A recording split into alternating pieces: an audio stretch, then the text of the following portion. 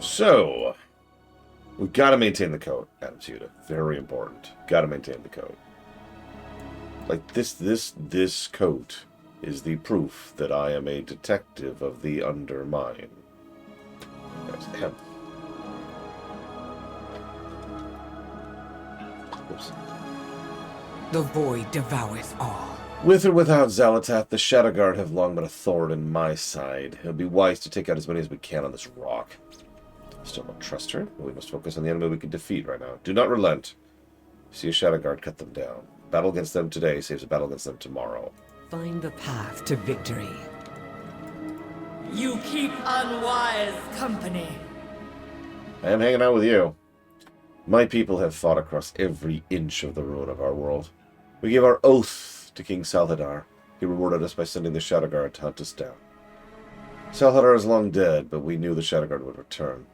In the long years that followed, we secreted caches of weapons, so we would always be able to raise a blade in defiance. I am The Shadow Guard have begun their attack. This will be the first test of our untrusting coalition. The Shadow Guard will not prevail this day. We fight, so Karesh may live. Uh-huh. Assuming that's even on the page, or on the table, excuse me. Which it might not be, as a reminder.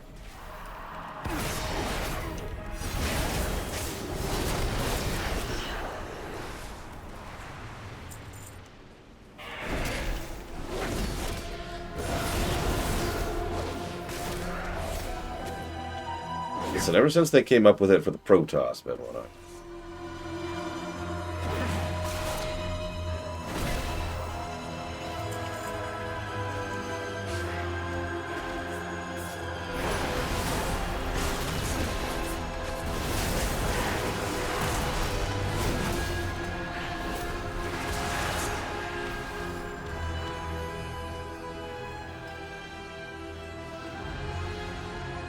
I don't know how many I have. I'm not even sure how to check. I have this many.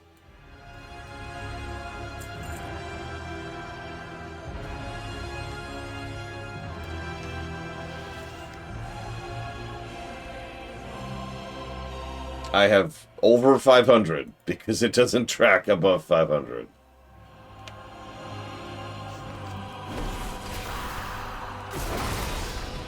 For the record, no, I haven't gone back and started farming decor yet. That's just all of the achievement stuff. Hi, Synthilius.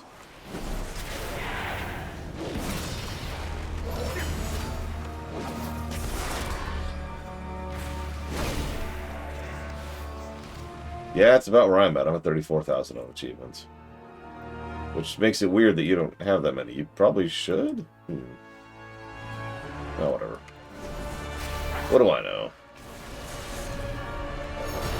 Can I say good morning, Ismir Star? Good morning, Ismir Star. I can confirm you need to log on separate characters to get separate things. For example, everyone who's done Legion will have their own things for having done Legion. Each class. You need to log on them to trigger that.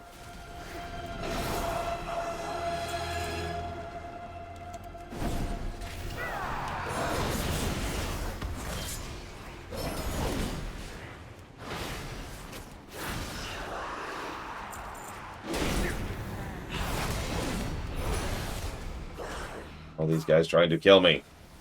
We must end the universe. Okay, but like, why? Because...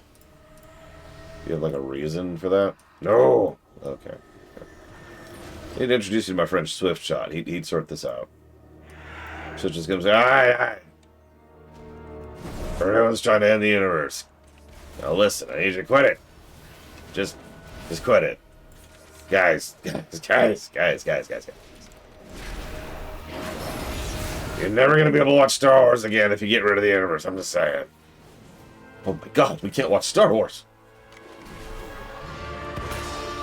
Of course, the Ethereals would love episode 1 and 2. Those would be their favorites.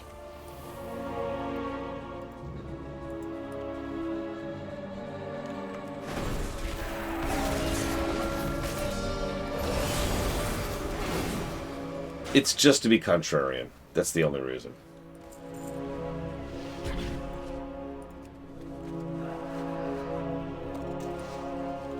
You understand? There's good things in the world. There's hot dogs, pizza, and puppies. And eels. Let me tell you about eels. Oh my god, let me tell you about eels.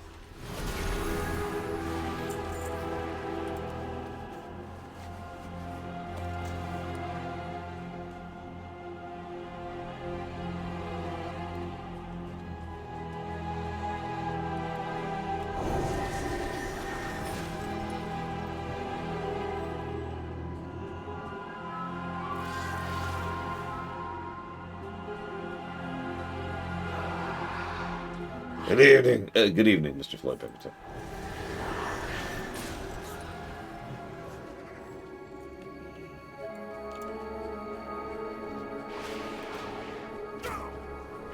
I like how these guys are like so desperate to be taken seriously. I'm a real threat. Please. Come back and try to fight me. I'm a herald of the apocalypse. Uh-huh, yeah, sure. No, really? Uh-huh, yep. Mm-hmm. Sure thing, honey.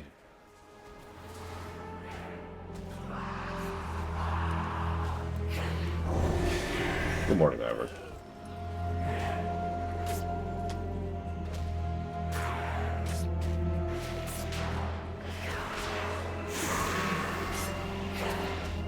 Daze me all you want, guys. I'm still not going to pay attention to you. You were just not worth my time. Where the hell is this third one?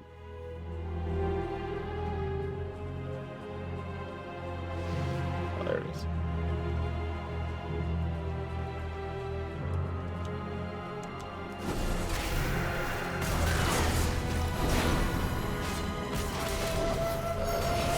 Yeah, Mr. Floyd. I can confirm that PvP is all about trying to create misery.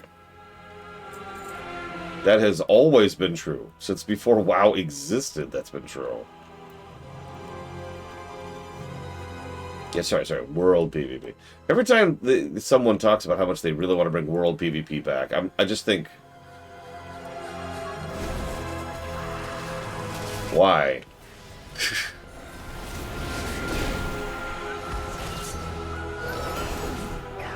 In fact, when I was doing the original WoW run, I remember one of the defenses that was being pushed against that, which I found hysterical personally. It was, so let's say I'm questing in Stranglethorn Vale, and someone rolls up and kills me. At that point, it's my job to go get my posse. We'll go ahead and roll up and try to go back against them, and then we'll fight them across Stranglethorn Vale until one of us is the victor. And I'm like,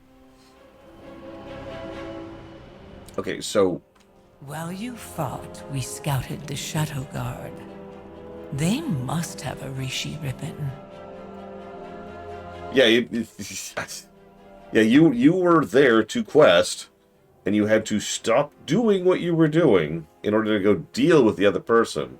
And by the way, as a reminder, victory in PvP means the other person gets bored and gives up. Because they have infinite one-ups. They can just keep trying. Forever. The only victory, this is true, the only victory that can exist in World PvP is the other side going away. Like, just hearthing, or alt F4ing, or locking out, or whatever. Danger lurks. Battlegrounds is different. Anything that's structured PvP is different. That's why I keep emphasizing World PvP. It's also why for the longest time, anytime an MMO advertised open world PvP as a feature, I immediately noped out of it. I dealt with all that nonsense, again, before WoW even existed. I'm good.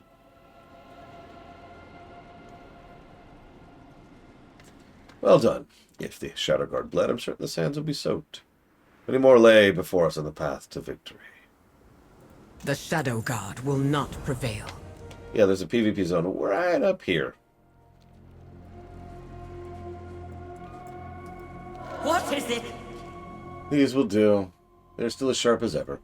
I'll arm my people and your allies. For Karesh. To break an oath is unthinkable. Very good, my champion. You are a swift and sharp blade of destruction. We'll put all that power to use now. We will slaughter the Shadow Guard that seek to raise Dementius, and the machines created to feed his insatiable hunger. The Shadow Guard must have a Rishi ribbon amongst their spoils. As we destroy their garrisons, look for the final ribbon. It is our way forward to kill a Void Lord. We will survive. With our new army, we will raise their garrisons until we take the Rishi for ourselves. By the way, nice note, the closer you get to Monoforge Omega, the faster this wind effect is. If you remember, when we were like way over there by the city, it was just barely visible, but now...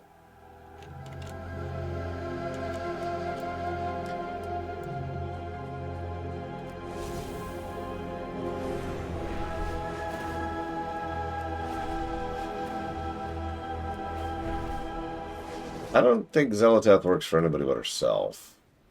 But the truthful answer to your question, Trax, is we don't know. No new Shadow Guard will be bound today.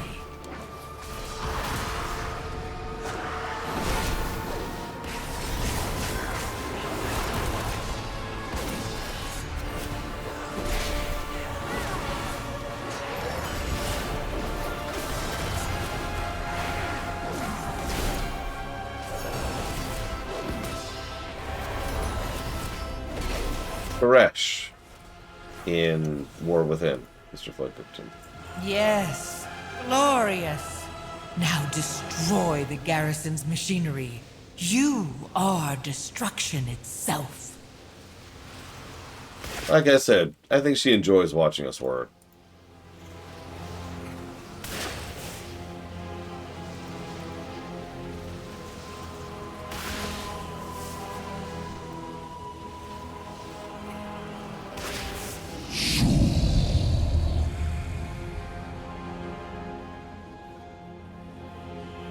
Hurry, my champion. We must push forward before the Void Lord awakens. They've also been developed, as I say, off-camera in the audio dramas, but also across the expansion. Look what they are doing to my people.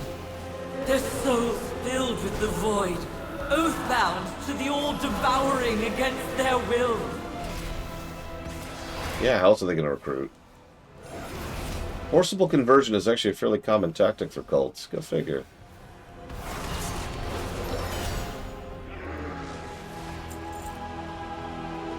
Tell me what you need. A few more of these, we might even have a chance. Don't relent. You are capable of this and so much more. I will do as I promised. Speak, fleshling! This is unthinkable. Heretical! The Shadow Guard have captured my warriors and are converting them to new troops for Dimensius, forcing an oath to serve the All-Devouring as the Void fills their being. Free them. We cannot let this last any longer. I will send Narathe to aid you in this fight. She knows how to untether the souls of Oathbreakers. My oath guide me. Dimensius must be stopped. Turning into beings of energy was a choice we made when we had no other option. In the time since then, we have become reliant on consuming energy to survive. The Shadow Guard are feeding that power to Dimensius. His hunger is infinite. He will drain the energy from Karesh to refuel his reemergence. We must destroy this machinery that feeds him. Survival is our utmost priority. I have fought Shadow Guard on Eridath, Talagras, and Karesh. They are a thorn that should be plucked from the cosmos. But they should follow the very monster that threatened their world proves they are a scourge. Perhaps I am no better, fighting alongside Xelatath. I will grapple with that contradiction later. For now, let's put an end to them. May your aim never... We need to destroy the Shadow Guard, or their army will overrun us. Call upon Narathe in battle if you need aid.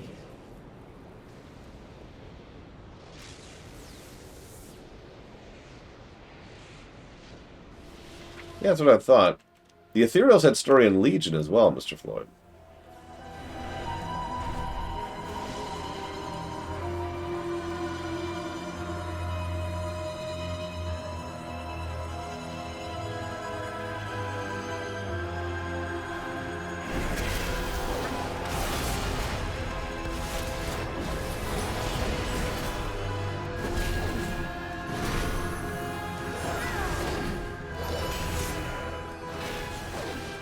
I mean, they've poked their heads in from Wrath onwards. But I was trying to think like major times when the Ethereals were relevant.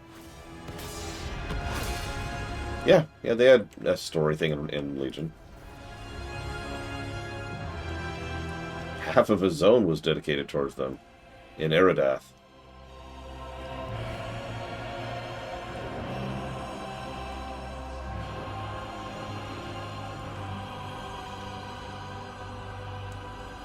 And the dungeon. The final patch dungeon. It was all about fighting the ethereals. Good luck, Mook. You got about a month.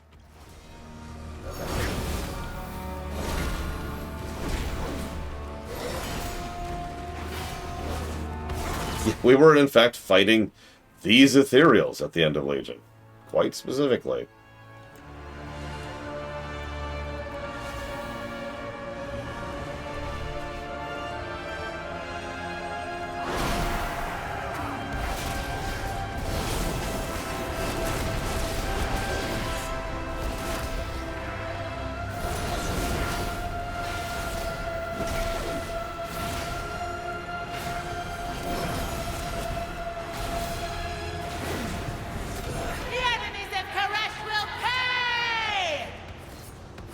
No need to shout. I'm right next to you.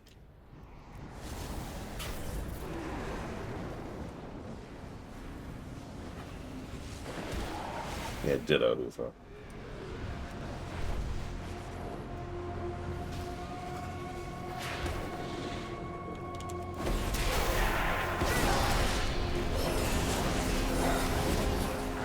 Also, Huthor, I hate to tell you this, but we've been to space, yo.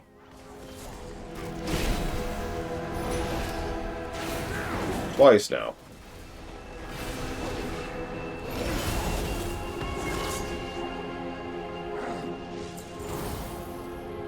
Oh, absolutely, Mr. Floyd. I've even given it a negative. It's not as bad as I remembered, but I think it'll show up in the side quests more. There's this thing where everyone here acts like the events that from the previous iteration here happened like maybe a decade ago. If you really want to stretch it, maybe a century. How long ago do you think these events actually happened, Mr. Floyd Pinkerton?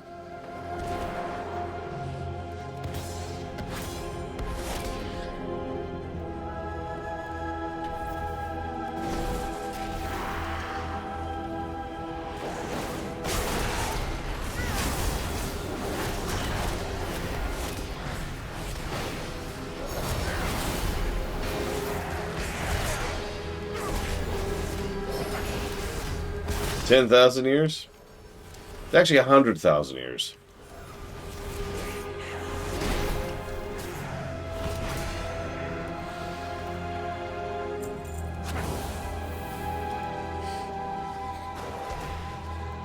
To be clear, that's silly for all the obvious reasons. But again, everyone here acts like it's relatively recent history.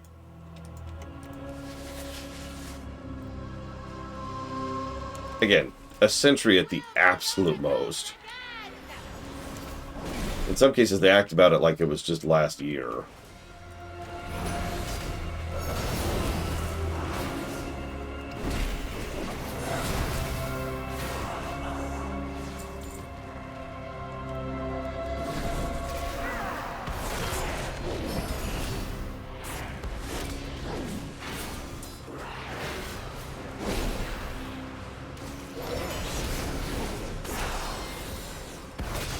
I mean, that would be another negative if that was true, Mr. Floyd. But it doesn't really matter. It's just silly. It's a negative. Moving on.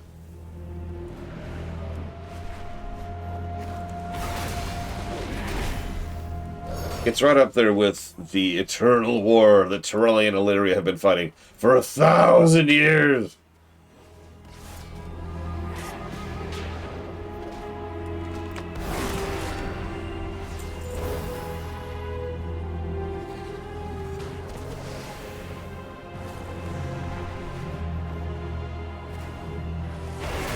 I don't, no, Mook. Almost assuredly not.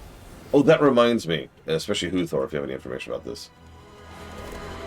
So, I was incapable of finding out how to do the Dragonflight story modes for the raids. Question mark.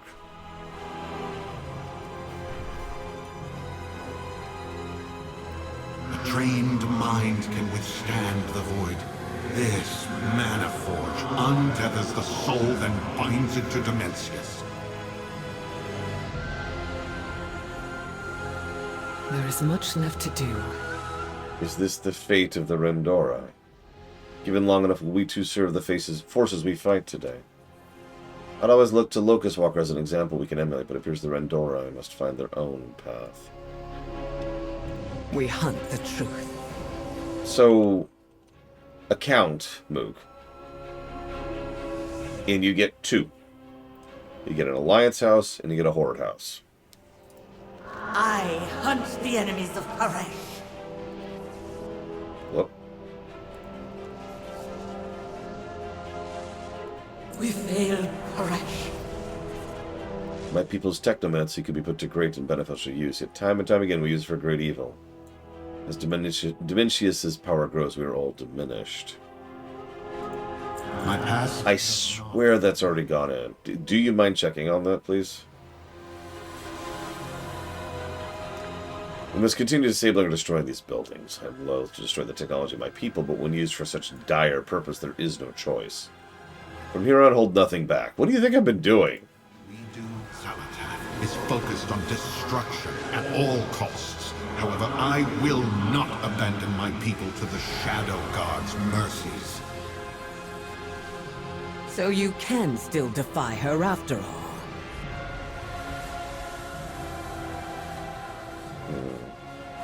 Careful, champion. This garrison's conduits have been overloaded with void energy.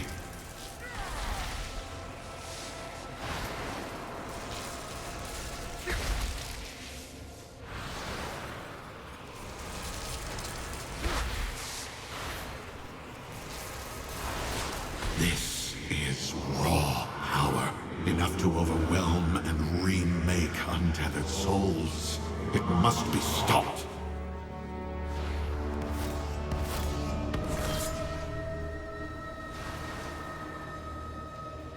I like, by the way, how Xalatath's Monoforge was just a kill quest. This one is a platforming section.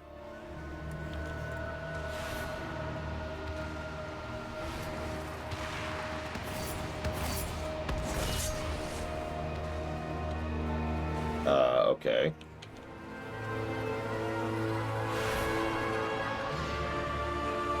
I don't know what that means, Mr. Floyd Pinkerton, but being honest, I wouldn't be too hopeful if you just want Warcraft 1 again.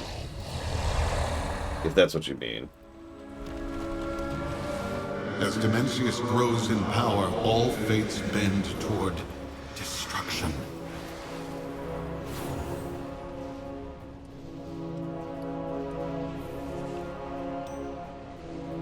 That awful voice. A nightmare I had forgotten. Oh, silly things. So you mean the Undermine. We must hurry. You know, just the entire zone of the Undermine is like... That's pretty silly. I'm just saying. Our fight continues. We are in danger. Now is the time. We must not hesitate. They will send their strongest to defend the last Monoforge. We will find Nexus Prince Dazir there, and we will end him before we take the battle to Dimensius. Xalatath or no Xalatath, we have what we need to do this. Let us not dally. At least I can trust Xalatath surely means to betray us. Let us destroy the final garrison before she gets the chance.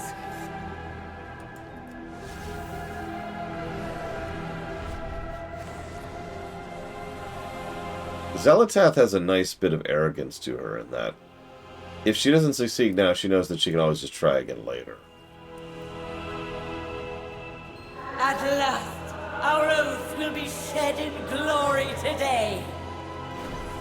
By my hand, Dimensius returns! The dark heart I stole from the Harbinger will revive the all-devouring. This is the guy from Undermine, if you didn't catch that.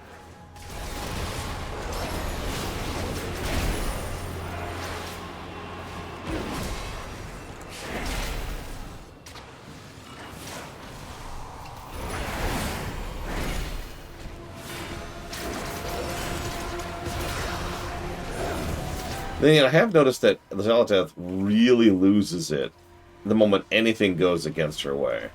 Like, she does not take failure well at all.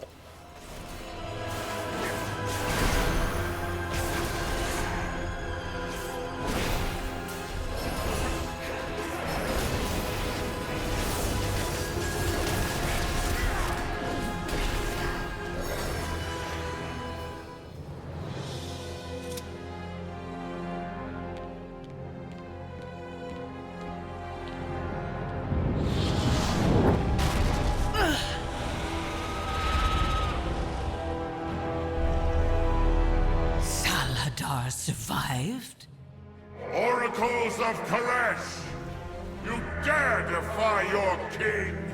You dare break your oath! King Saladar!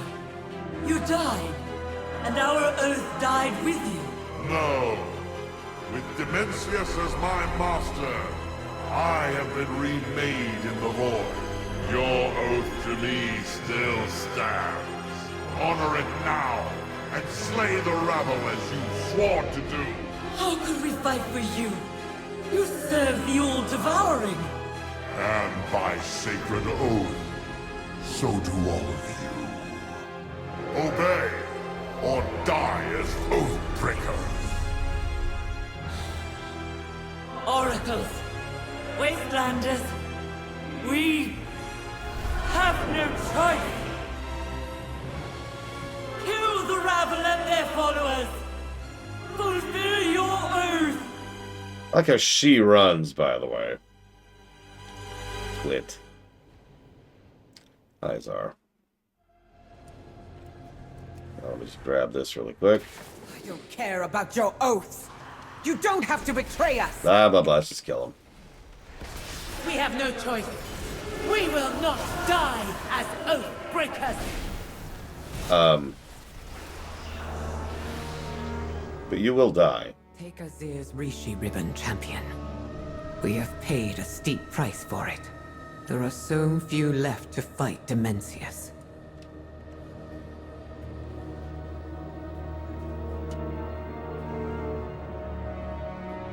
I'm not sure about the mana bomb, but you are correct about the tree. Where were you, Xal'atath? What betrayal have you planned? The Wastelanders betrayed you. Our interests are still aligned, and victory is within our grasp.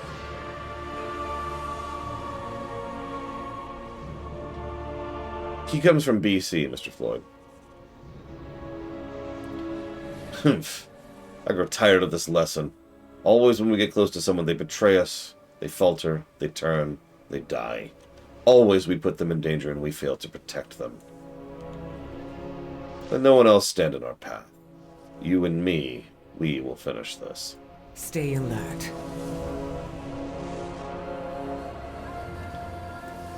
Interesting framing, by the way. Locust Walker's just standing over there.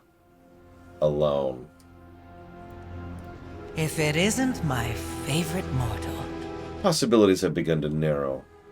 We're on the cusp of victory. Are you ready, my champion, to fulfill your oath against Dementias? Very well. I have some promises of my own to keep. Let's formalize our defense against Dementias by the platform towards the Monoforge. With my help, come, my champion. We have a Void Lord to kill. Oh yeah, grain of salt. I was double-checking something. Metzen made an offhanded comment that Dementius is actually the last Void Lord.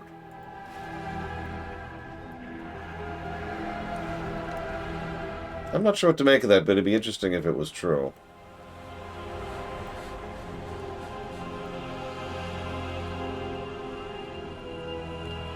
Again, grain of salt, because it really was an offhanded comment by Metzen. But still.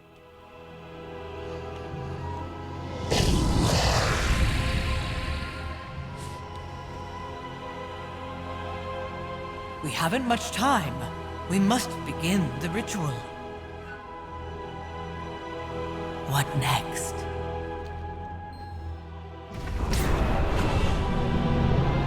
It is time! Present your Rishi ribbons.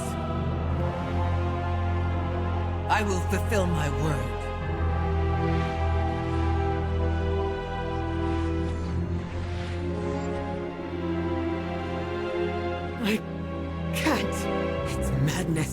her with this power. Demencius is almost upon us. How many more worlds must be destroyed? Time grows short. Combine your ribbon or use it to destroy me. As it once destroyed Karesh. Choose, Alleria. Valeria. Please.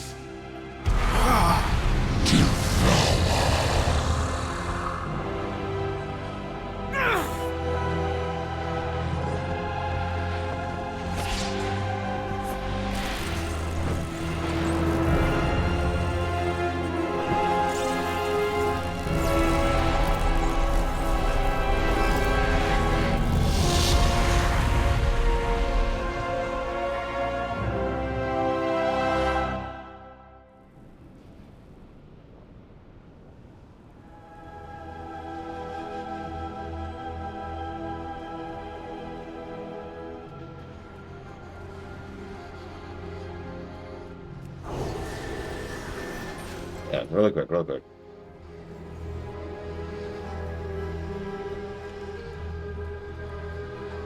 I thought he was over there. Oh well. Of course, it's Miristar. Hello.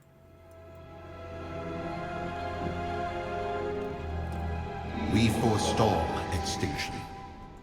I must talk to you before we cross the threshold, Windrunner.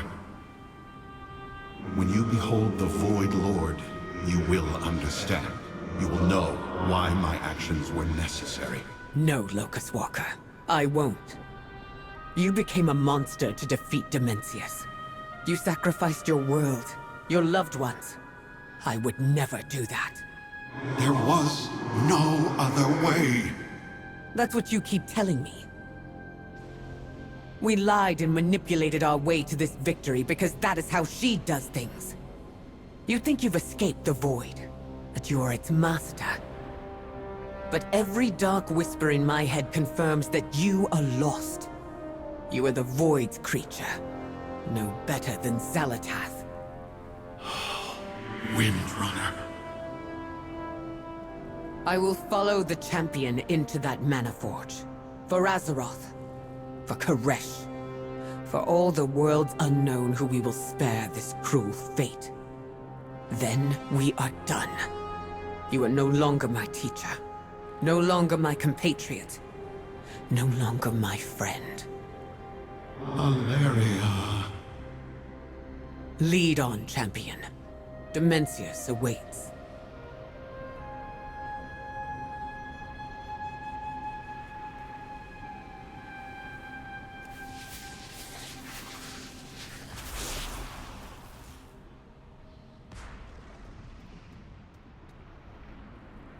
You have found me.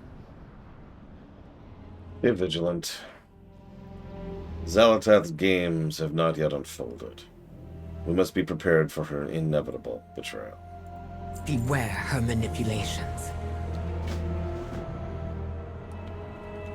So, it's a Monday morning, not too long before it reset. The odds of us getting an LFR group are almost non-existent. I'm going to make like a quick foray. We're just going to see what our queue time is like here. Give it a second to propagate.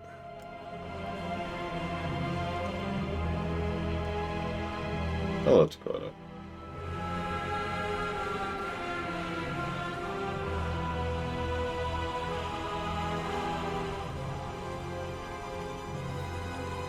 Give it a minute to propagate.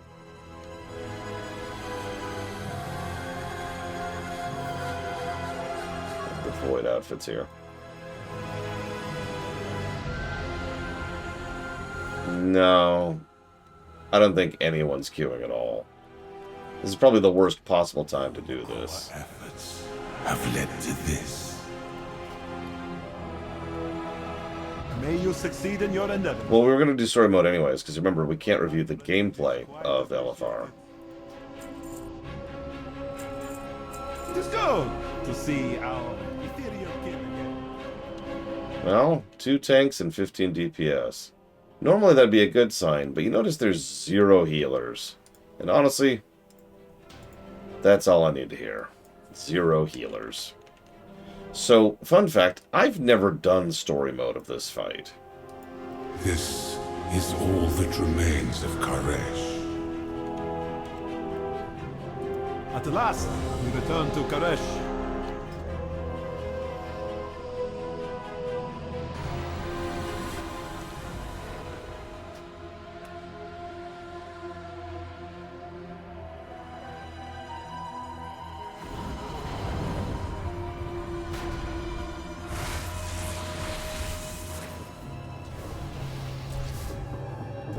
I do love the visuals. Not gonna lie. I also love how, they're all like, Dementia's about to return. Retreat! Retreat! And they're getting killed just by the lashings of energy from his return.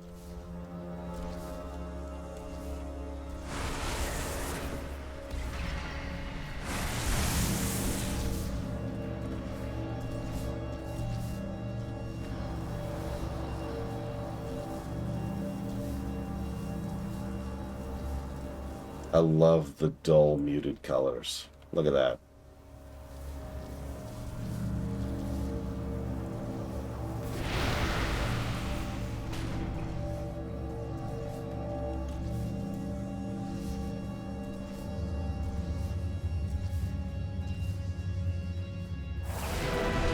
Alaria is fighting back the Shadow Guard. We're barely holding the Maniforge together. How will we stop him? We won't. Not alone. Your champions will hold off Dimensius until we can join the battle. I am reborn. You will all perish.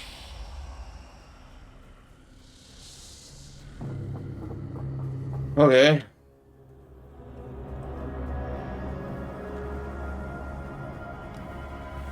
Three, two, one, go.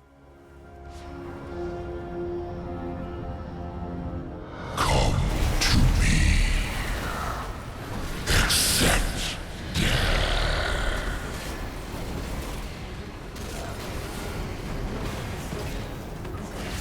Your energy. It will be mine.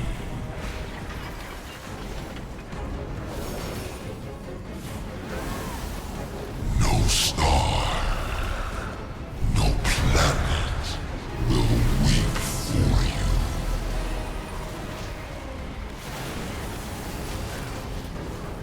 Grind you to dust. Your time has come.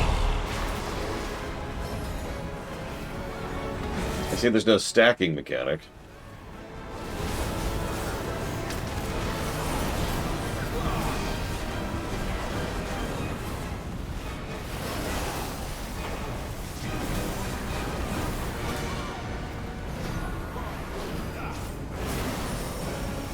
Although if you look down at his legs, it's filled with his feet are made of a bunch of void lords or void walkers.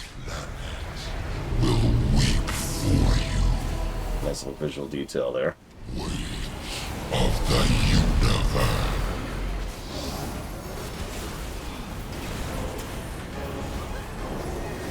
Your time has come. Yep. Ate all the weaker void creatures. Which is probably Xalatath's overall motive right there. She didn't want to be eaten. That's it. That's all. Survival has been a big thing for her for a while. God, that's such a weak pull. Look at that. I don't even have to move.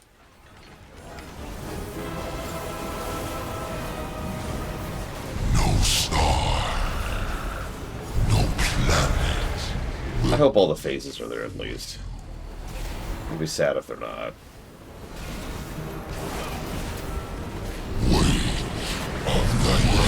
Not one. Phase 2. Drift got you! We're in Dimensius' domain now. So stay close and listen to me. So this is actually a race in LFR. I don't know if it is in story mode.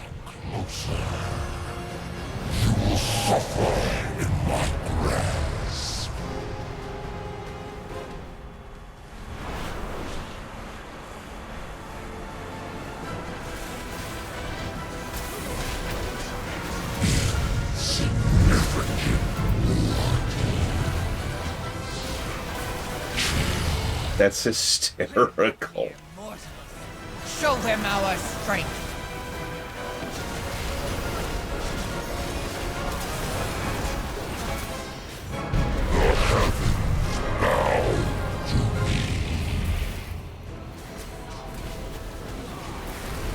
A lot of his attacks send people flying, by the way. Surprising. By the way, Not done yet. notice the chunks of Dollarin, Follow me and try to stay alive. which makes sense given where we are.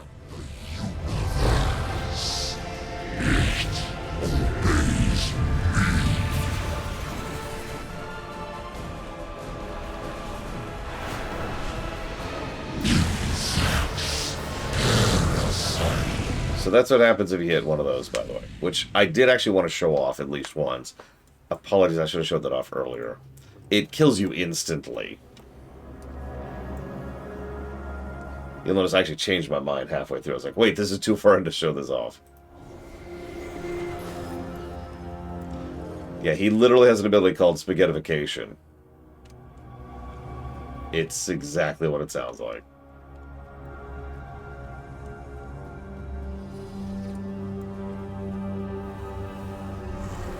So I'll hit some buttons this time. Come to me. Accept death.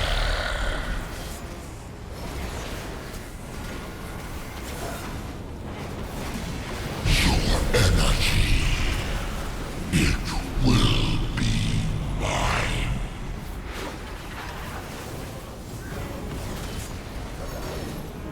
Interesting. No star. I could have sworn it was 11.2.7 specifically that added those. Though I am clearly wrong. There's a Murloc RPG? What? You're making stuff up, Mook. Why would you do that?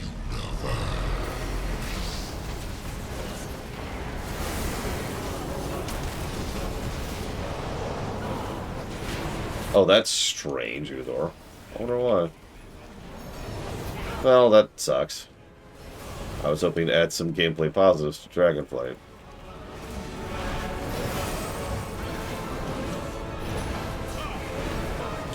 Oh my god, I think I have played that mode.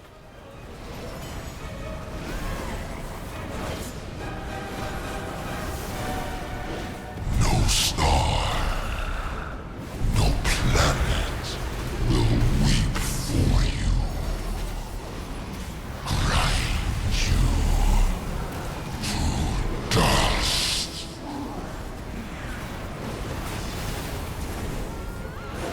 I await your extinction. Yeah, Dementius is kind of an interesting threat because he is very environmental. Most of it's Gygus, right? The scale and scope of his threat is the fact that he's a freaking walking black hole. He's just not the same type of threat as the kind of other stuff we've faced before. Not one. Drift in oblivion. I've got you! We're in Dimensius' domain now. So stay close and listen to me.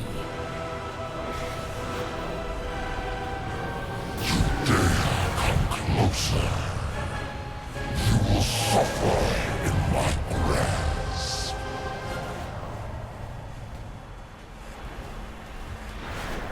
I mean, that actually sounds badass, Mr. Red. I'm not gonna lie. Significant.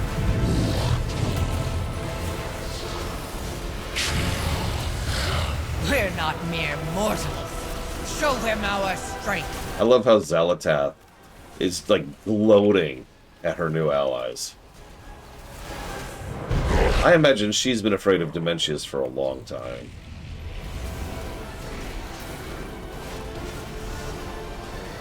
You've done well so far.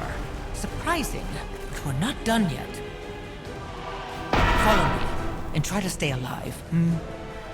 Okay, so, for realsies this time.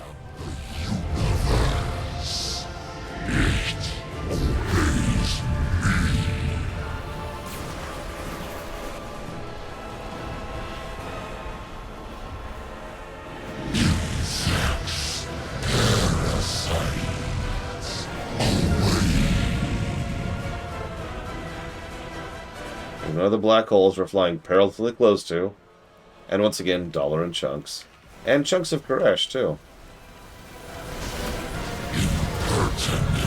I imagine she honestly didn't have one either. This feels like an all-in moment to me. Kill his minions. Keep pressing him. I mean, really, this feels like her Hail Mary. You know what I mean?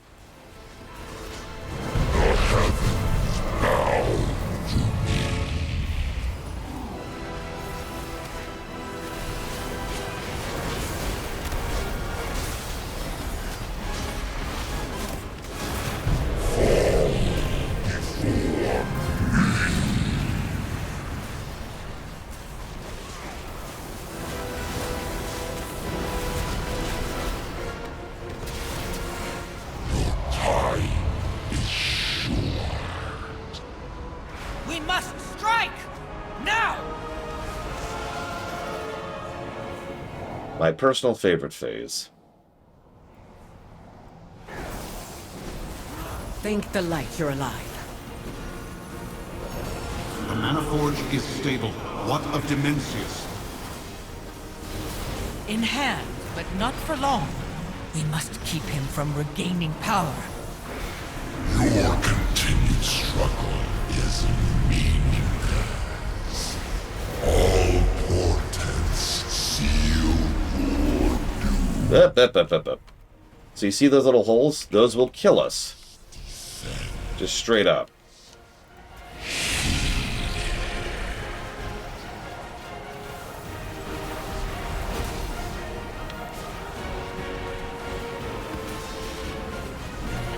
Does he not do it? Does he not do it in story mode? He should have done at least one by now.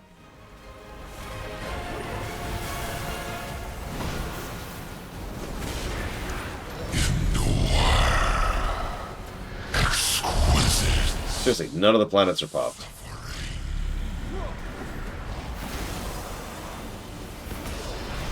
I'm actually disappointed. That was actually my favorite mechanic here. I even talked about it.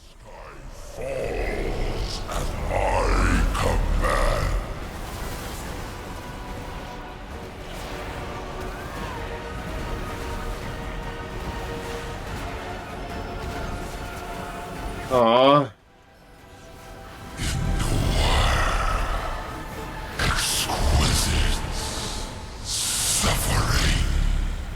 Well, anyways, in every other mode, he destroys these planets one by one, and they become a rotating black hole.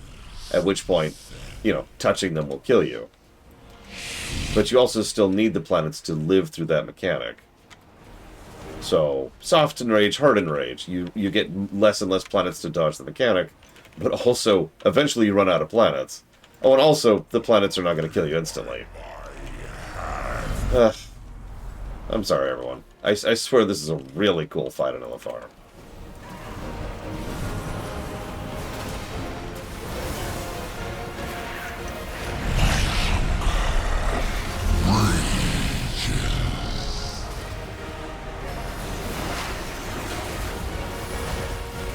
There's no point in reviewing LFR because it doesn't exist as soon as the expansion ends.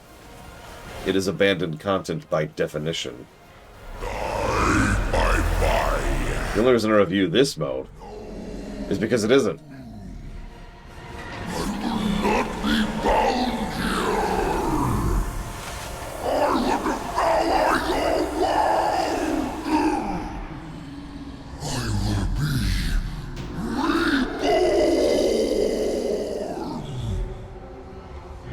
it truly be?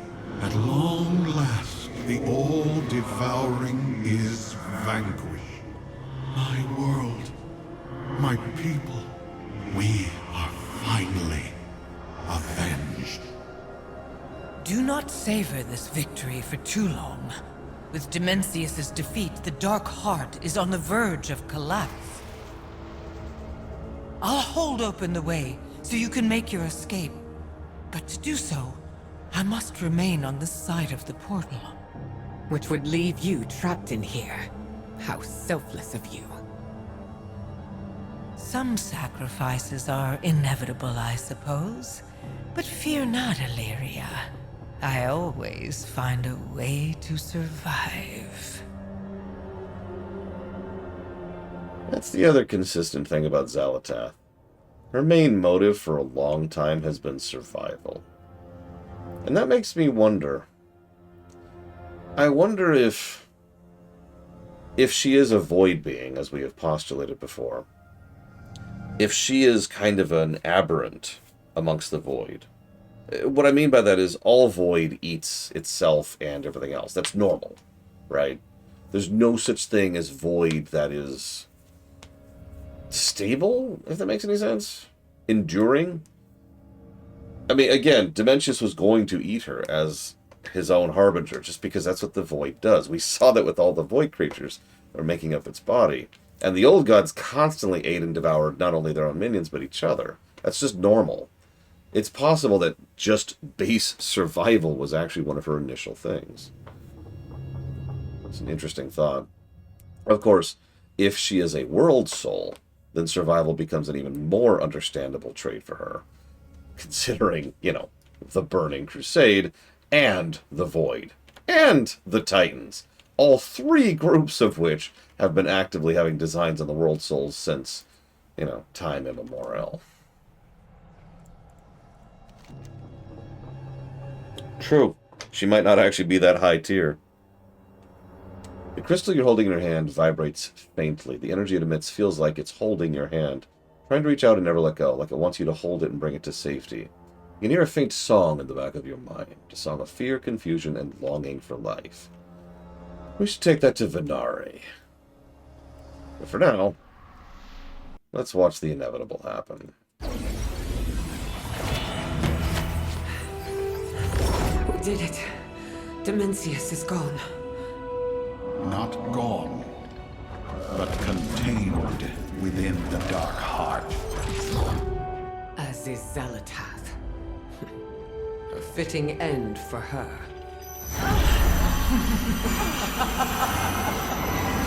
No. Wait!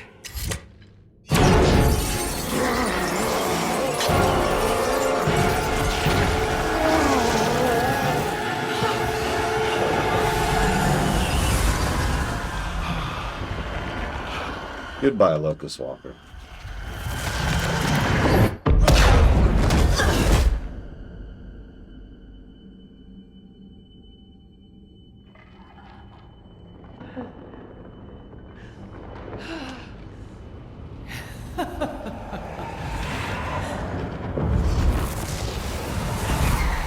You... What did you do? I kept my promise. Together, we vanquished Dimensius. And I now have all I need to claim what is mine. Oh, this has been a delight, Illyria. But our little game is over.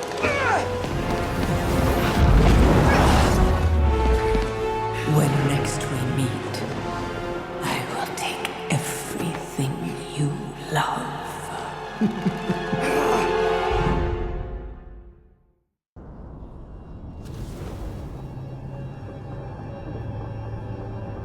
Yeah, for the record, I agree. I think Locust Walker is either is stuck in the heart forever or gone. Like, that didn't look like a normal death to me.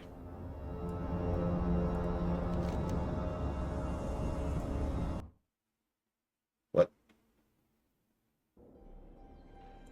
What? It's... I don't think she has a grudge. I think she just likes sadism.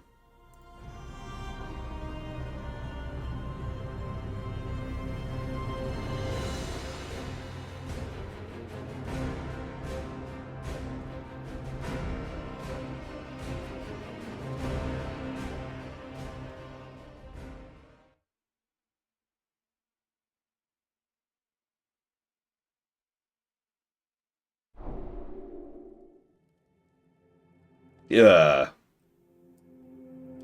Well, shoot. There's a stay a while and listen we just missed out on.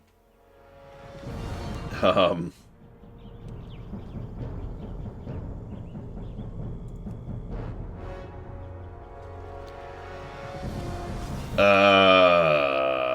Okay.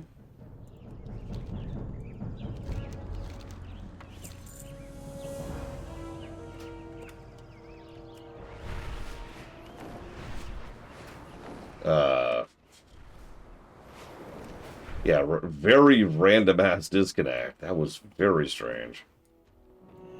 I'm actually not 100% certain what's supposed to happen after that. Only done it once, after all. It defaulted me, too. Did you catch that? That was a very strange disconnect.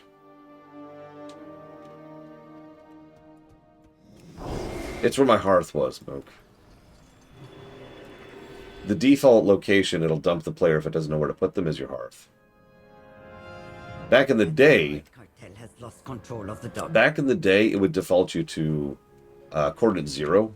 This is actually true with most video games, by the way, not just WoW. There's always a coordinate 0 for any cell, and coordinate 0 is exactly what it sounds like. It's the default spot. For the Eastern Kingdoms, it was Westfall. For Kalimdor, it was in the Stone Talon Peaks. So if you ever ended up in one of those places randomly, that's why.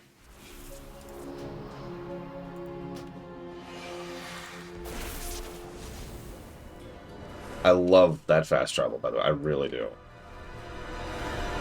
It's even easier to use than FF14's. Sorry. I made the joke. I guess I should explain it. I made the joke when we first saw those. Like, oh my god, they took another idea from FF14! Okay, so... There's the Elegy quest. Is that it? I guess it is. Okay, 1 second.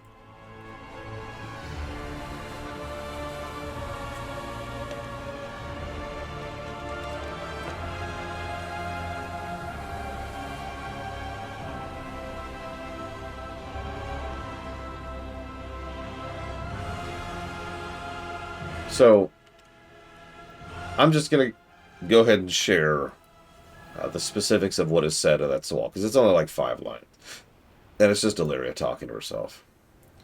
We stopped Dementius, but his power is now Xal'atath's. Locust Walker should have listened to me, but why would it have mattered? Dementius had to be stopped. But in the end, the one who profited most was Xal'atath. And now we must stop her. More powerful, and without my mentor. Our ally who understood her best. I need time. We will discuss this outcome later.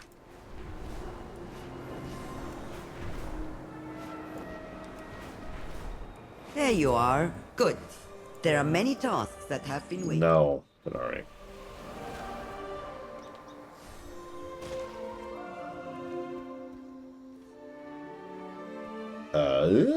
What?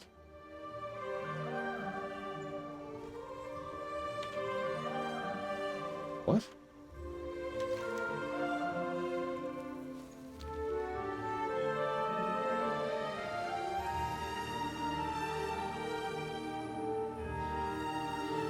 There she is. God, I could not see her. And this stupid minimap. Who can we trust? I'm not sure what to say. Locust Walker was my mentor. My comrade. My friend. Since I first embraced the power of the Void, he was there. helping me to control and understand it.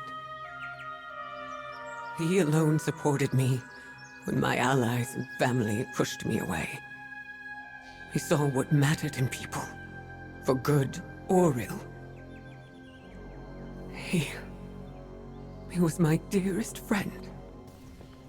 But when he died, his past with the Ravel, the secrets of his ancient fight against Dimensius, I was so angry at him. I warned him. I did nothing but warn him about the path we walked down with Xalatath. He wouldn't listen. She killed him because he trusted her. Because he understood who she really was. So this is my oath. I will hunt Xalatath down. I will find justice for Locust Walker. I will prevent her from becoming the new all-devouring. Valeria, to make an oath on Karesh is no small thing. Are you prepared to take on such a vendetta? I am. I have seen the lengths you have gone to fulfill your oaths. I will avenge my friend for all the good he has done in his long life, even as I struggle to understand and forgive his evil. Then we wish all fortune on your hunt, Valeria Windrunner.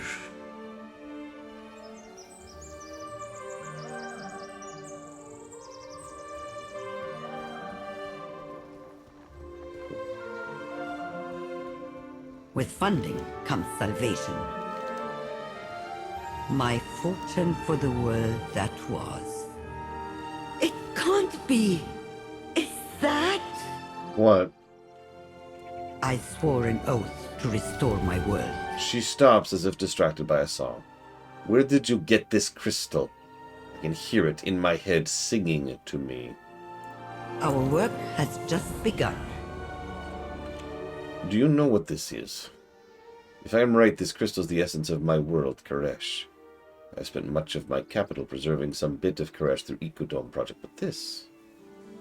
I do not wish to assume anything before verifying. Place down the shard. I'm that song!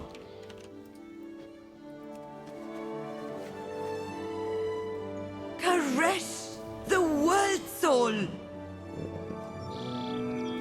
So diminished, but not beyond saving.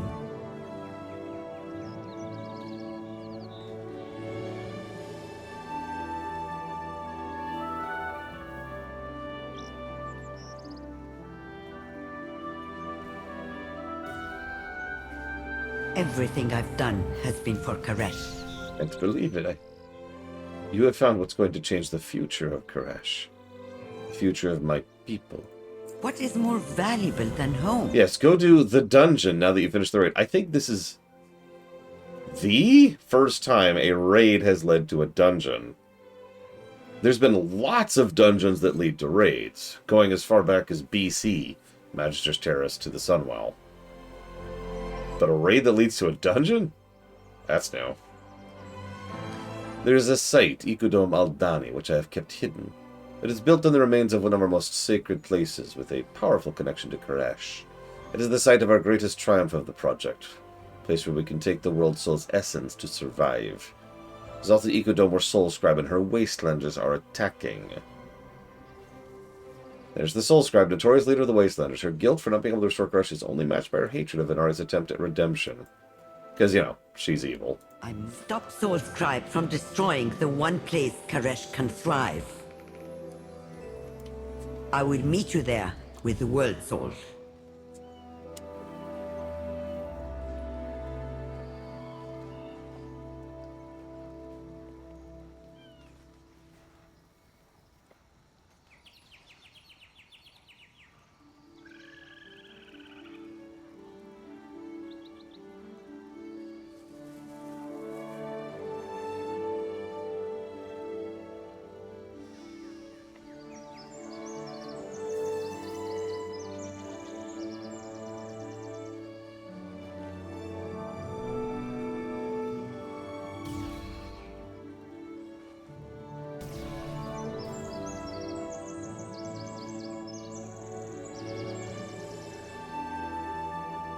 Okay.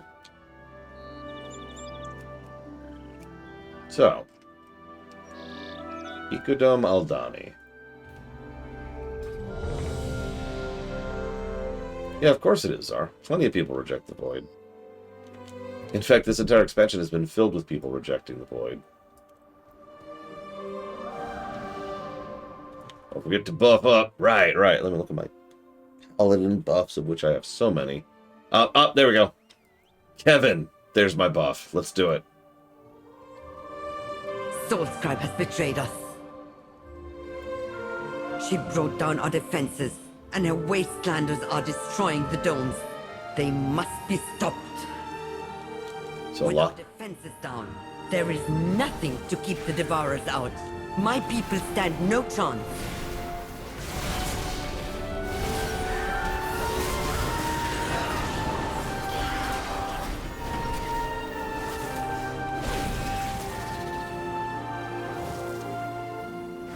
Again, I don't think it's a bad thing they put this dungeon after the raid. I just think it's a weird thing. If I had to speculate, I'd say they were testing the water a bit. I've gotten the impression lately that within the offices from... Honestly, I'd say Dragonflight and onwards, there's been a lot of questioning of tradition at Blizzard.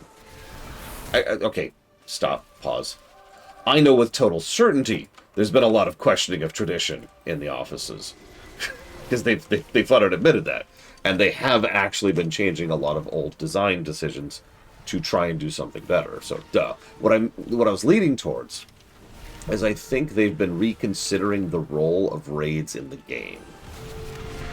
That's the big thing I was focusing in on. I don't have any real evidence of that. Just the way they've been approaching raids has been different, and it's hard to put it into specific terminology, especially if you haven't done them. But anybody who's done, for example, Monoforge Omega knows that that raid is just a little bit different than how they typically do raids.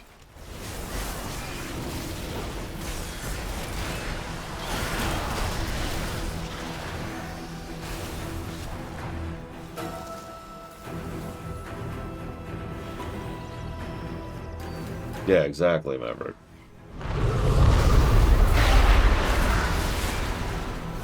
By the way, you may or may not find this amusing. I will not spoil it for you, but I was going through Legion, and my co-op partner, who's been experiencing Legion for the first time, asked me a clarifying question about a character.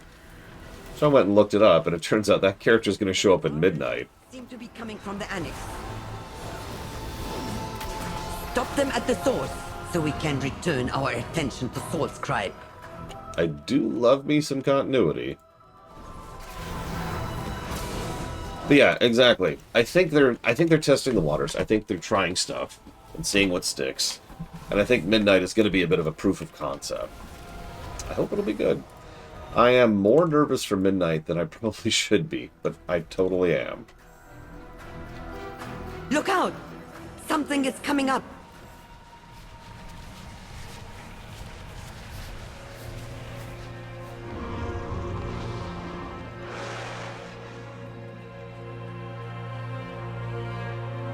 I didn't say I wasn't excited, but I am worried.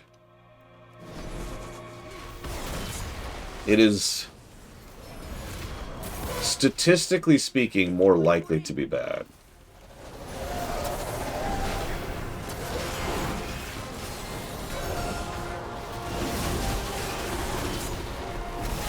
It wouldn't be the first time WoW's beaten the odds, so we'll see.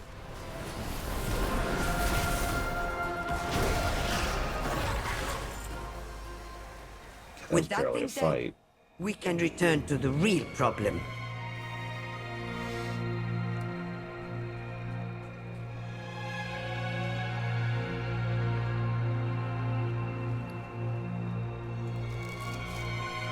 You know, I'm a huge fan of follower dungeons. I really am. It's a great feature, and it's awesome. Can we have a hard mode follower dungeon, please? Heroic follower dungeons? I know. The answer is no.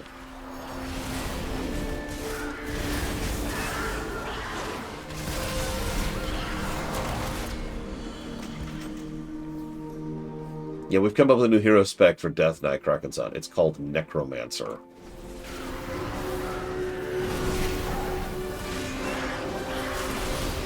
Okay, joking aside, that would be kind of badass. I actually had an idea a long time ago. It doesn't really apply the same way anymore because of how talents and the hero talents are, but the idea was that instead of adding new classes, they would add new functionality to existing classes. So the way it would have worked in my head was you level a Death Knight, you level a Mage, and as a consequence of doing so, you have now unlocked Necromancer.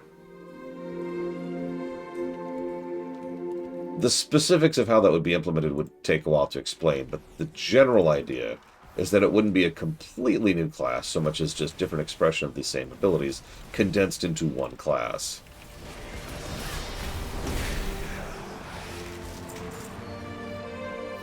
I think it'd be cool. Oh, absolutely. Delves are... Honestly, I have loved Delves even more than Fall Redemptance. I had no idea how much I would love Delves until we got there. Delves is probably the second best feature WoW has literally ever added. I mean that. Come on, group hug, group hug, group hug. And yeah, even Delves aren't exactly perfect, and people have just been delving into them.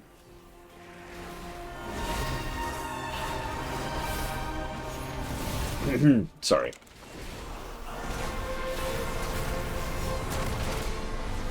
But no, Delves have been extraordinarily popular. And that's good. Because it means they're going to develop them. That's how that works. They try a bunch of features, and based on how much the players engage with them, determines how much the devs develop them. Lots of people do Delves, so Delves are here to stay, right?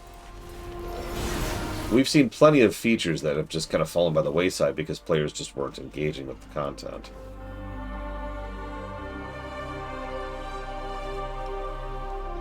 Yeah, exactly, Mook. Or, They have brought so many. They seek the complete annihilation of this place. Yeah. Your pursuit is pointless. Salhadar lives. My oaths stand. This place falls. All of this destruction for the traitor?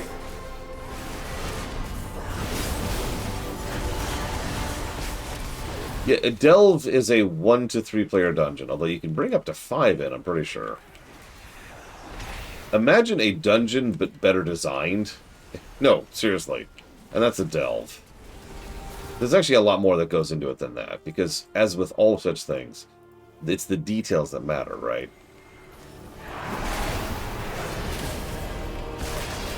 That's another thing Delves have proven wrong, Xavion. While we're on the subject, because I've heard that same nonsense for years. I've been a victim of that, as people have insisted that I should do more mythics in my life and just pug them. I've pugged mythics, thanks. I'm good. But yes, you can do a Delve by yourself. Or with 2 people. Or with 3 people. Or with 4, or with 5. They're supposed to be role agnostic. When you get higher difficulty, that kind of drifts away, but that's okay. That's actually completely fine. Higher difficulty things should require more stuff from the player, right?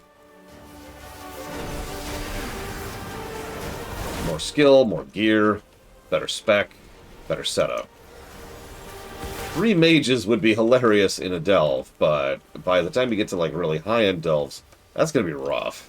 I have no time for this. Tabat, be certain they follow no further. Get rid of him. Yeah, the reason, if you look at, where is it? Is this? No. Here we go. You'll notice I have a lot of the gear unlocked for normal difficulty Undermine raids.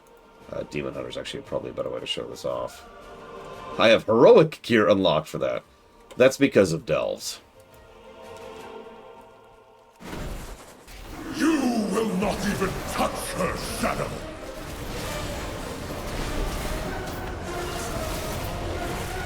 I agree the tuning needs a polishing pass in Delves. I actually could... I could literally go into the math of that if I have to. Because I have. But the bottom line is, they do kind of generic scaling when you go up in group. And they shouldn't. They should do specific scaling. Oracle, I failed you. Sorry, let me try to explain that a little bit. What it is right now is when you add another person, there's a formula which adds an asterisk to a lot of the stuff that the enemies do. So they don't gain new abilities per se. They just do damage times 1.5 or whatever, right? And that's how they do their scaling. For the most part, that's fine, but it doesn't fit as well as it should. And again, it runs into problems because whatever that multiplier is not necessarily going to be offset by the specific new player added. What I think they should do is they should do a table. Now, I know that's more work, but I don't care. For those of you who don't understand what I mean, this is something that old games had to do because they couldn't do these kind of multipliers. When I mean old games, I mean like 30 years ago. So a table is different.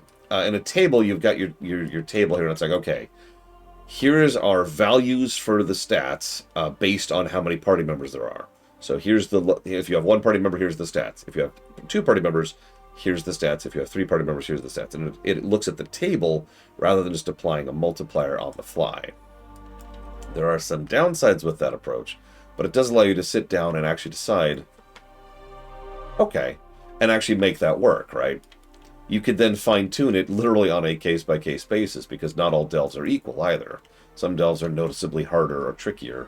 Hell, even some specific variants of delves are harder than other delves, right? So yes, that would be some work in sitting down and QA testing and having a bunch of people run delves. I bet if they announced a go do the delves, you'll get a mount thing in order to get some testing data from that, they probably would get a lot of data.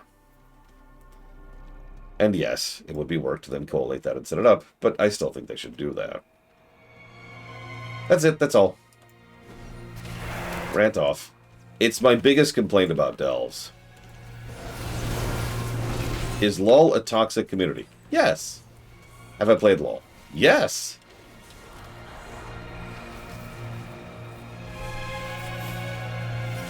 Yes, water is wet, Elizar.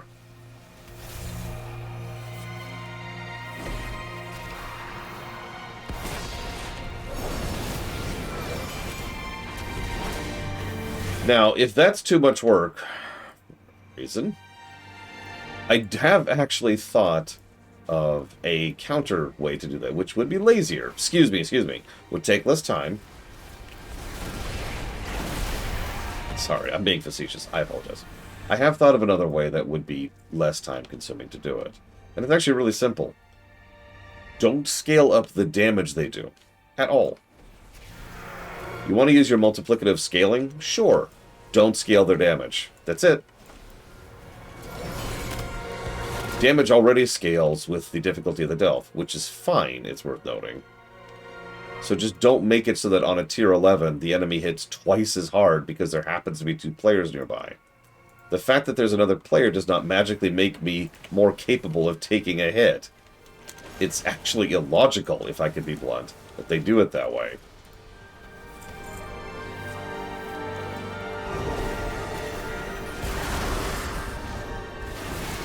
Especially since, by design, it's not the kind of situation where you're supposed to bring a tank and or a healer.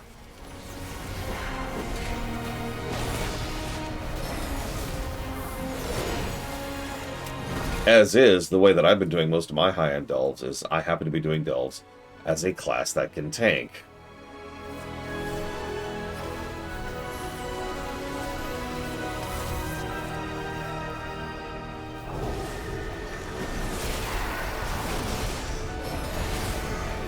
Demon Hunter, obviously.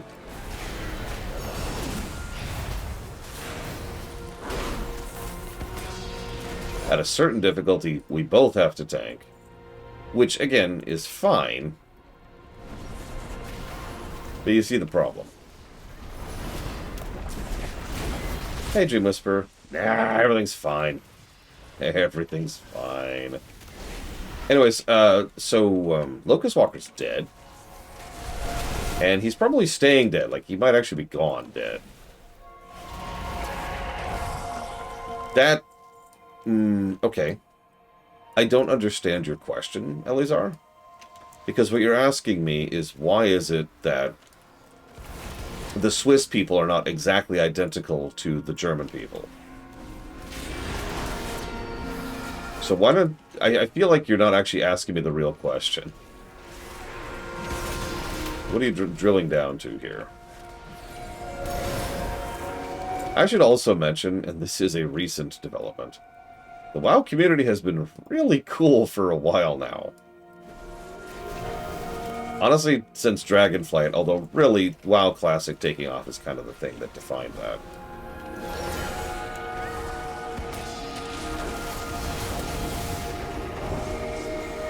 Like, I have so many anecdotes I can tell you at this point.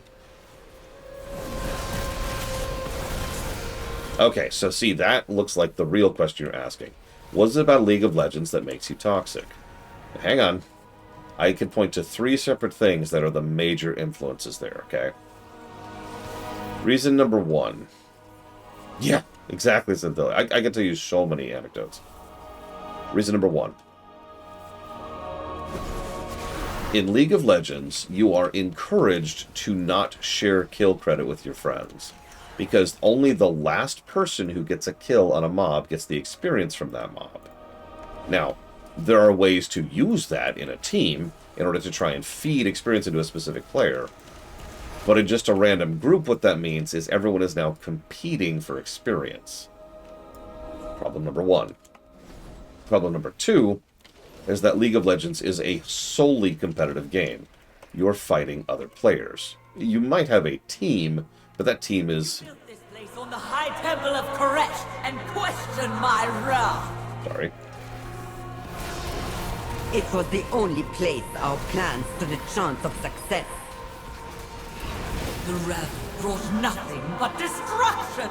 You have no right to this power. We did fail you, but destroying the dome will only hurt Karesh.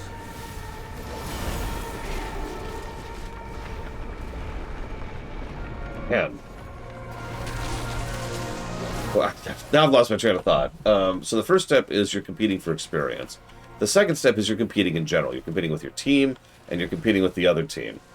Unless you have a prefab, you're fighting a bunch of randos who are probably upset that if you don't pull optimally, you're going to hurt their chances of a victory. This leads nicely into point 2.5, which is LoL matches are long. An average LoL match, I don't actually know if this is true anymore, but when I looked into it last, it's about 45 minutes. That may not sound like a long time, but consider that a lot of LoL matches are decided in about the first 10 minutes. Also, the penalties for leaving early are pretty harsh. So, players tend to get even more uppity because if you are playing suboptimally, you are actually damaging their chances of a success, at which point they are even more antagonistic towards you than they otherwise would be. This all leads to point 3, inertia. A lot of the League of Legends community is awful because they've been awful, because they are not people who have any kind of emotional maturity or capacity to deal with these kind of situations like a decent adult. You just kind of sit and rant and rage and nobody really says anything because nobody really cares. At best, they'll just start flinging slurs right back at you. And you just... Blah, blah, blah, blah, blah. It's the same thing that we used to have back in Counter-Strike, way back in the day. It's the place where you can go and just be an adolescent for a while.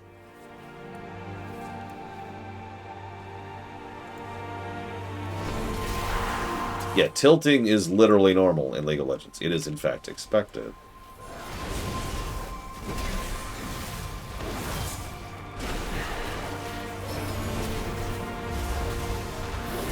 Yeah, it's just, WoW is such a completely different animal. And as I've been mentioning during the WoW run earlier this year, WoW has done a lot of things over the years to encourage co-op. And something I used to have as a theory, but nowadays I think we could say is a proven fact, is that when an MMO actively encourages cooperation, it tends to make the community more positively inclined. We've seen this with Guild Wars 2 as well. I will bring your works to ruin!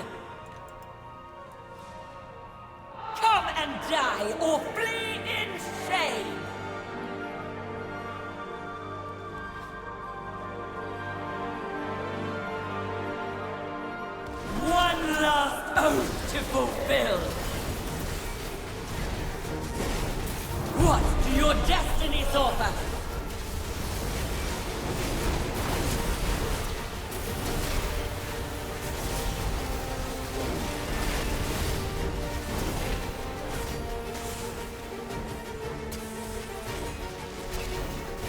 What do your destinies offer? Fate written in suffering! I'm gonna group up. I want everyone to get hit by this.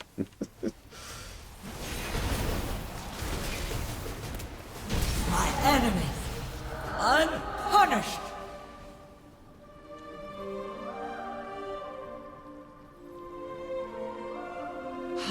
So much wasted. All to honor an oath for a dying, treacherous king. But there was always the greater oath to save Karesh.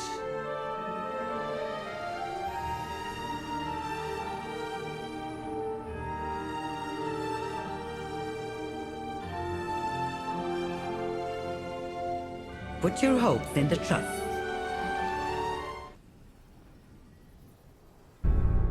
I will die with honor. I will die oath-bound. Be quiet. No more posturing. Before you fought for the Nexus King, you were an oracle of Karesh. Which oath takes precedence? Karesh.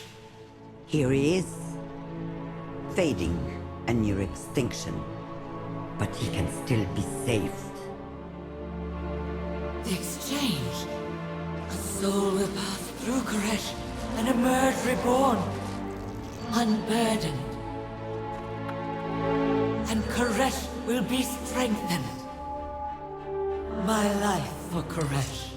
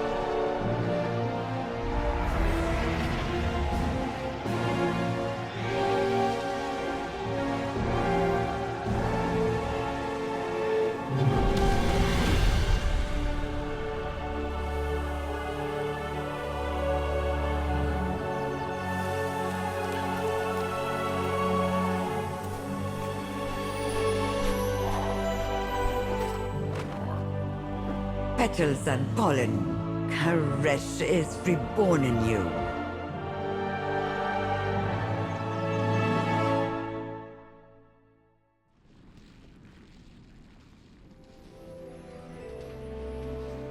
I swore an oath to restore my world. I pity Soul Scribe. It did not have to happen this way. But I will not let anything stand in the way of my goals. Not even the former High Oracle. Our work has just begun. What transpired here will echo for years to come.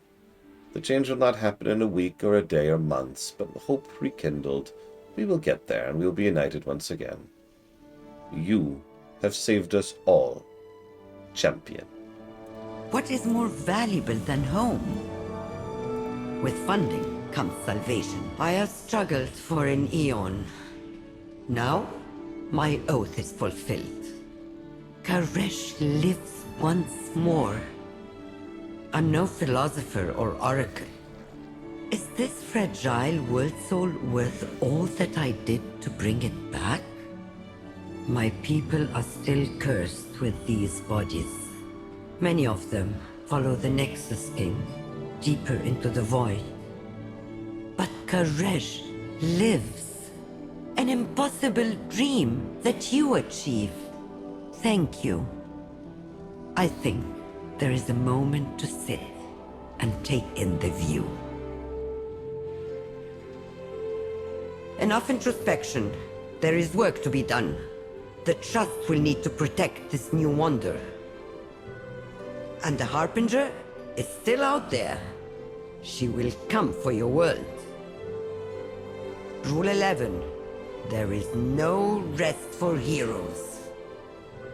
Man, ain't that the truth. Also, I love how her moment of introspection really was about one moment.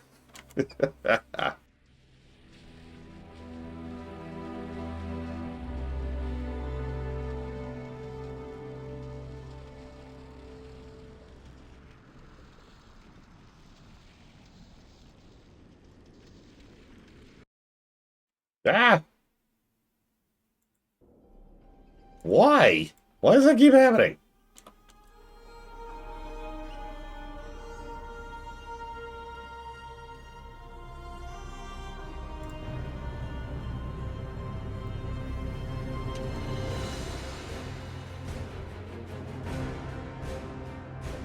I know, Cyclope. Ever since that QA team got axed, WoW has been weirdly buggy.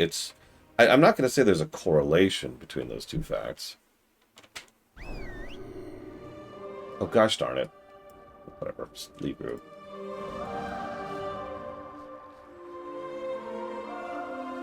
Hello. Hello, game. Hello. There we go. Yeah, purely accidental.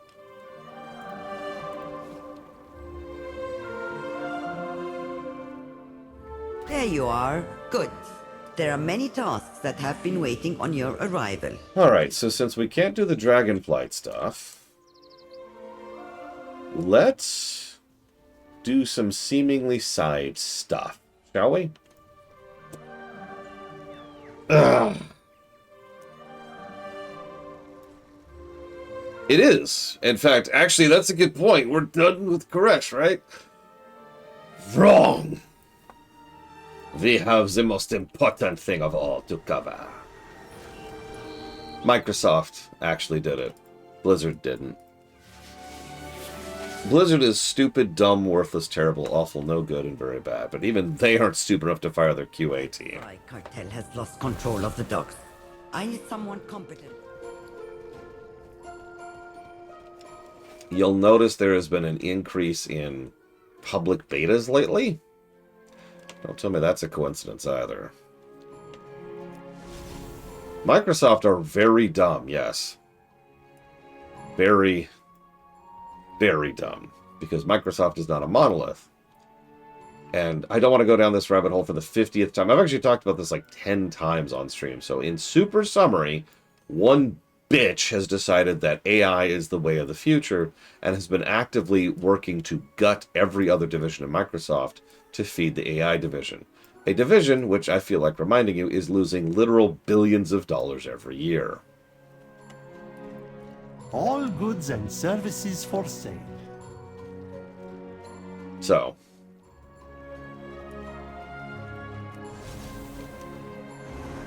I mean, in real life, it's not like things like Microsoft go away. But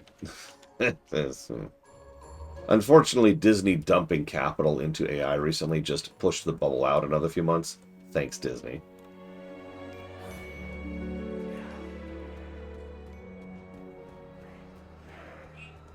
Traveler, a moment of your time. I have a proposal you should consider with all due haste. We have toiled endlessly. Allow me to introduce myself. I am known as Bakril. As you know, my people do not imbibe as yours do. My proposal is simple. Help me concoct a new energy drink, and I shall allow you to use it free of charge. It will most certainly make you a hero amongst heroes. Is that not worth the risk? I have acquired various potent energy sources. Infuse them into the berry juice cocktail. Let's see how potent we can make it. The trust will save us. Bill Gates hasn't been in charge of Microsoft for a long time, Dream Whisperer. So let's try a monocell. And then azurite powder. And then void essence. This, and then we'll do more mana. And then more mana. And then more mana. Wait, no? It won't let me? No! I want to put more mana in! I have heard about Blood Elves and their desire for mana. I wish to ensure that they are properly accommodated. So I actually did see a question earlier, and I already have an answer for it, Elzer. The answer is no. So here's the thing. We actually know that there are MOBAs that are far more cooperatively bent, which tend to make for better communities and, frankly, better games. Look up when League of Legends came out at some point in time. Like, their business model is catering to that crowd. Wealth can solve any problem. Unbelievable. It worked, and we were not blown into an incalculable number of minuscule pieces. Well, I do hope this formulation proves useful, not only for you, but for the future of Karesh. Now, phase 2. Testing and market research. Always a pleasure. Since I never doubted our success, I took the liberty of making further preparations. I have arranged for a couple of volunteers. I want to see our new energy drink in action before you imbibe it. Hordrunner. May I call you Hordrunner? Of course I can. We're partners now. You will find the volunteers lounging in the high terraces of the city. Tazavet has many such comfortable areas for visitors, such as yourself. The trust will save us. Yeah, actually, Heroes of the Storm is the only MOBA I've ever truly enjoyed. Probably because, once again, it's more cooperatively oriented than competitive. I don't know about this, Ayla. We should be going.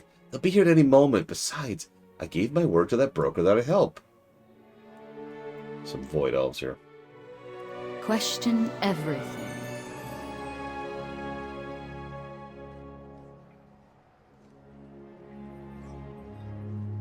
Wait, what, Huthor?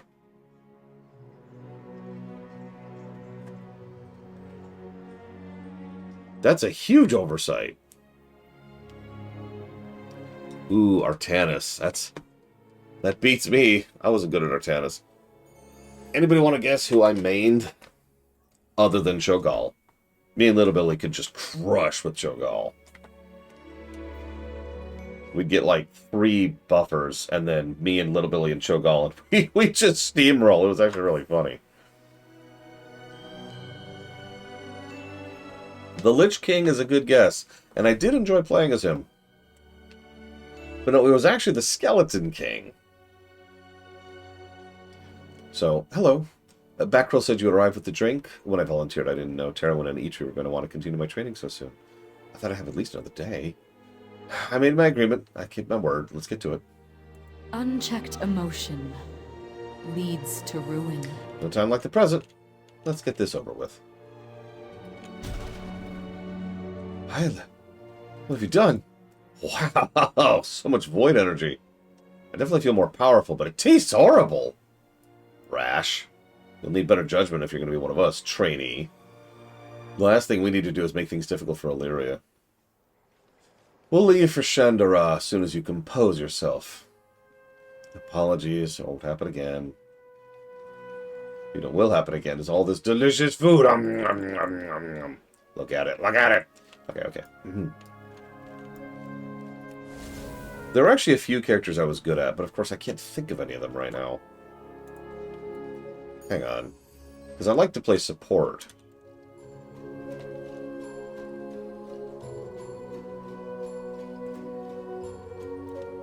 Let's see.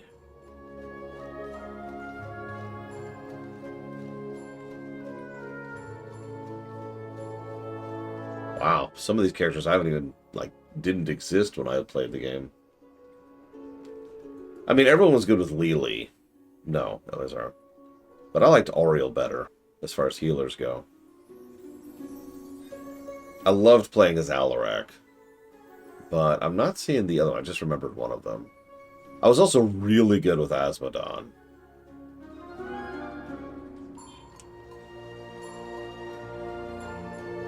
I could also absolutely destroy with Sergeant Hammer. I forgot about that. I honestly usually would not play as Sergeant Hammer because it would be too easy. That's not brag, that's a statement of fact. Zul'jin was one I wasn't very good at, but I really liked playing. And I loved Abathur, for obvious reasons.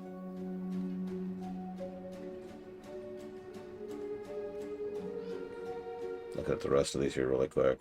I think it's everyone I played as. Oh, there's Leoric. Apparently it's a bruiser. Yep, that's everyone.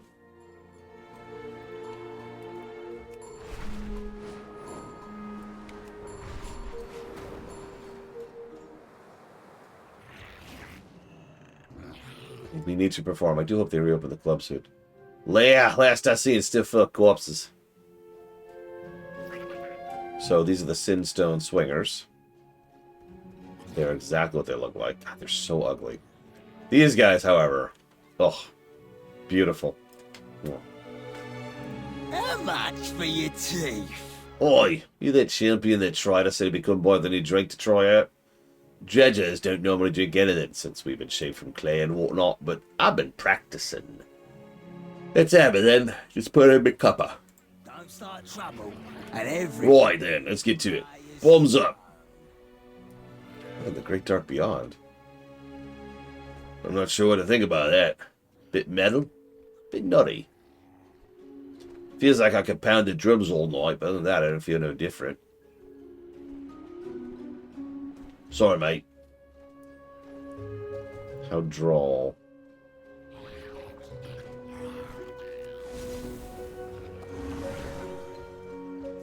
I think so, Huthor. They've been really understandably hesitant to drag Shadowlands out of Shadowlands. It has a pretty bad rep. For very good reason.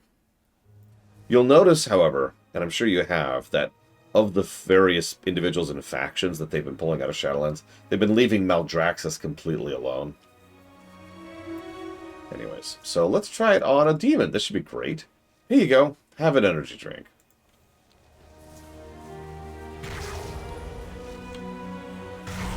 You okay?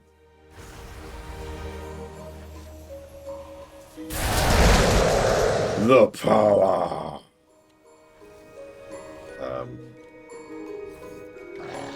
Time to free the others and destroy your city.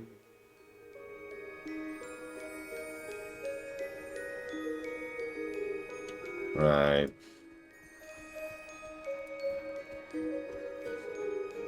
But yeah, Ardenweald and Ardenweald had a bunch of stuff. But again, dream. But here, there's just space. Do you wish to trade? Destroy the city! You must help me quickly and quietly deal with this situation, partner. Have I become that which I sought to oppose? Always a pleasure. If we were to consider the silver lining, it is now we know our concoction works. Just not on whom we wished. I don't suppose you have it in you to defeat this empowered version of the creature. It is only our reputations and the future of Tazavesh at stake. Another chance to prove you're as mighty as they say. It is good to see our ethereal kin again.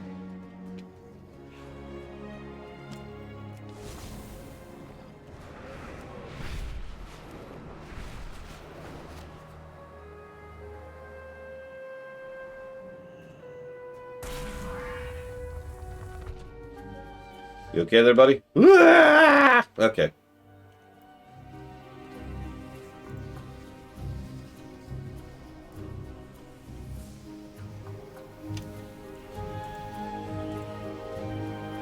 Would you stop trying to release the prisoners, please?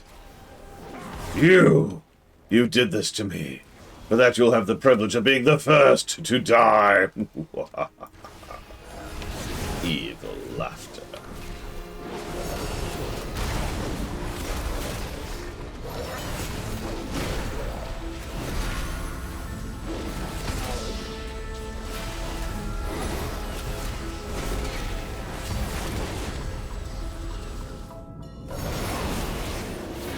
I mean, considering that most demons aren't native demons, that kind of makes sense. Ignoble to die in this void forsaken city. Sorry, buddy. I mean, I'm not sorry at all, because you're evil, but, you know. Anyway, sucks to suck. Moving on.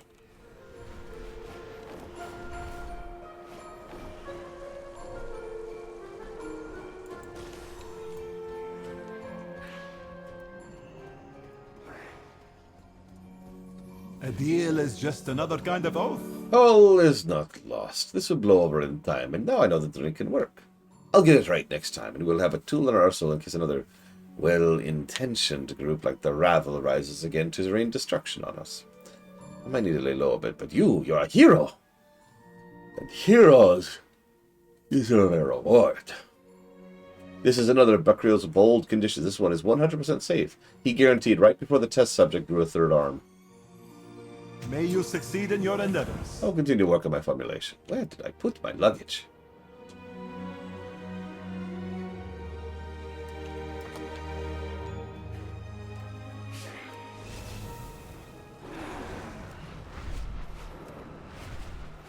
Yeah, by the way, if anybody's not familiar with it, the Great Dark Beyond is space. That's their term for space. That's it. I can't let anyone else make the... Oh, wait, hang on. I like that quest. I guess we'll do it now. Wealth can solve any problem. Your patronage is quite appreciated. There is an audit coming up. My employer, Zai Imports, will be audited. Again. He visibly shakes, ducking his head. I need this audit to go badly. It must be worse than the last. Can you help me? We have a shipment of small devourers that would cause a lot of trouble if they were to escape or go missing. Break open their crates. Business needs to be overwhelmed, just like last time. May you succeed in your endeavors. Why do you want your business to fail? I don't want the business to fail. I need to suffer a hiccup. We inflict a little chaos now. I can restore everything at the end. When you see what the coordinator is doing, maybe you'll understand. I would be acting against my oath if I made the business fail. Right. It is good to see our ethereal kin again. If my colleagues knew of my plan, they would be in danger of discharging their oaths as good employees. Besides that, they are far too excellent at their jobs. Here, take these. The device is my own creation.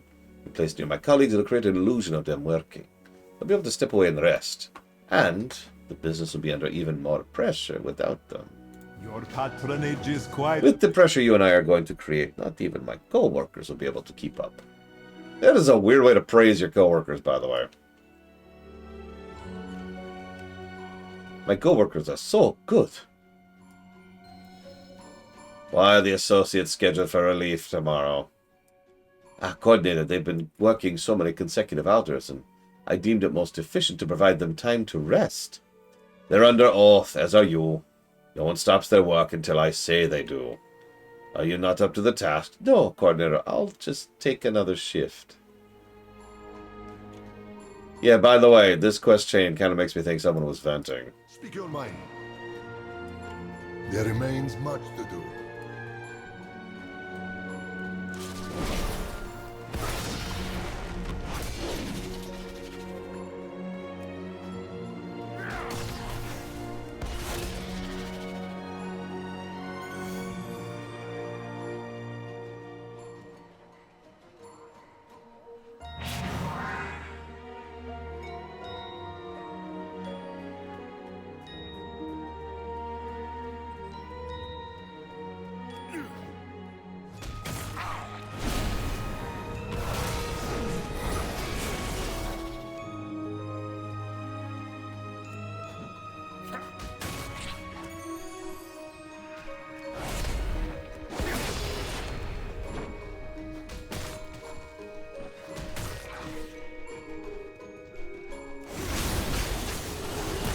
Well, they talk about oaths as if they predate their current forms, too. So whatever it is, it's old. Remember, there's 100 million billion... Sorry.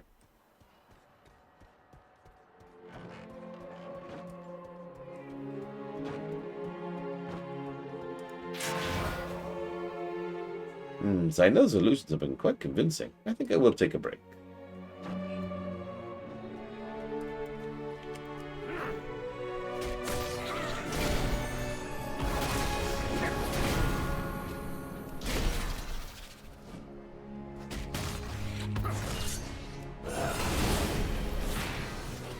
That sounds like heresy to me, Mook.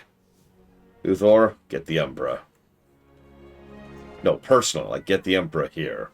That should hold until the next financial quarter starts. Well done, traveler.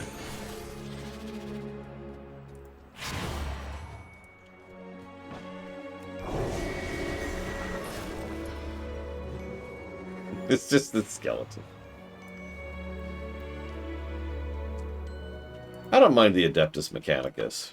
Oh, and I love the Imperial Guard, which is actually my favorite faction in Warhammer 40k. If we can't play as Guard in total Warhammer 40k, what's even the point?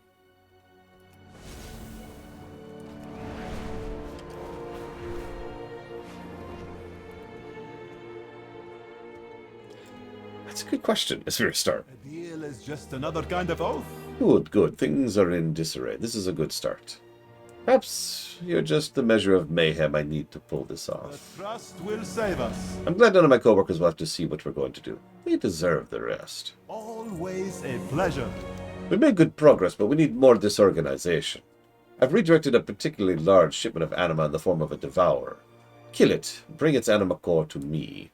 The anima itself is not important, rather the fact that it can be stolen. My boss will have more to answer for in the audit when his books are in disarray. May you succeed in your endeavors. Oh, that sounds really cool, Luthor. When our imports are delayed or lost, the most direct impact is on Tazavesh business. Here, take this illusion pin. It'll make you appear as a Zai Imports employee. Tell the businesses their shipments are delayed indefinitely. My boss cannot ignore downstream pressure forever. Always a pleasure. This is only temporary. Temporary? With some rest, my coworkers will be ready to tackle the backlog of work with new vigor. And there'll be no more coordinator Zythir bearing down on them. He shifts uncomfortably.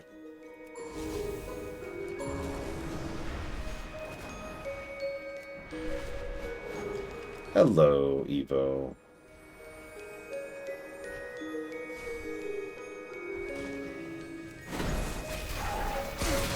See, I'm obviously most interested in the Imperial Guard, but I'd be tempted by making a Necron faction, too. Courier. This coordinator Zythir is making oaths with mortals. That's highly unusual.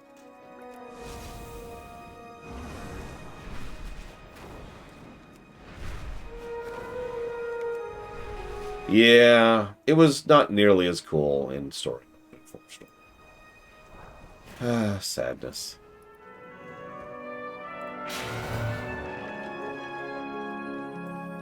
Speak your... Hello, fellow broker. Zai Imports offers their regrets. Your shipment of anima has been delayed indefinitely. There remains much to... Definitely. Where am I supposed to get my anima from now? You've made yourself the only affordable source. Well, it sucks to suck. Good day. Let us exchange words. What do you mean indefinitely? I cannot indefinitely pause my work. So this is what has become of... Coordinator Zythir continues to disappoint. A dreadful temper and frequently late shipments. It's almost like he's overworking his staff. Yes, can I help you? What's a grave insult? To think Coordinator Zythir would make such grand overtures only to fail me yet again. Oh my god, I can make a custom orc faction. You have my attention. Definitely, indefinitely. Well, I am definitely your client, and you definitely have failed to deliver. Again!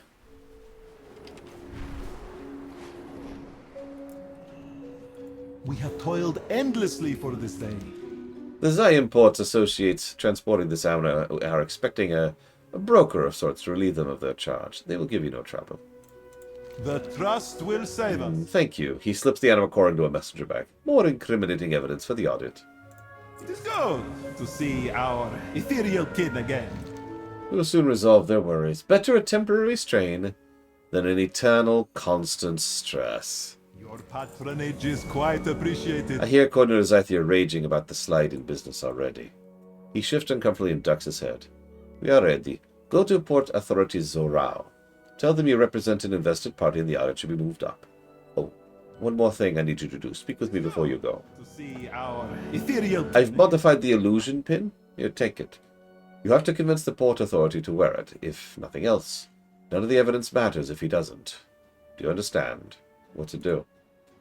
He fidgets anxiously. It will help. It's illusion magic, like used to help my coworkers. Please, you must understand, I can't do this again. I need this to be the last audit. He wraps his arms around himself. He must wear the pin. Why must this be the last audit? He shakes his head quickly. His voice is rough. The last. It will be the last. Please don't ask me anymore. Fine. Whatever. Trust will save us.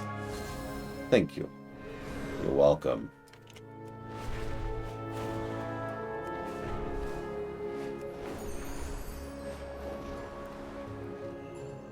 Do you wish to trade?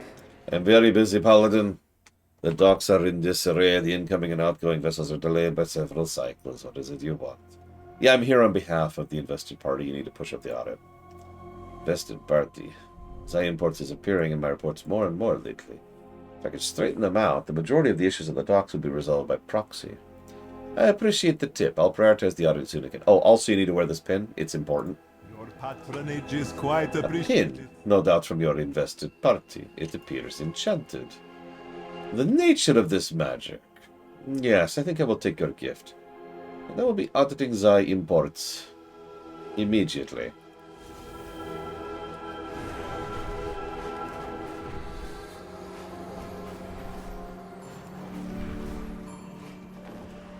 At last, we return to Karesh. He's wearing the pin. Ah, thank you. Now you and I must be careful. May you succeed in your endeavors. The name of this quest is On a Technicality. Coordinator Zyther exists as the current head of Zai Imports. His mismanagement and threats have led to a hostile work environment. I cannot tell you what to expect. I only hope this is the last day I will keep such a dreadful oath. Let us hurry. Port Authority Zara has already begun questioning the coordinator. Always a pleasure.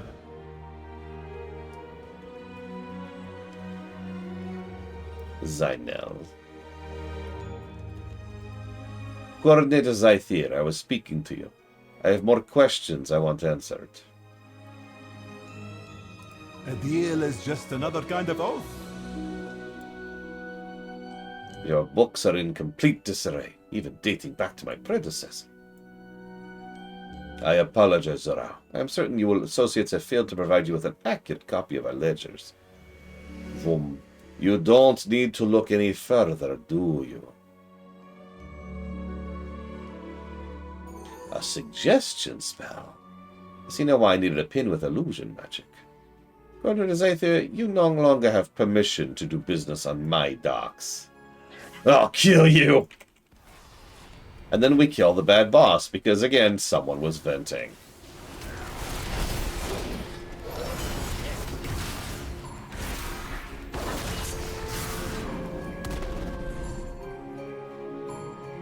That's enough, Zythir.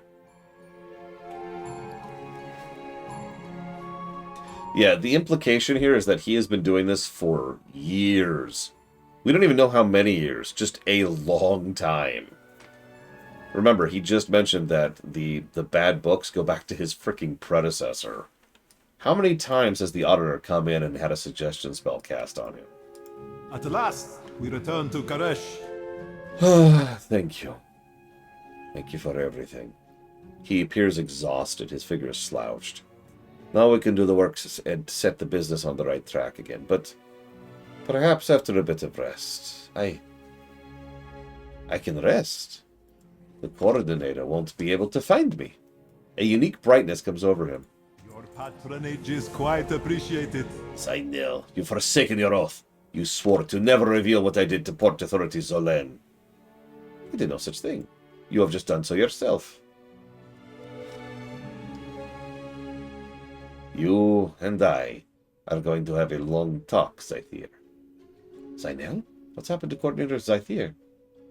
Worry not, my friend. Our oaths have been discharged. It's time to do business properly. A loud blast echoes from the oasis. The Echo Dome is under siege! Sorry. I do like that quest. It does what a lot of the side quests do. It world builds. There's a lot of implication on how their society works there. And again, this is clearly like the last step in a long chain of events.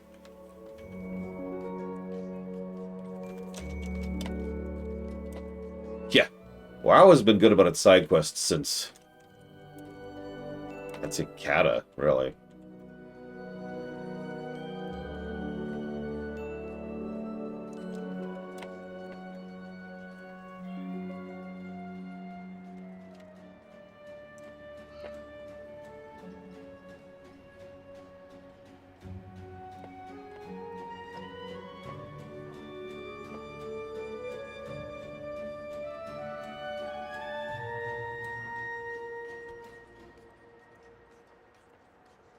it is also kind of sad. There's a decent chance that if we hadn't poked our heads in, this would have just kept going on. Except in Shadowlands. Actually, yeah. There should be another quest over here, I think. Yep, there it is. Oh, by the way, Evo, what do you think of my new appropriate for the zone outfit?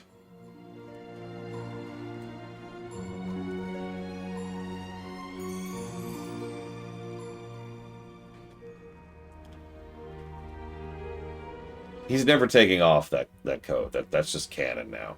He's gonna wear that thing forever.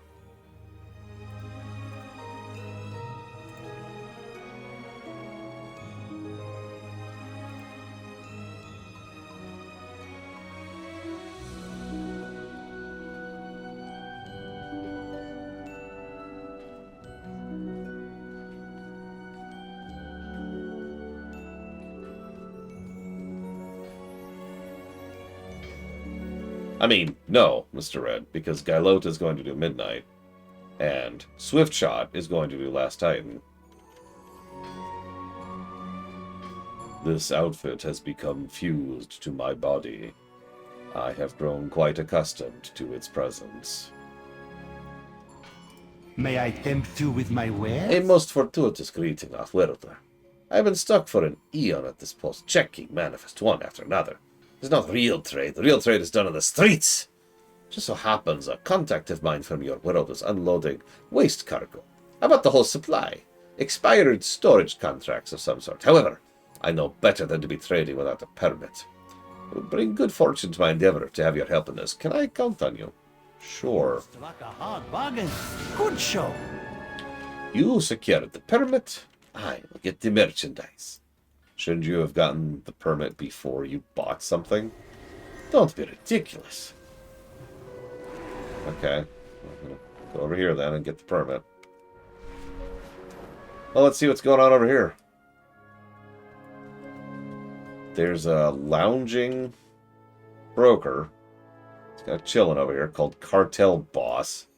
What do you bring to the table? Zyva sent you. Little scoundrel can't even face me himself.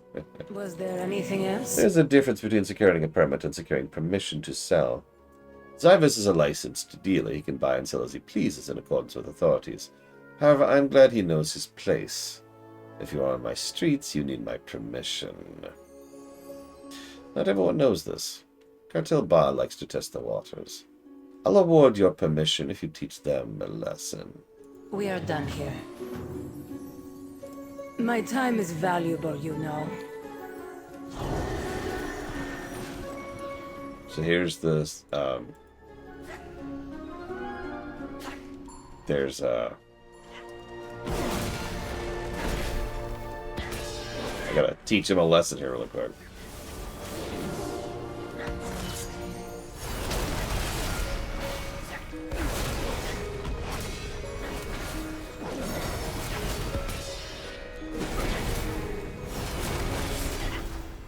Okay, bye.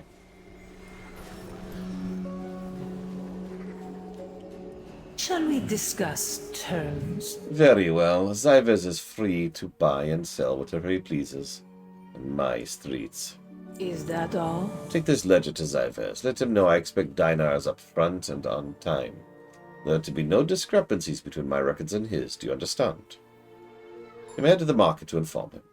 Knowing traders like him, he'll have already found a spot to set up shop. This venture has my blessing. Don't let it become unprofitable.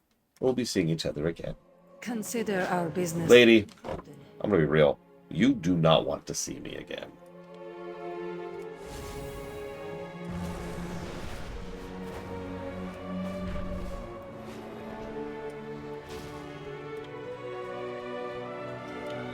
Hang on, I gotta have some food. Get some grub. Let's see, what should we eat? The purple wrapped things? The clearly noodles with shrimp? The kebab? The plum-looking things? Tempted by the kebab, but I think I'm actually gonna go with the noodles. I mean, I don't know what those purple things are, and I'm not sure I want to try one. Yeah. For you, I offer only the finest. The boss wants a huge price. But it is a fair ask of a new venture. We will succeed quickly or we will fail quickly. Let's get to work. Until our next... To business. I hear tale that your world is full of heroes on adventure. Well, there's adventurers, there's always need for storing their treasures. Thus you have turned to our kin to keep them safely deposited between realms. Yet not one of you read the contract. We have since ceased such services and returned goods to their owners. You and I are selling opportunities to purchase what remains. Blind, of course. So this is a real thing. It's not quite a loot box, but it is pretty similar. Thanks, Savacom. I heard you too, consequently. It is pretty similar to a loot box. By the way, this predates the concept of loot box by years, by decades, actually. It's a fairly common business. It tends to happen at like storage depots, or if someone gets evicted from their house, for example, or whatever, they just bundle up stuff and say, here, buy a box. In some cases, you can actually auction on things, but in general, you're just buying stuff. And you don't know what it is, and you're hoping that it's valuable. And yeah, this is where void storage went.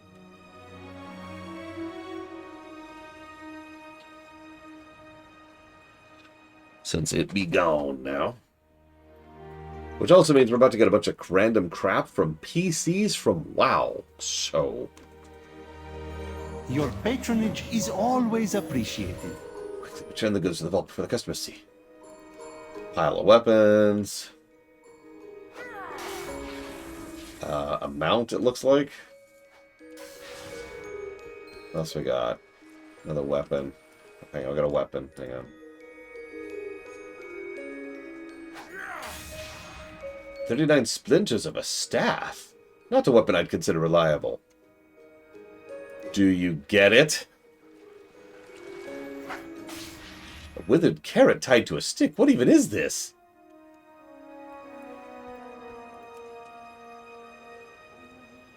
I think I still have mine.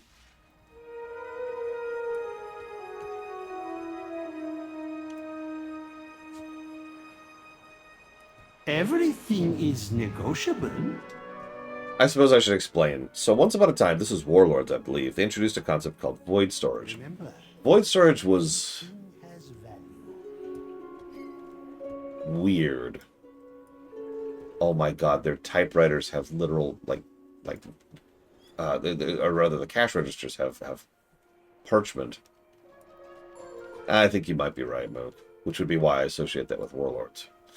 Anyways, so void storage was, you would dump it in the void storage, and then you could withdraw a copy of it, and the original would just stay in the void storage. It was a very, very weird way to expand the bank system. A feature that failed miserably at its given task. Most people didn't use void storage. Most people didn't even know void storage existed after a certain point in time. Look at all the spices. So void storage went away pretty quickly, and they did other things. Nowadays we have the combined bank concept, which actually works way better. But that's actually pretty recent too. Anyways, they also mentioned 39 splinters of a staff. One of the artifact weapons you could get back in the day, which you actually cannot do anymore, is you could put together 40 splinters of Atish in order to get the Atish staff, which is Medivh's staff. The splinters were not guaranteed drops.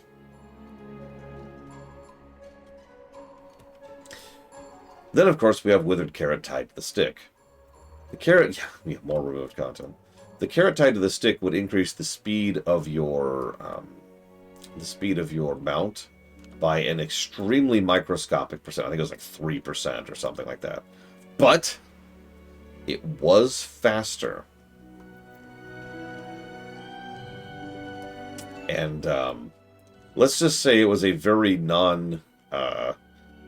uncommon thing to have your actual raid gear include that trinket. A lot of people don't think about this nowadays because gear is just done differently. Back in the day, not only did you not... It was hard to get trinkets, but there also weren't that many of them.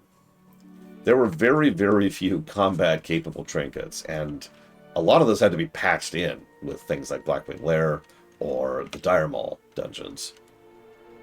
So yeah, most of the trinkets were rare or just didn't exist. So it was very common to just have utility stuff down there. And the carrot on the stick was only one of those. There were several. I use the carrot on the stick myself because I'm impatient and don't like going slow. All goods and services for sale. Alright, let the sales begin. Who would like to buy this portal? Says here belong to a hero from the Dunes of Morrogue region. Spelled... Both of those are spelled wrong. Betting starts at 50,000 gold. 50,000? 100,000. 100,001. That's too much for me. I'll save my gold for the next time. Yeah, carrot on the stick was relatively easy to get. You could get it in the 40s in Zul'Farrak. I forget if it was a drop or a quest, but I know it was Zul'Farrak. And yeah, the actual combat trinkets were silly. Again, Dire Maul. One of the things we used to do regularly in my raiding group was we would go hit Dire Maul to make sure to get best in slot gear for specific characters for specific roles. Because gearing was just different in vanilla. Not better, not worse. Different.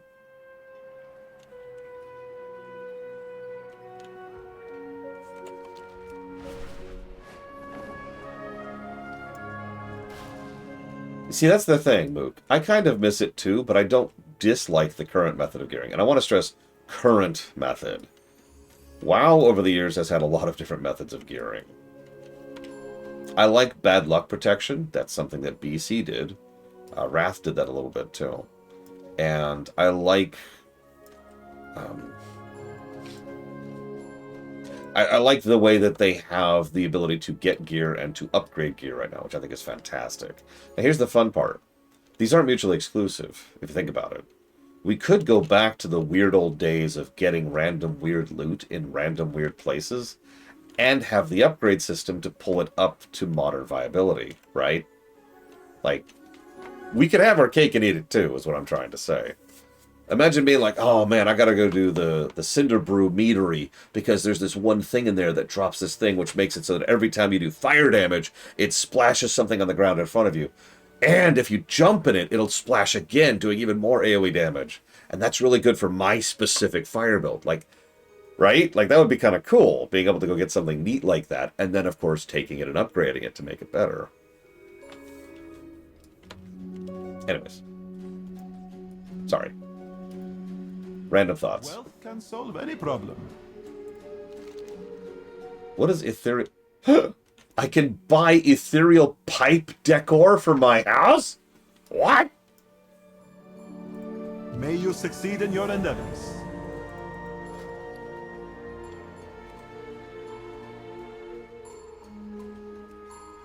Oh my god, there's quite a few.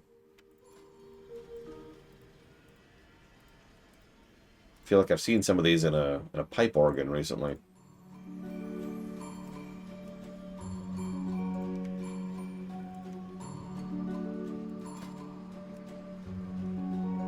And there's the cannon. The trust will save us. The thing that's weird about modern WoW gearing, not to disagree with you, Mr. Floyd, is while most gear follows that, there's two asterisks, and frankly, those two asterisks are where the majority of the decision-making happens in modern gear. Because there is decision-making. It boils down to set bonuses and trinkets. So, for example, a lot of trinkets just have equip things. Some of them, I apparently don't have one on me, some of them have use things. But the trinkets and the set pieces are where some of the fun stuff comes into modern gearing. And again, the decision-making. Obviously, some stuff is just better for certain situations, or for certain specs, or for certain builds, or for certain playstyles. For example, one of the things I have on my Demon Hunter is I actually have an ability to spawn random bombs around me. Like little circles like this. And if I then go run over them, then they go... that fits for me because I'm playing a DPS Demon Hunter who is extremely mobile. And so if I see a thing, I can just like... and immediately dash over and hit the bomb in order to, and then get right back into it. And don't mistake me, I agree that it'd be nice to have a bit more variety in decision making. I'm just saying there is some. It's not like it was back in, like, the BFA or Shadowlands era. Which... Oh my god. Shadowlands gearing was the worst. I shouldn't even compare it to Shadowlands. Shadowlands, I think that's actually the objective worst period of time for gearing in WoW's history. It was unpleasant and tiring.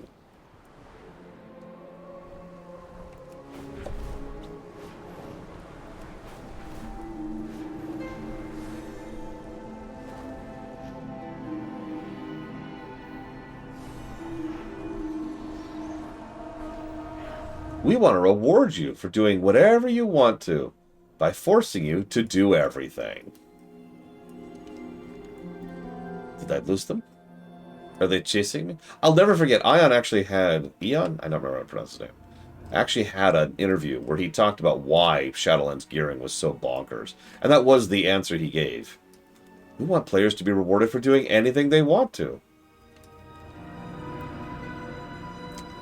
Mission failed. Oh yeah, then there was Legion, which did not have great gearing. Not only did Legion not have interesting set bonuses, and didn't have particularly good trinkets, but it also had the same boring stat penalty, and getting legendaries was bonkers. Legion also had artifact power, which I love Legion to death. I do. Asterisk, asterisk. One of those asterisks is the Order Halls. The other asterisk is artifact power, which is just... oh my god. Artifact power got better the moment they gave us hundreds of thousands of it every encounter. I'm just going to say that.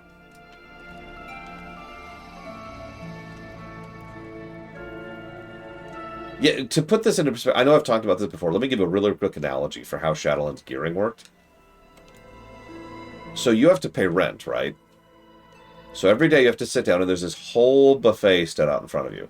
Some of the food in that buffet you like, some of it you don't. Eat all of it.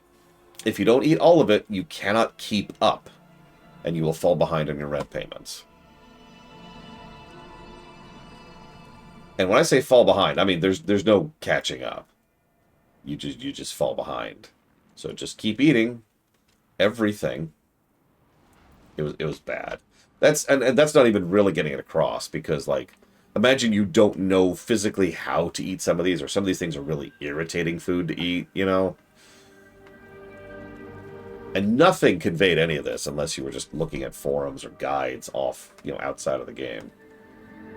Yes, can I help you? Anyways. I've never seen anything like this. These wastelanders, they aren't just survivors, they're predators. In captivity I heard their leader's sermons.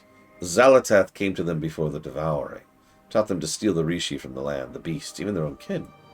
They think she saved them. They've been waiting to serve her again. And I gave them the tools to do it. Wait, what about the machine? I quit the game, Sabacom. No, seriously. For the first and only time in WoW history, I put the game down with no intention to ever go back to it. I quit WoW during Shadowlands. Not even at the end, like midway through Shadowlands. I was done with it.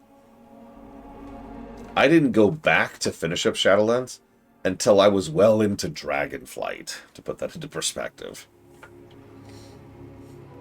So, the machine I built was an echo machine. It was only meant to detect and project the essence of long-dead flora, so it could study extinct species. Now, after the modifications we made, it's a weapon. If they overload it with energy, the backlash will propagate to all our installations across Karesh. The ecodomes will fail, everything will die, and it's my fault. Please, this is still home. There's so much beauty under the scars, we can't lose it again. These Shadow Guard dogs will not deter us. We have to stop the Necroans. 3 of us were sent by Cartel Om to install a research machine. At first the Wastelanders were polite, even curious, until we tried to leave. They forced us to modify the machine. Amusa refused. They killed him. Balad and I obeyed. We should have refused as well. Once we finished, the Wastelanders let their guard down. Balad said to run, so I did. He was right behind me. Please find him. We have worked too long to fail now. I mean, the BS was invalidated, is a better way to put it, Sopicon. But yes, Dragonflight's gearing system was much, much better. So, yeah, there's some ballad. Meanwhile, he's preaching over there. I knew she had not abandoned us. After millennia, the great harbinger of Karesh has returned. I sense her, she who gifted us the devouring, she who taught our hearts to hunger. With the broker's machine, we will show our devotion with a new devouring. Celebrate the feast, venerate the famine.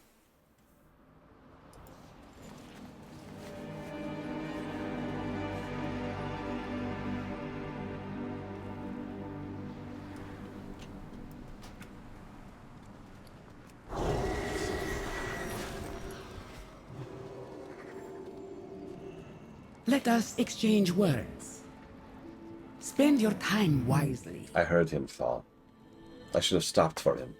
Instead, I kept running. We have to make this right. We turned the machine into a weapon for the Wastelanders. It won't rejuvenate the land. It'll kill everything. The Mencius must not be allowed to return. This isn't a temple anymore. It's an abattoir. They tear souls from captives to power their rituals.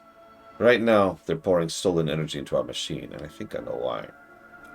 With the modifications we made, overloading the device with arcane energy will create a massive feedback loop. It'll disrupt our technomancy across Karesh. The ecodomes will fail. Tazavesh will be defenseless. It'll just be another feast for the Necrons. If we disrupt the ritual, it'll buy us time. We have worked too long to fail now. They think Xelatath has returned for them, that their worship will be rewarded. They'll consume everything to prove their devotion to her. We came here for peace, to rebuild our shattered home. We have to protect the future. It's all we have left. These Wastelanders are massing to raid the ecodomes. If they manage to bring down the shields, they'll pick them clean. Do not give them that chance. Spend your time wisely. I'll find my way in, and I'll meet you back at the machine.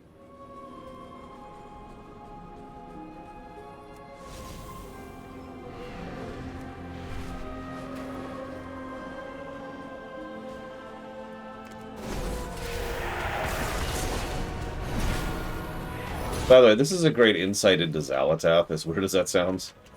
She converted an entire group of cultists to fanatically venerate her, and we don't even know why. They were just some randos.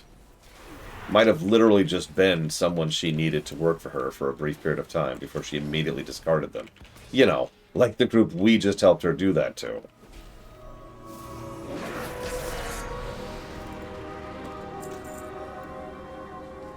And here they are, still causing trouble. Discarded tools and all that.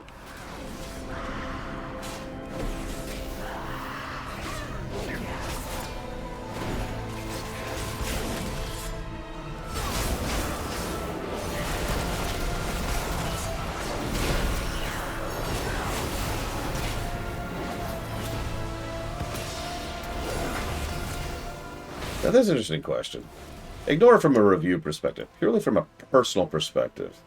Which expansion was the most fun to gear up for you in WoW's history?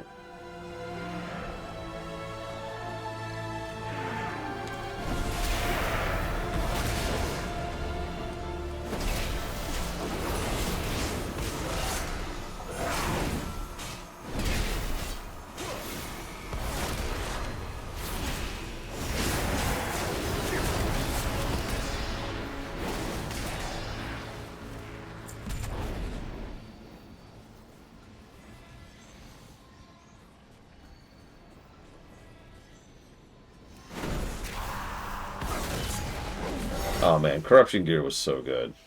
It's such a shame they just completely threw that out the window.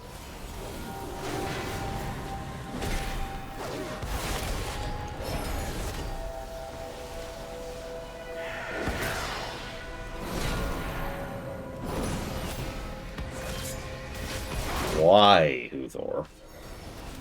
Is it because they didn't like fun? Because that does sound like the old WoW community.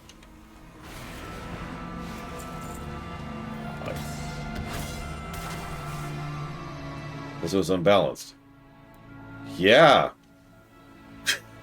I guess it was fun. Oh my god, people are dumb.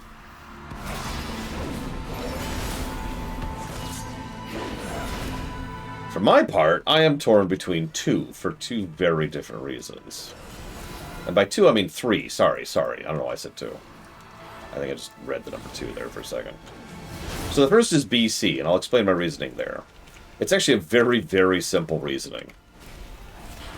Badges of Justice. So for those of you who weren't around for that, they introduced this concept and then expanded on it in the final patch to make it so that every boss you fought in a heroic or a raid would drop Badges of Justice, a currency. That currency could then buy you gear, endgame gear, raid gear. That was one of the best features WoW added for me at that point in time, no joke. And I know what you're thinking. Why? Well, it's easy to explain, because it was bad luck protection. That was also the era when people were whinging about what they call them. Welfare purples is what they call them, which is funny because I'm actually pretty in favor of welfare overall, so I guess that just sounds like a good thing to me. But anyways, welfare purples. So, those people were stupid and are not worth talking about. But let's go ahead and address the specifics. Because, yeah, there were actually 2 major legitimate benefits, like demonstrable benefits for it. First of all, gear is random. Gear just drops randomly. It is was not uncommon to fight a boss in a raid group, a real put-together 25-man raid group, or 40-man raid group, and have the boss drop something that nobody wants. That gear is just burnt. That group has put time and effort and resources and skill and coordination into nothing. Don't mistake me. Raiding was fun, but, like, nothing would drop because it was just random. Having the boss drop that little currency meant that if you would fight several bosses in a row, you might still get nothing, or maybe one person getting something, whatever. But over time, yeah, exactly. Roll for disenchant. That's exactly what it was at. Over time, you would get enough of the currency to then go buy something, which leads us to the second thing that was nice about it. It allowed you to choose a slot that you needed, right? So, for example, if you have a really good suit, but you've just got shoulders that are way falling behind, you could aim for the shoulders in the vendor and say, I'm just going to save up for those shoulders because that's a hole in my gear, right? Also, number 3, because this stuff would drop in heroics, it would keep dungeon content relevant. This is something FF14 learned, actually. No, literally, FF14 specifically learned from this exact thing. Because FF14 has this concept where you can queue for a roulette, and roulettes always give you something, either experience to help you level, or currency for endgame gear. So they always retain relevance. Same general concept.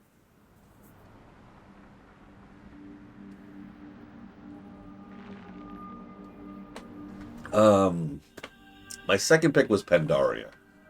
Pandaria is a weird reason, but I'm going to go ahead and share my reasoning for it.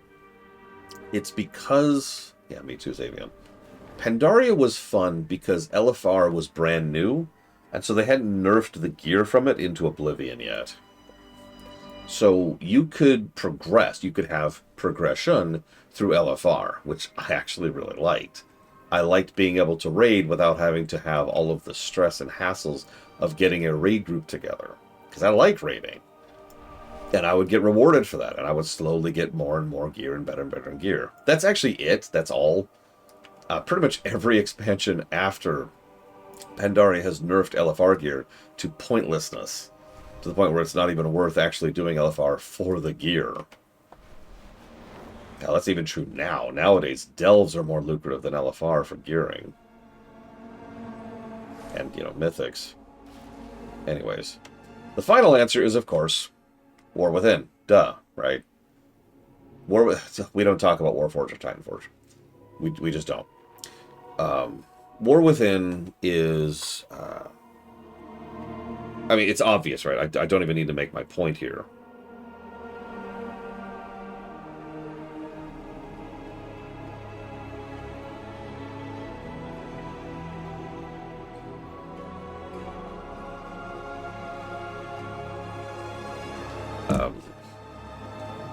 Yeah, nowadays, LFR is go see the story. Now, hang on. Asterisk. I mentioned this earlier. One thing I've noticed about War Within's LFR specifically is they've felt comfortable upping the difficulty a notch, which I am very in favor of. I have actually legitimately enjoyed all 3 raids in War Within in LFR because they're actually interesting. They're not brainless, you know, just, they actually have mechanics that you actually have to pay attention to and you actually have to learn and group and coordinate. It's fun. I say without hyperbole that the raid over there, Monoforge Omega, is one of the best raids I've seen in this game. And I say that from the perspective of having only seen it in LFR. So...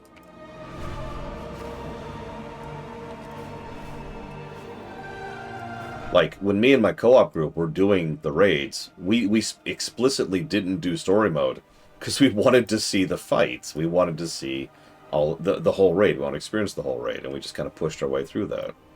And it was fun. Go figure. Anyways. Sorry for the rant. That looks fun. Esmira Star, what did you do? Speak your mind. These Shadowguard dogs will not deter us. This will slow them down, but I worry it's not enough. We need to end this before they destroy all our work. There remains much to do.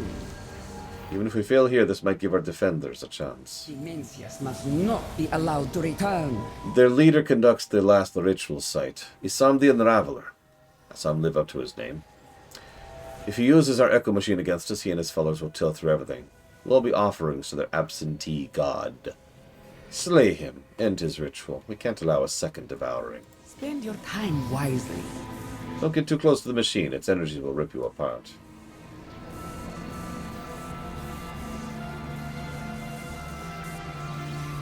A little bit, Huthor. I think one of the big things, and WoW has been dipping into this, is that FF14 has standardized mechanics. Let me explain what I mean by that. In FF14, if you see a big arrow appear over someone's head, everyone knows what that means, because it's a stacking mechanic. If someone sees a reticule under someone, they know what that means. If they see the 3 meteor slot or the dashing lines down or whatever, right? Each of those things has a specific solution in mind, right? Each of those indicates a type of attack. Yeah, the indicators... and don't mistake me, it's not like every fight involves stack and then spread and then stack and then spread. They do the Doom thing where they mix and match their kit a lot. So you can have fights which do some very fun, interesting, creative stuff while still all using the same basic types of attacks, right? If I could use another parallel, it's like quests in WoW. Every quest in WoW boils down to one of two things. Loot something, that is to say interact with something, or kill something. That's it. WoW still has good quests because they take those two tools and do a lot of coordinated, fun, interesting things with them. So the fights aren't standardized, but the mechanics are, if that makes any kind of sense. It makes more sense if you've played it, I swear.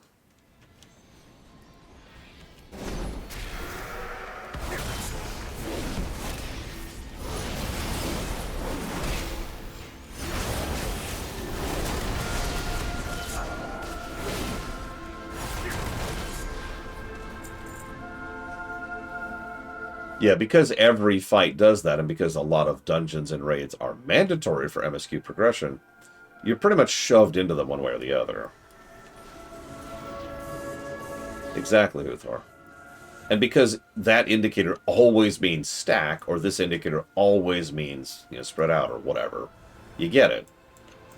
There's a few mechanics that only show up periodically in FF14, but most of those are fairly intuitive. If you see like a donut hole appear over someone's head, you know that they're going to do a donut attack, right? So you get right into the middle to avoid the outer. Stuff like that. So this is what has become of Karesh. No, he's dead. Why hasn't it stopped? It's only growing stronger. There remains much. Too late. The ritual is self-sustaining. It'll draw in more power until it overloads the machine. Nothing will be safe if the failure cascades. If you remove the infusers, the energy should dissipate before it causes any harm. It's too powerful, though. We'll tear you apart if you get close, and I'm not strong enough to do it alone. Unbind me. I'll wrap you in my energy. It should be enough to let you get close to the machine. The Mencius must not be allowed to return.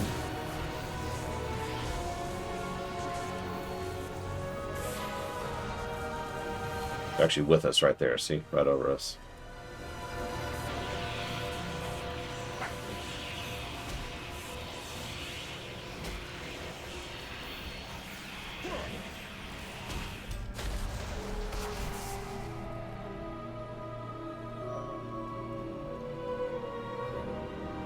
By the way, there's the one they said they killed.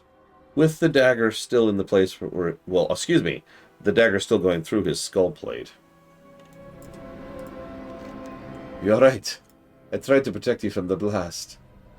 Sorry, that took a lot. I need a moment. Oh, Musa Hombalad. We did it. We did it.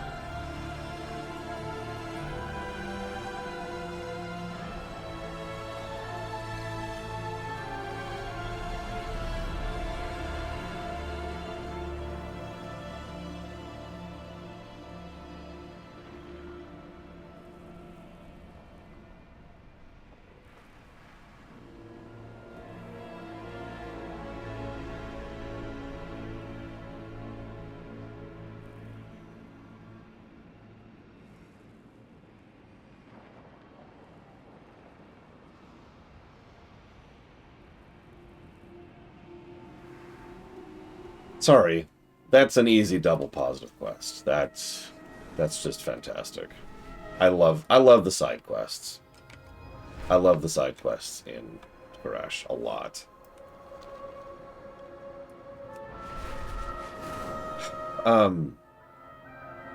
No, yeah, that one just hit. Can drift out of just absolutely smashed me across the face, that one. A lot of these did, actually. I know, WoW does good side quests. Water's wet, we're walking, we're walking.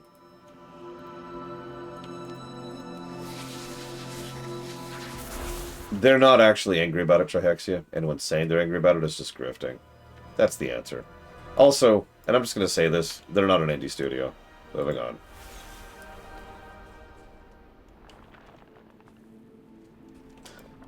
Yeah, her final words are, we did it. We did it.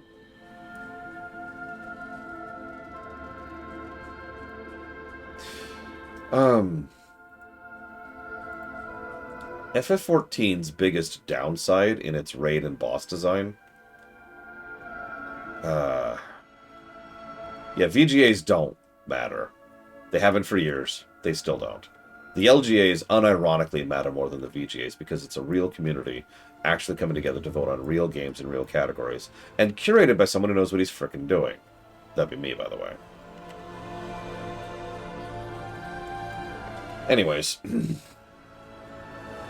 so as a reminder, your last chance to nominate is like tomorrow, basically.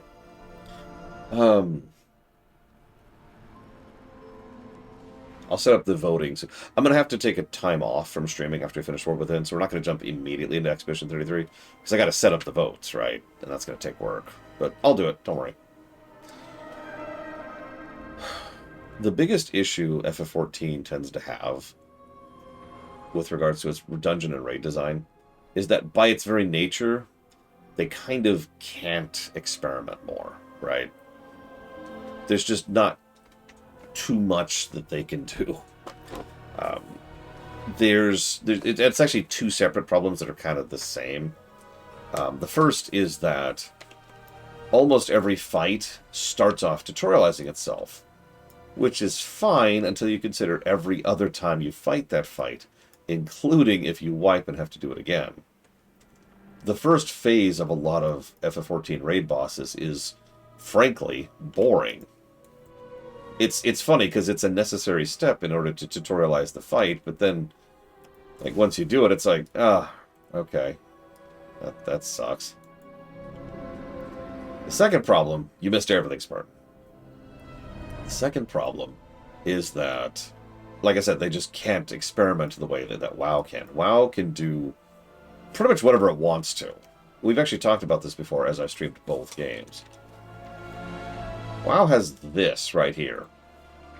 And this right here pretty much guarantees that you can do whatever you want to in order to just come up with the best and most interesting and fun and creative and wild, insane boss idea that you can come up with.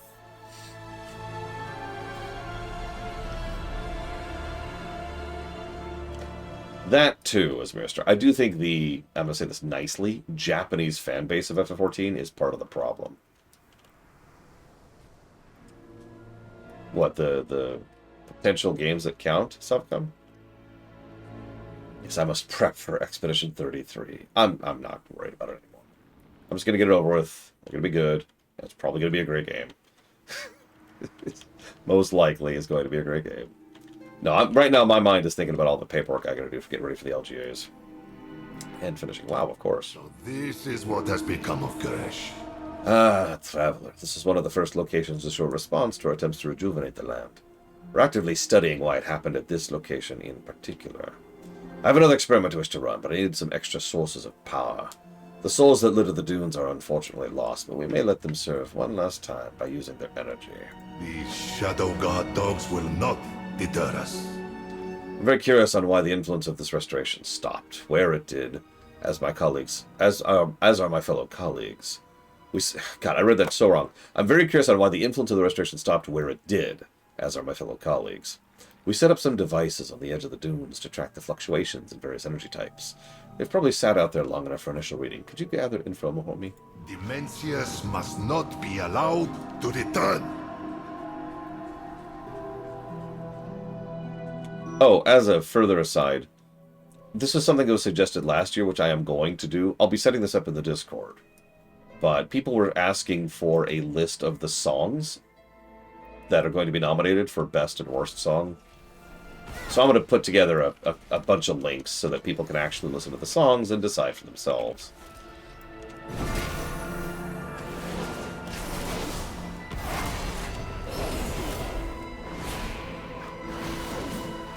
Looking up the translation for the lyrics. Or, sorry.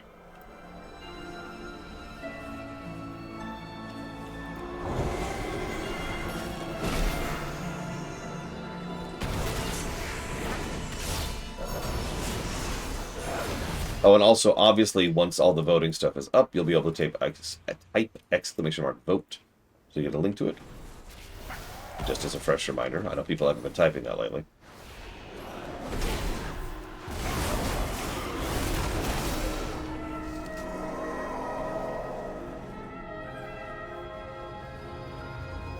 Is that? Parasites are draining shields. Use this. Hello, everyone.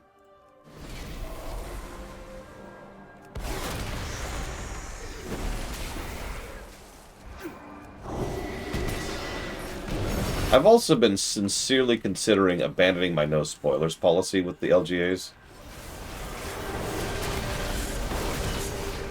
I'm still debating, to be quite honest with you. I don't want to, because that's just such a blanket spoilery thing, right?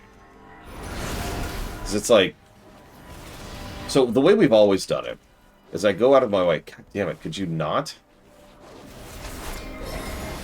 The way I've always done it is I've always gone out of my way to speak in vague terms if it's something that would be considered spoilery. For example, a nomination for the main villain of Spoilerfest 5000 is the main villain of Spoilerfest 5000. You know, instead of actually saying, it's Bob, right?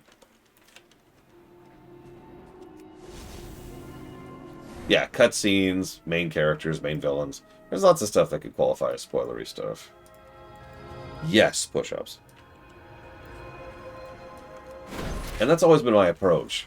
It just kind of sucks because it means I basically can't talk about why certain things would win certain categories. But again, it makes sense from a decency perspective to go ahead and not spoil some random game because A, there's plenty of possible reasons why someone would have not actually seen that particular game, and B, might actually want to play that particular game in the future and not have it spoiled in some random game awards. So I think I'll probably continue the approach. It just sucks because, well, I was looking down the list of nominations, and there's a lot of spoilers in there.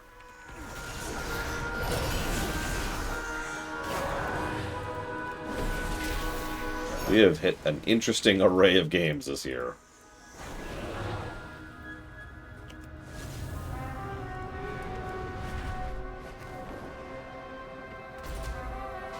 I could, but, like, that would be weird, wouldn't it, Uthor?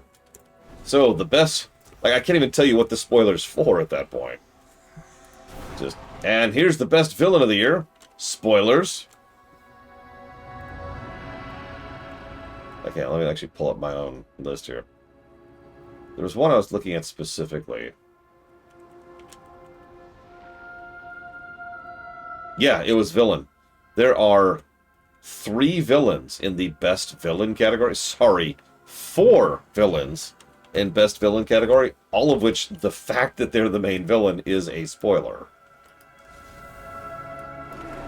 No, of course not, off the deep end.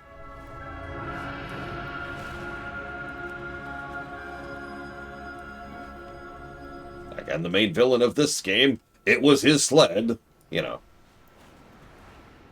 Oh, of course, off the deep end.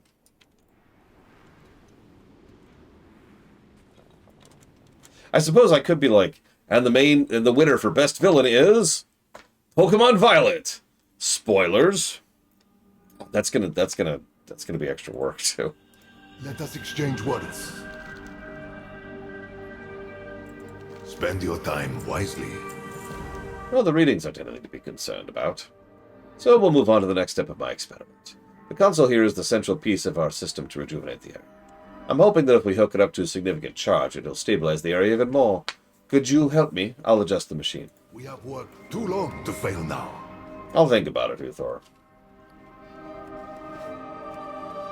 Yeah, we had a lot of bad villains this year. After all, we streamed WoW. I love you, WoW. Villains are not your strong suit.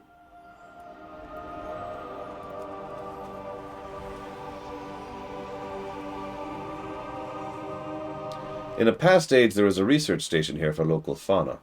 We both preserved and mended creatures at risk of dying out. I doubt anyone could have expected it to come in such a way. And now I'm blind.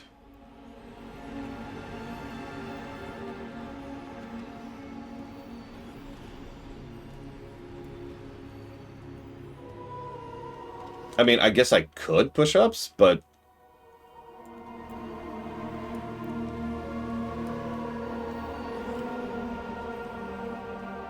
It made scheduling sense to pause before Expedition 33 in order to get set up for the LGAs, rather than pause after. Also, there's another reason. There's the thing called recency bias, right? And recency bias, in summary, refers to when something is more recent to your memory and therefore something that you like or remember more. It might not even be a like thing, it might be a dislike more, right? If I allowed Expedition 33 to be the last game of an LGA's, it would get nominated for and win a lot, just because of recency bias. Note, I know that it's a good game, and I know a lot of people would vote and nominate for it anyways, but we've actually encountered this exact phenomenon before. When Baldur's 3 came out, Baldur's Gate 3 swept the Lorewalkers Awards because we'd played it, I think it was 2 months prior. So putting it at the very beginning of the 2026 LGAs ensures that we have maximum amount of time so that people could have at least a little bit more distance when voting for it. It could still win as much as it wants to. That's cool. I don't care about that. But I would like the vote to actually be a vote as opposed to, okay, Expedition 33, but then also this. I don't anticipate the patch stuff will really change a lot of people's opinions on things, Ross. And so far I've been proven true. Although, I have to be honest, the appeal of starting the year and ending the year with WoW was just a little bit too much for me to resist. You have my attention. The fauna here seems to have the same shape as it would have when found nearby, when Karesh was still intact, but they're acting oddly for their species. What if we could bring them one last push and fully bring them into being? Take the last of the energy. I have a device that should channel it into them. There remains much to do. Okay.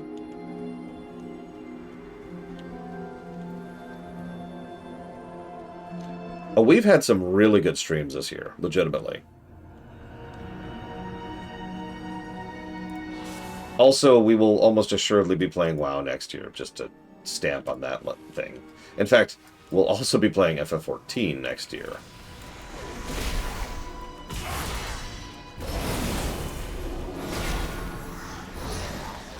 And yeah, and likely every year, as long as Microsoft continues to not implode. The good news is it'll be shorter streams, like the one we're doing right now. As opposed to, you know, the chonkers. That was the whole point of getting caught up. So we wouldn't have to do a chonker stream again. So you probably can't tell, but these are remnants of the animals. Like, that looks like a cute little fox. Oh, he's just a cute little fox. He's so cute. But he's actually an abomination trying to murder me horribly. Seriously, he turns into a tentacle abomination. Guild Wars 2, I am not going... I actually thought about this, and I have no offense towards Guild Wars 2, but I've already mentally committed to not dealer's choicing any MMO. And I'm going to stand by that commitment. And right now, the Guild Wars 2 expansion is out and barely funded. And I think that's indicative of the relative level of interest. I don't anticipate we'll be doing a lot of Guild Wars 2 streams, is the answer to that. Okay. Wait, what the hell?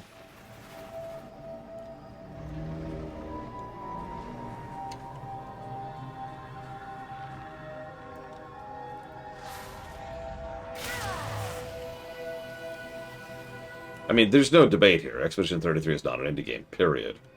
That's it. There's no debate there. An apple is not an orange. The end. Yes? It dissipated. No, that can't be! Surely something in my calculations is wrong. We probably just disrupted them, instead of helping them. Spend your time wisely. But the response means these were never spirits to begin with. There isn't anything to save. Just lingering whispers of what once was. I need to think this over. It's not what I was hoping for. Thank you for your help.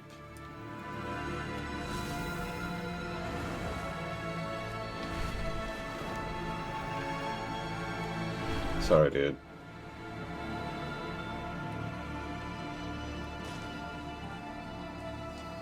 Oh dear, this is far worse than I expected. Do you wish to trade? A long time ago, back when we all lived on Karesh, I promised my sister I'd come home. Since the devouring, I have counted every day that I failed that oath. I was thrilled when the cartels agreed to return. Tazavesh never really felt like home, but now, this... It's worse than I imagined. It's hard to believe anything can survive these wastes. Always a pleasure. Are you heading to the dunes? I'm looking for my sister Shahata. I don't know if she's alive, but I have to find her. The only place I can think is to start in our village. Karesh is nothing like I remember. I need landmarks, anything I can recognize to navigate by. Take this echo surveyor. It will reveal traces of the past, hopefully enough for me to orient. It's good to see our ethereal kin again. The deserts here were never safe, but there was still beauty. Birdsong, herds of animals. Desert would bloom from horizon to horizon after a storm. Now it's a wasteland. I barely took 2 steps off the docks before being chased by some monster. I need to get out there. If you could cull the worst of the creatures, I'd feel much safer. May you succeed in your endeavors.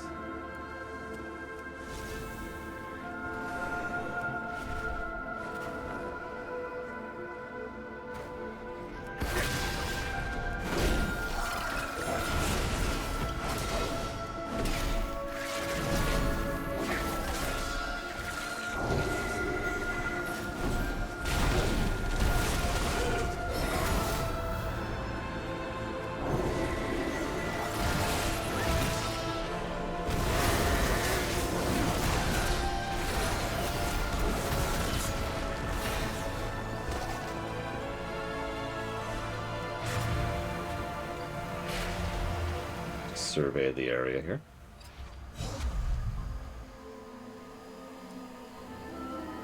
Azeroth, Spartan. The old trade road. Used to see caravans stretching from horizon to horizon.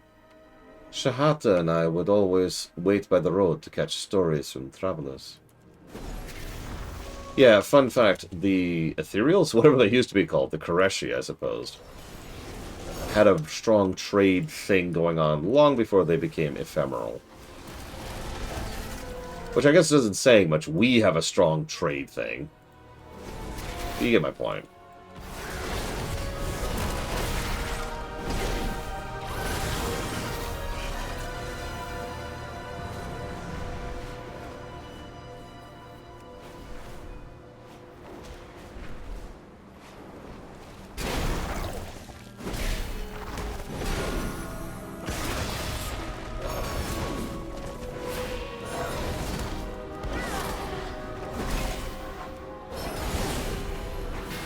There's one other I like more than this, but this is up there for me.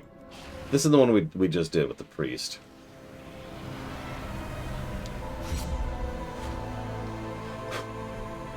This was the way shrine to the Untamed. Our mother would bring us here every morning on festival days. Even the gods didn't survive the devouring.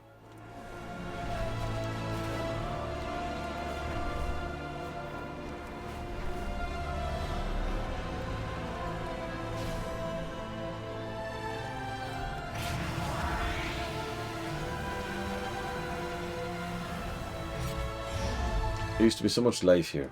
After a rainstorm, the whole desert would bloom. Someday we'll fix this.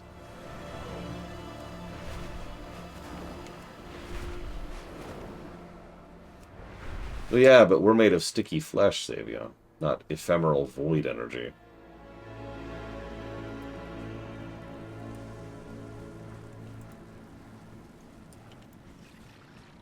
We have toiled endlessly for this day. Thank you. I think I have my bearings now. You see how much life used to be here? Hard to imagine Shahata surviving here for so long. No, we'll find her. We have to find her. It is good to see our ethereal kid again. I will bring her back to Tazvesh, where she will be safe. Things are starting to feel familiar. I think I know my way back to my village. I should tell you, I'm not just looking for my sister. Our mother died when I was studying in the cities. Shahata buried her under her favorite tree, but I wasn't there. I swore I would come home to conduct the funeral rites, but I didn't make it in time. I've left my oath unfulfilled for far too long. Yeah, about 100,000 years. I owe it to my mother to at least try. Come, let's search the village. Your patronage is quite appreciated.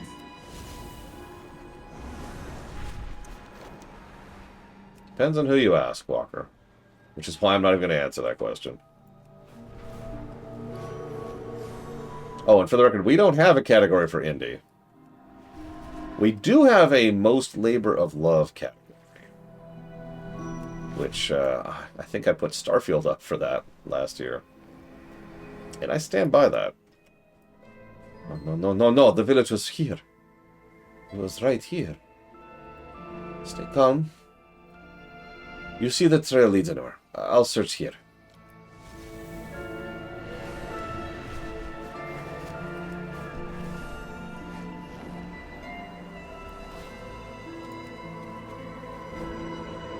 You're not the one who's been following us.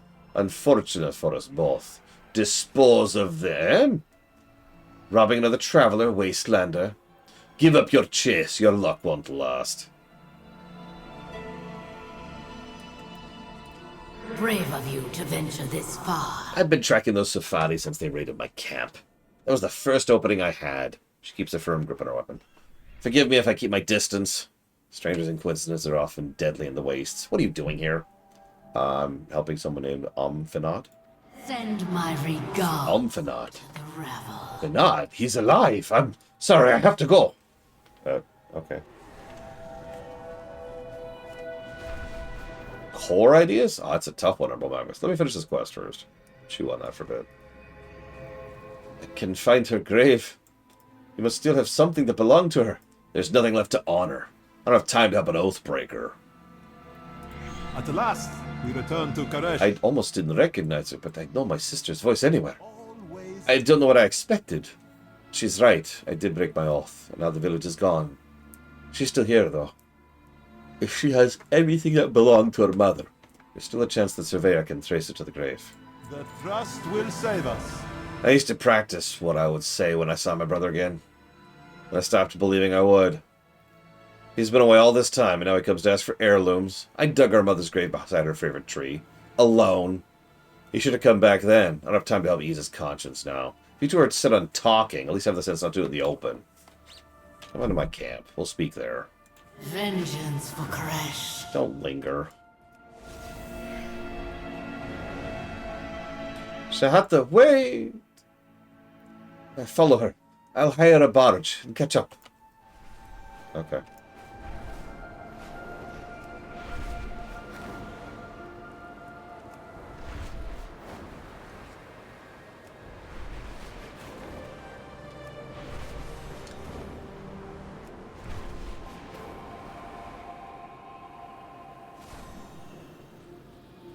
Don't you have anything? What about the necklace she made for you? Even if I do, why would I give it to you? You left. I stayed. We both have to live with that. Make this quick. I hadn't expected to see Fanad again. He's a bit late to help with his mother's funeral rites. The tree is gone, along with the grave. And now he comes to ask for favors? We pillage. We scavenge. What did Fanad expect? A prodigal son's welcome with wine and figs? He's been away a long time. Things change. Beware the... Fanad picked a poor time to ask my help. I'm leaving as soon as I recover my supplies from the Safadi. I was passing through when they attacked. They could have killed me if Rhea hadn't carried me off. I followed them back to Safad, but there were too many for them to deal with. If you help me recover my supplies, I'll see what I can do. I will honor my oath. Before the devouring, the Safadi were priests. There were customs of courtesy and charity. Those were erased when the rest of Karesh. They were erased with the rest of Karesh. If the Wastelanders think I won't retaliate, they'll stop. They'll never stop. I can't read! If the Wastelanders think I won't retaliate, they'll never stop targeting me. I think you understand the value of a show of force. Kill their leaders. Let it be a warning for the others. Vengeance for Karesh. So you'll help us? If your friend can help me, I'll do what I can. I'm not one to break my word.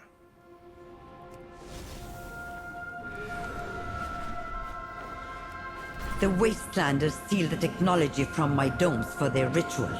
Take back what is mine. Okay. Two things come to mind immediately, Umbral Magnus. First, I think there needs to be an emphasis on terrain. Whether it's just the tiles themselves and the amount of abilities in which tiles they affect. But also, like, the terrain needs to matter for combat, right? This is Warcraft. The terrain, the environment, the arena is supposed to matter, you know? All the best boss fights, the terrain matters.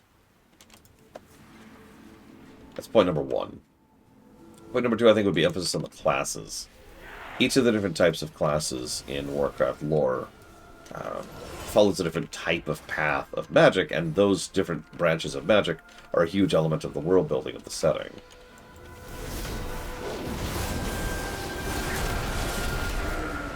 Yeah, exactly, Kira White Noise. Most of the best fights in this game's history, even if you like zoom in and say just the best for vanilla or the best for BC or whatever, tended to involve the terrain being relevant. Ragnaros, to use a simple example. Or hell, even Onyxia, for that matter.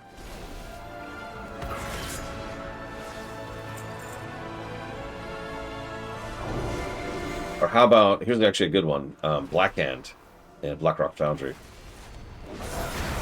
Damn good fight. And, yeah. You've got the outer edges, which you had to get up there and deal with the gunners, and you've got the ground, which you had to be avoiding because the lava was slowly advancing. And you've got the third phase, which is a whole other thing. You get it.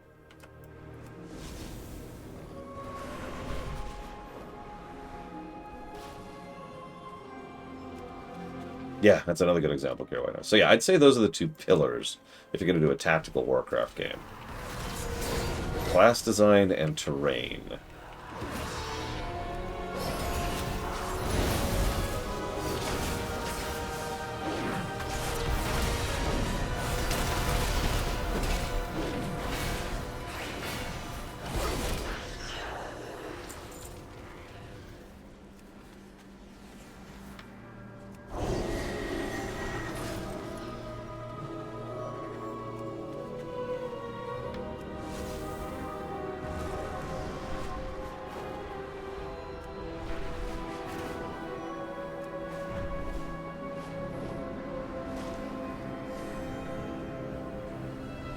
Best keep your weapons ready.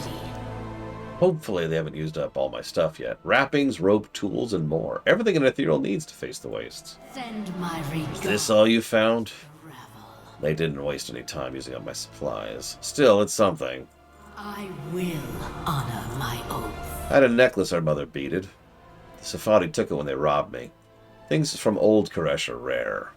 If the Safadi haven't traded it, it'll be with their other valuables. I was planning to leave it behind. Sentimentality isn't worth risking a life, but you kept your word. It's more than I can say for my brother. Help me recover the necklace and it's yours. Beware the sands and Stay here, Fanad. We'll be back with the necklace.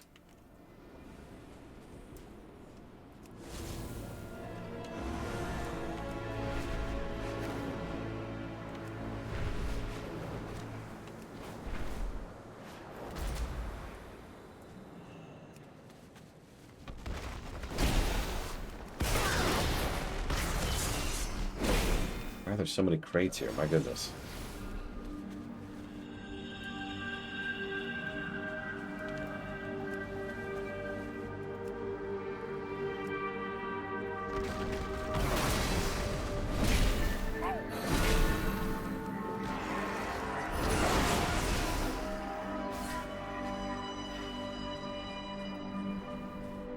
I enjoyed Endgame for what it was. But, yeah, that was a definite turn your brain off film. I warned you to stay away. Perhaps your brother will have more respect for our temple. He knew we were coming. Hurry! We need to get back to Fanad.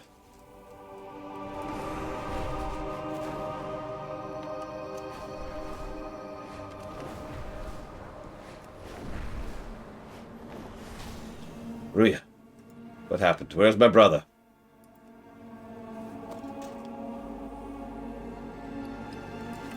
You seem like you've seen a battle or two.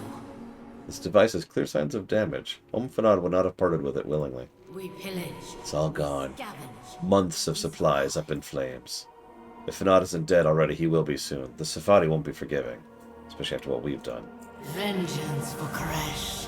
After the devouring, I didn't think I'd see Fanad again. First, it was easier to stay angry at him for leaving than to grieve. It was easier to forget, only to focus on surviving the next day. Seeing him again brought everything back. An oath breaker. He had forsaken his oath to come home, but his family is the first oath we're born to. What would that make me if I abandoned him now? He's my brother, by blood and by oath. I won't lead him to the Safadi. I will honor my oath. Ruya's too panicked to take us. We'll take the barge.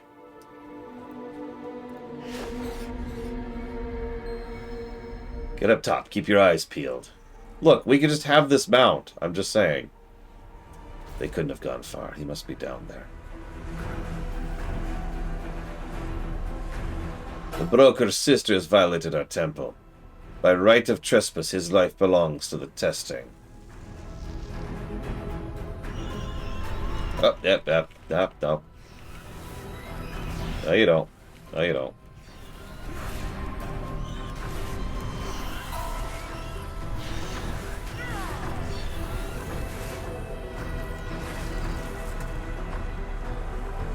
It's not a mount at all, that's the problem.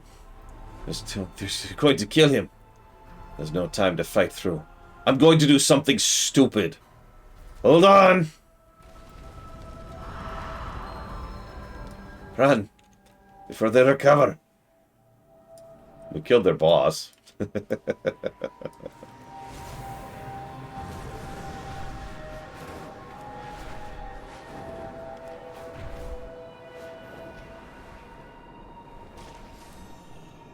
Sahata, your camp. I tried to stop them. It doesn't matter. We couldn't find the necklace. I guess this makes us both Oathbreakers. Wealth can solve any problem. Was that you I saw riding the barge into a crowd of wastelanders? You know I'll expect you to help pay for that. May you succeed. I almost didn't expect her to come for me, especially not like that. Even so, the surveyors damaged and Shahata's supplies went up in flames. Maybe I shouldn't have come home. It is good to to see our... All the time in Tazavesh, all I could think about was coming home. Now it's brought more grief. Even if the surveyor wasn't damaged, I still have nothing to trace back to our mother's grave. See these markings? This was a shrine to the exchange. Guess it's a fitting place to say goodbye. Would you be willing to help one last time? Nothing dangerous. Just to light some incense. The trust will save us.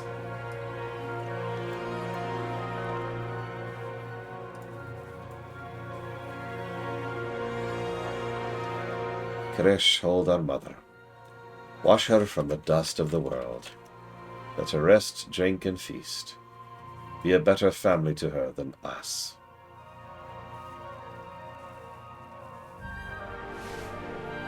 Look. But how?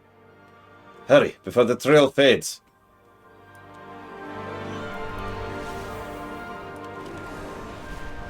Perfect music for this, by the way. And it's not obvious, but these are also giving me a speed boost, each one of these I hit.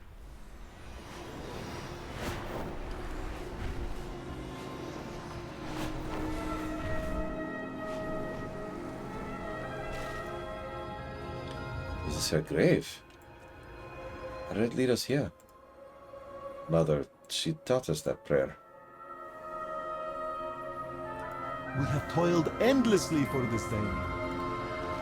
All this time I thought it would feel different when we honored our oath. Maybe now's the time to stop thinking on the past. Thank you. Always a pleasure. I shouldn't have waited to come home.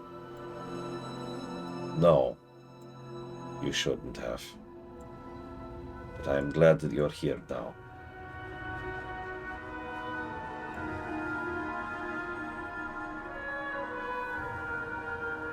I agree, Asmaristar. For what it's worth.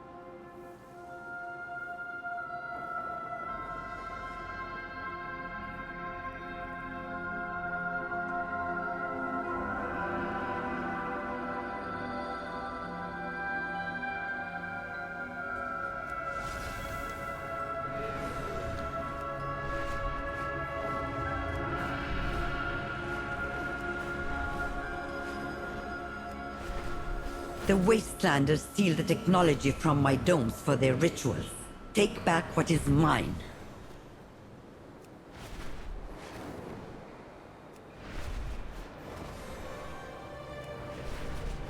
That sounds cool, Umbra Magnus. I actually made a whole Warcraft D&D thing once upon a time. I still have all my notes. I was actually pretty proud of it. The main thing I did, and this is funny because I myself have argued this shouldn't be a thing in the MMO, is I made race really matter. Like, I made the different racial abilities powerful, distinct, and unique. Just in time. The void spores have gotten past our shields again. Okay. We need to sweep them up before they infect our biomes. Fine, let's go. Where are they? Where are they? Where's my void spores? There they are. Nom, nom, nom. Nom, nom, nom, nom. Nom, nom, nom.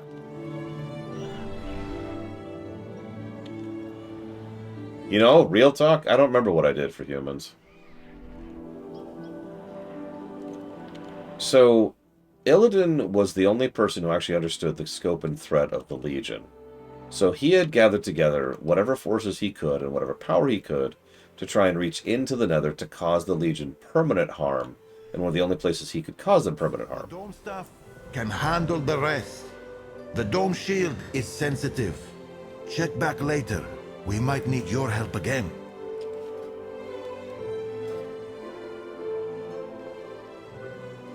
Yeah, man. Please let me land. There we go. For example, the first permanent loss the Legion ever took was actually at Illidan's hands while he was operating on Outland. He destroyed a Legion world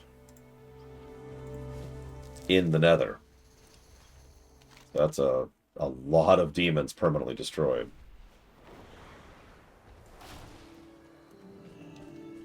You have my attention. Thank you for coming. There are many dangers we face if we attempted to terraform Karesh, not the least of which is attracting creatures that see the domes as convenient energy sources. Ecodome Spring Host is plagued with them. I have a plan to remedy this, but I could use your help preparing.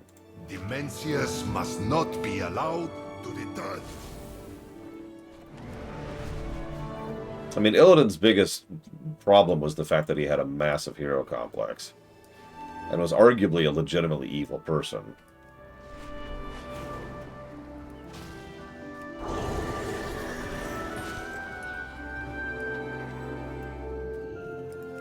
But I agree with you, Minister. If he was actually a better person, he probably would have been a lot more successful. Imagine an Illidan with the mindset and charismatic capabilities of, say, Khadgar.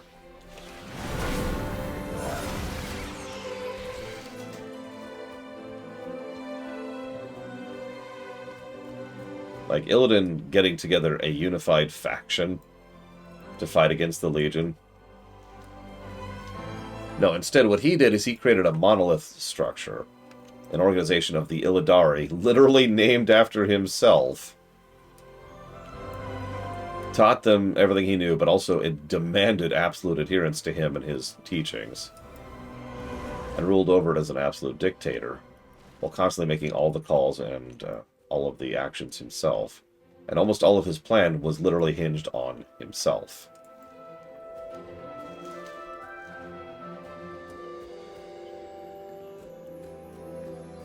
Yeah, he deliberately created a cult of personality.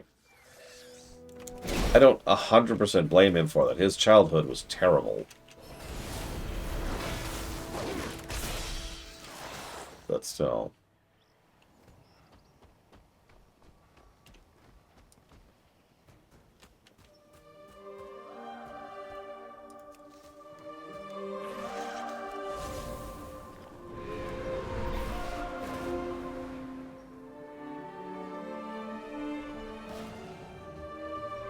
So this is what has become of Karesh. Perfect. Their equipment will be able to unlock the power of this humble plant. Shadow God dogs will not deter us. Let's process this into fuel here.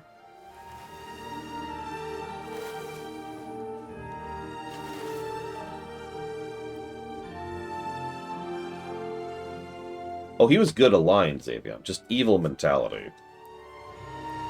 The fuel has been refined into something we can use. Now it's time for what your people call the fun part. We have worked too long to fail now. Let's see if this works.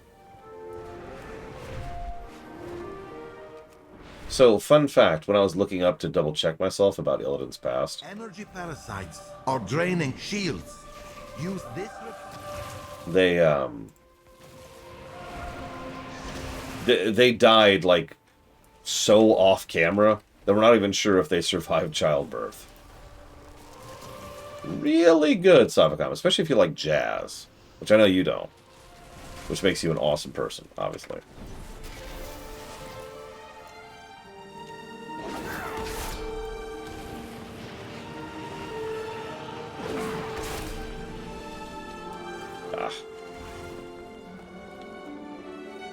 Yeah, who's Revan's parents? Well,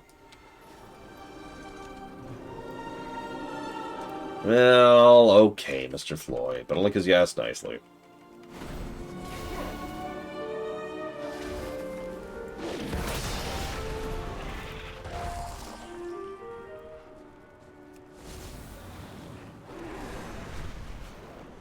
I will also say one of the aspects of Illidan's character I wish they emphasized more was his guilt. One of the most interesting bits of characterization he got back in Legion was his dying moments. We actually see those pretty much from a first-person perspective, because we're playing as him when he dies. And obviously his very, very, very last thoughts are of Tyrande, but that's not his first thoughts as he's dying. His very first thoughts as he's dying were of the mages that he murdered in order to save Blackrock Hold. What have you done? Zero off the deep end. It's really obvious if you pay attention to it, which I obviously did, that Illidan has been harboring a lot of guilt for a long time. Imagine going through all that crap, and surprise, it was for nothing. Yeah, Ravencrest doesn't get away from that scot-free either. I was paying attention this most recent time. Ravencrest flat out said, do whatever you have to. If we fall here, we lose Suramar. Integrity is returning to normal levels. Fire solves so many problems. Ain't that the truth?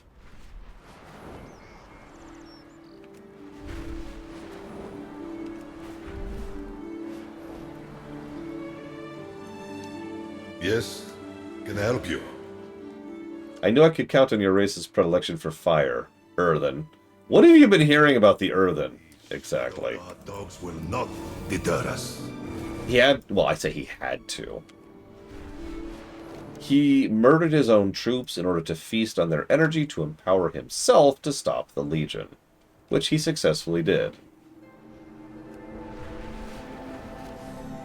As I've pointed out many, many times, there were other ways to go about that which didn't even occur to him because he is a villainous, inclined individual. He is very self-focused, to the point of deleterious to those around him. But it also did work. And like I said, it's not like he felt nothing having to do that. A friend of mine who's gone through that quest recently made an amusing and obvious point. There are many... He could have just asked, please give me of your energy to empower me so that I can go fight the demons. Put your hopes in the trust. I have a feeling most of them would have said yes.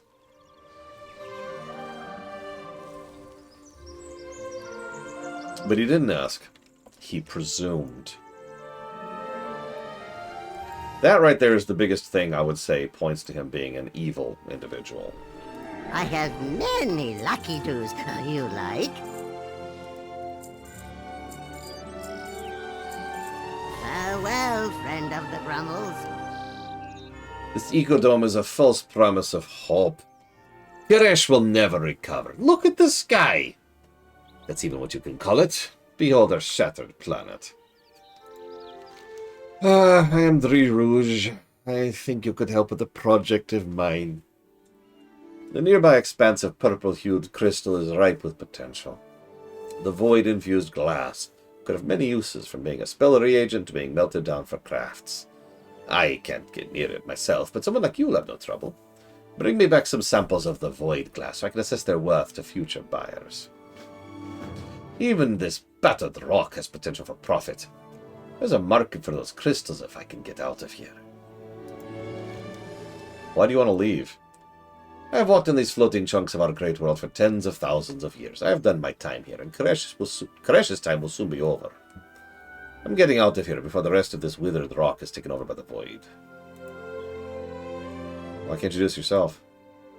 Have you seen what's out there? I'm not good with technology and plants. I'm not some void monster.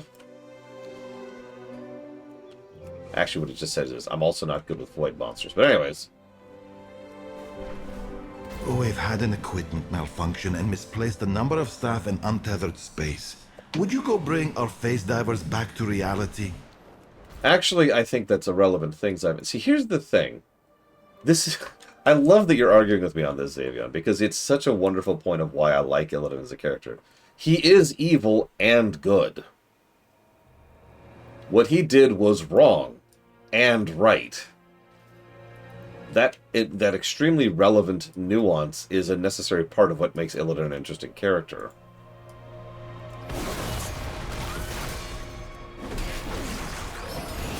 Actually, yeah, I was just about to say, it's the exact same situation with Arthas. What Arthas did was wrong. And right.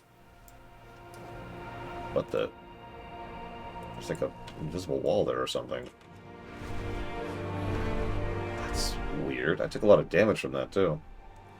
Was it the Voidling? Okay, whatever.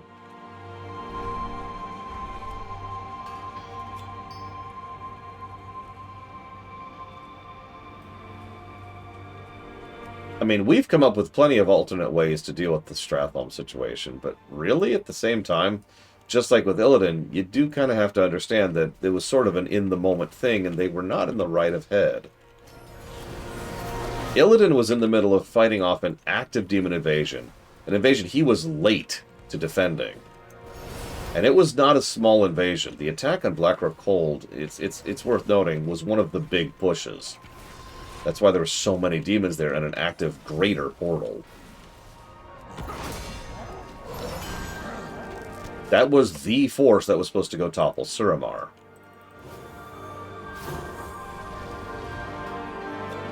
And Arthas? He was already not doing particularly well, and had just watched several people taunt and murder his people. And Arthas, for all his many flaws, has always had a very strong sense of empathy. That poisoned him. And then, Uther yelled at him and berated at him for what he was doing, and then Jaina bailed on him. So yeah, Arthas was not in the right of mind when Stratholme happened.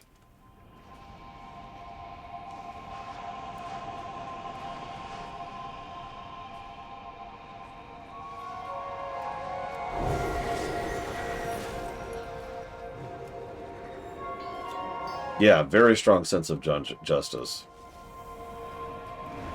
I like to think that Uther did recognize that at some point in his life. He clearly speaks with regret whenever he talks about Arthas. Not the second Lich King, not the Death Knight, Arthas.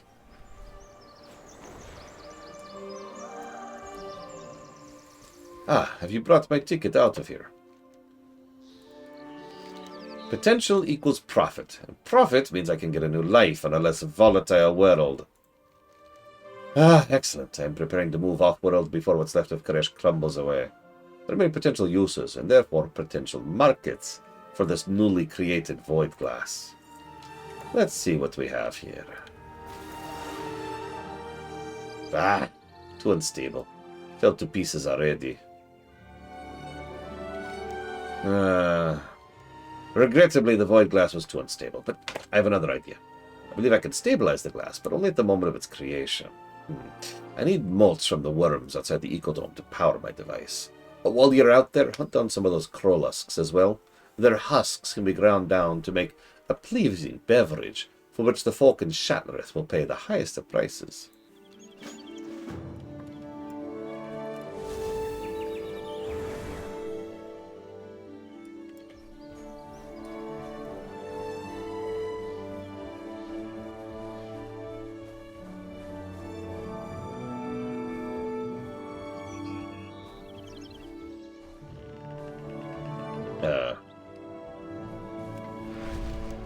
Oh, right. Okay.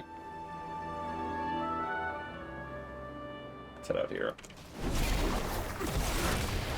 What you gonna do, Humble Magnus? Tauren Death Knight. Unholy is good. I would also recommend poking at Frost if you ever feel like it. I mean, there's no such thing as a bad spec in WoW at this point in history, but, you know. The way I like to describe the difference between Unholy and Frost is that Unholy is like a chipper shredder. Just a chainsaw throwing tons and tons of things at the enemy. Frost, by contrast, is big, big hits. Wonk! Wonk!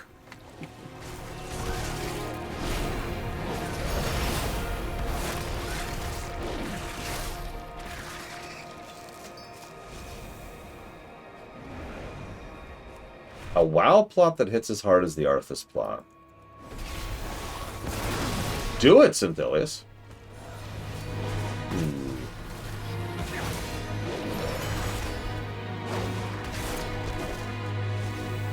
Yeah, exactly, Dream Whisperer.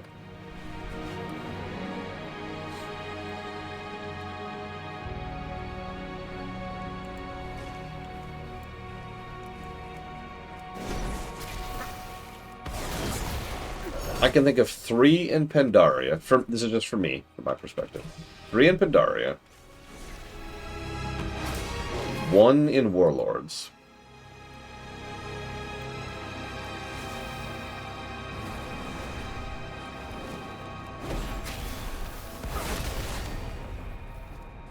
At least 5 in Legion.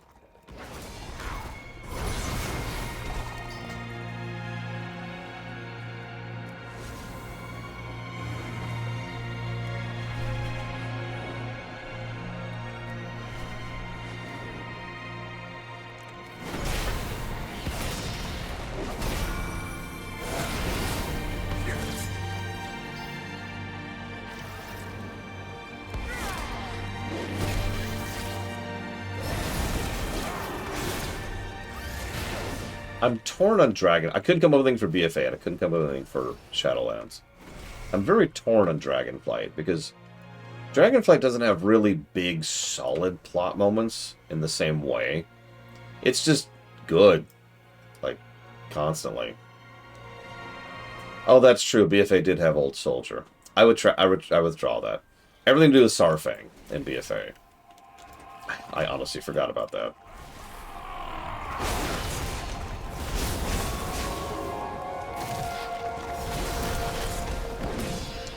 Yeah, see, that's the thing, is Mirror. Like, I don't think I could pick one in Dragonflight. Everything to do with Rathion's arc and his brother. Everything to do with really delving more into Neltharion and exactly how messed up he really was even before. Yeah, everything to do with Amir Dracel and the Night Elves and coming home. Everything to do with the Blue Flight. Just, it's hard to pick one. So I'm just going to say Dragonflight and move on.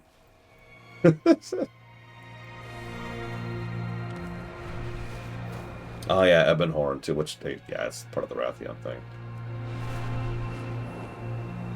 And then War Within.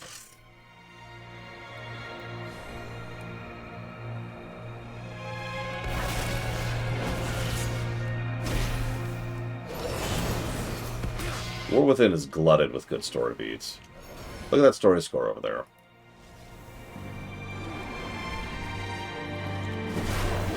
I'm not sure there's a single zone that doesn't have a fantastic story beat with War Within. Not even one. At best, it would be Siren's Isle, but even Siren's Isle had some great background lore. The writers were cooking with War Within. Plural, by the way. Which is part of the idea. Yeah, Gazlo's arc in Undermine. Gallywix in Undermine. Anduin finding his light. Oh, God.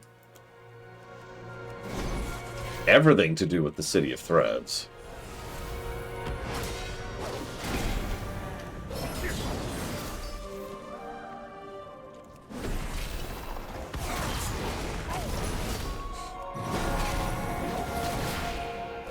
Actually making the kobolds an amazing race, while we're on the subject. The, shall we say, final plot beat for Magni. That was a hell of a one, too, the Magni one, because that was a plot thread that started all the way back in freaking Cataclysm. It was intermittent, but that went all the way back to Cata.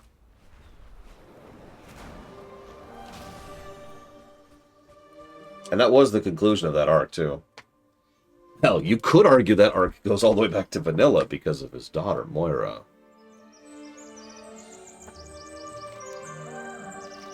I still think Void Glass would be most lucrative, but it needs to be able to hold together more solidly. Good work. Anything can be turned into profit if you have the right market.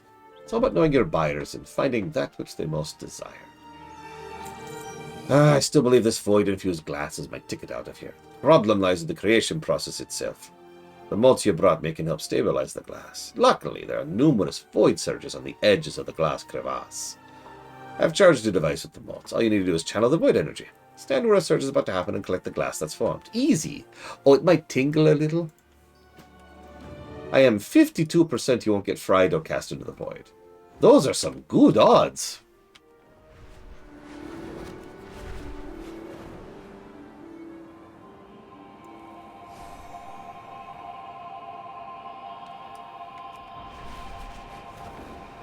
I don't know anything about it, Trihexius, so I'm afraid I can't explain something I don't know anything about. Sorry.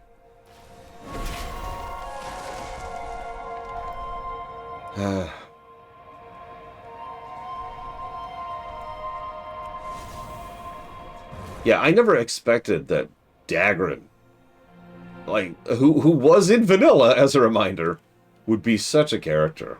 It basically came out of nowhere, too.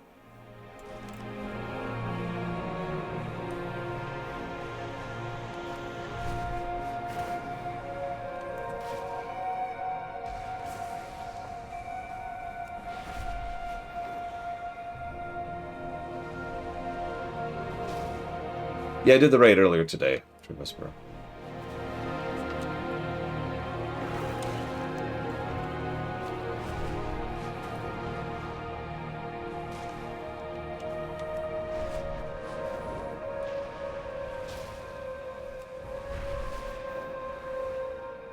Hey, Lita Fairy. It actually got funded months ago, but the last patch went live a couple weeks ago. So, I was debating at Uthor, but I think in the interest of fairness, I'll go ahead and bundle those 3 raids into the same bundle, like a year from now. Why is this not working? Oh, there we go. It's these things I'm looking for. Ah! Like, I get your point, and you're right. I absolutely could show off LFR right now. And it could even be awesome, and fun, and cool, and interesting, and completely irrelevant for the review. And in the sake of time, I think I will just not.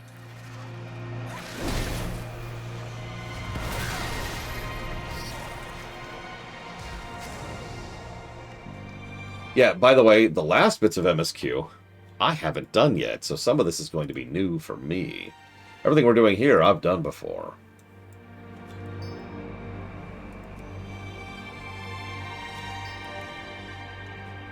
That's the idea, Xavion, yeah. If nothing else, raids have always gotten story pluses. So, visuals, storytelling, character beats, you get it.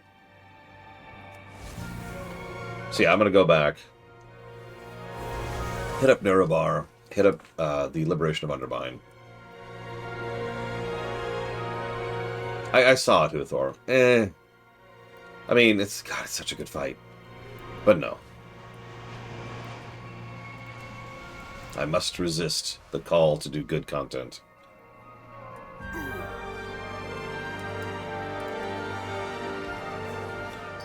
Yeah, the chat program like blipped there for a second. I still saw it though.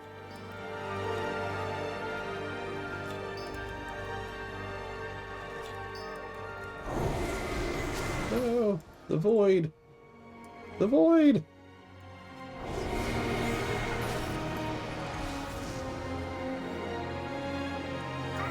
It sounds like a load of horse dung to me, Mr. Floyd Pinkerton. I don't buy it for a second. I really don't. You don't do something that calculatedly disgusting on accident. There's no way. That doesn't just happen. You don't go to an office one day and say, hey, I'm going to spend months and months and months of my life carefully and meticulously crafting the most horrific thing I could possibly think of, and a team of people dedicated towards making this happen. Whoops!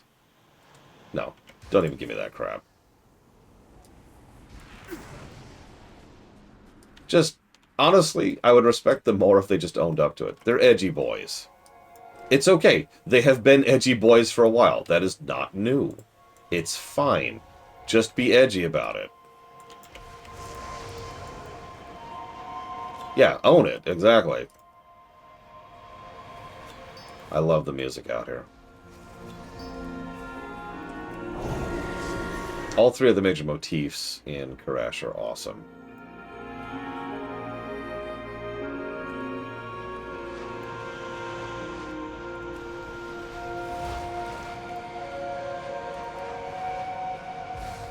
Yeah, Baldur's Gate 3 is a perfect example. Baldur's Gate 3 is 100% an edgy game. They still manage. It's still a good frickin' game. Speaking of, I need to check something really quick. That's what I thought.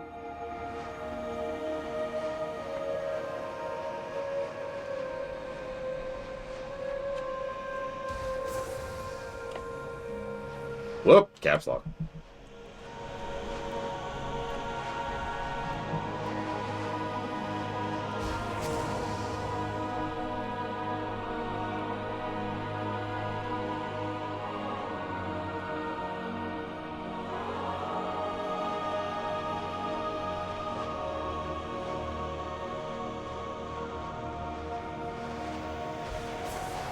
Yes, push-ups.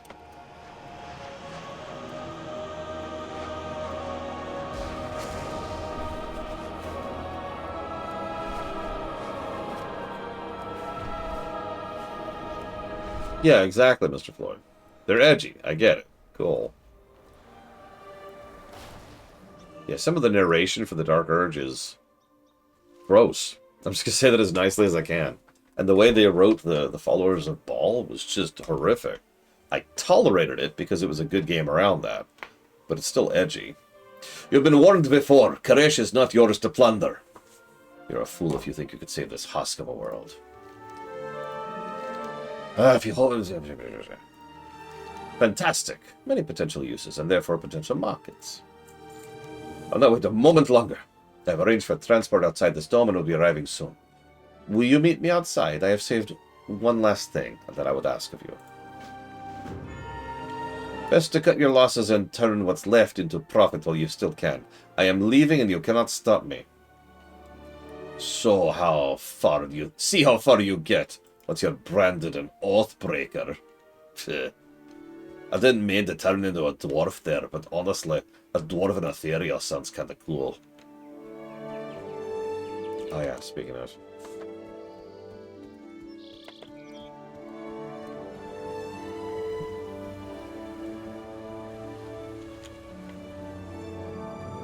We've had an equipment malfunction and misplaced... Shut up.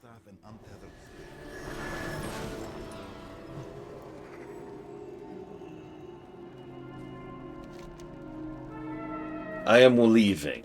I have wasted enough time on this void-blasted world. I'll ask of you one last thing. Take this satchel to Omgith. I was going to give it to him myself, but our words got between us and I let my anger take over. I know he thinks I'm abandoning him and breaking our oath, but with this I declare that terms between us have been met. It is a satchel of seeds. Farewell. I'll be making a place where mages will pay top prices for these. Perhaps Shatrath or Silvermoon. I have a long-time buyer in Dalaran, but I haven't heard from him in a while.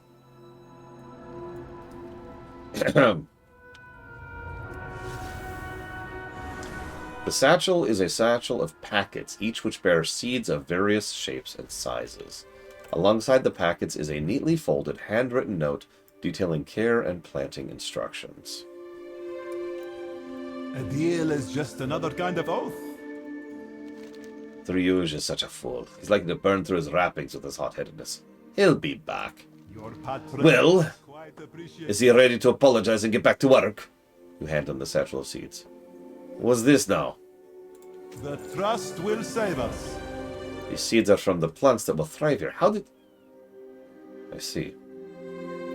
This resolves the oath between us, as it certainly counts as furthering the betterment of Karesh. So he's really gone then, and he won't be coming back. And then our last words will have been said in anger. Please excuse me. I need to see about their germination. Immediately.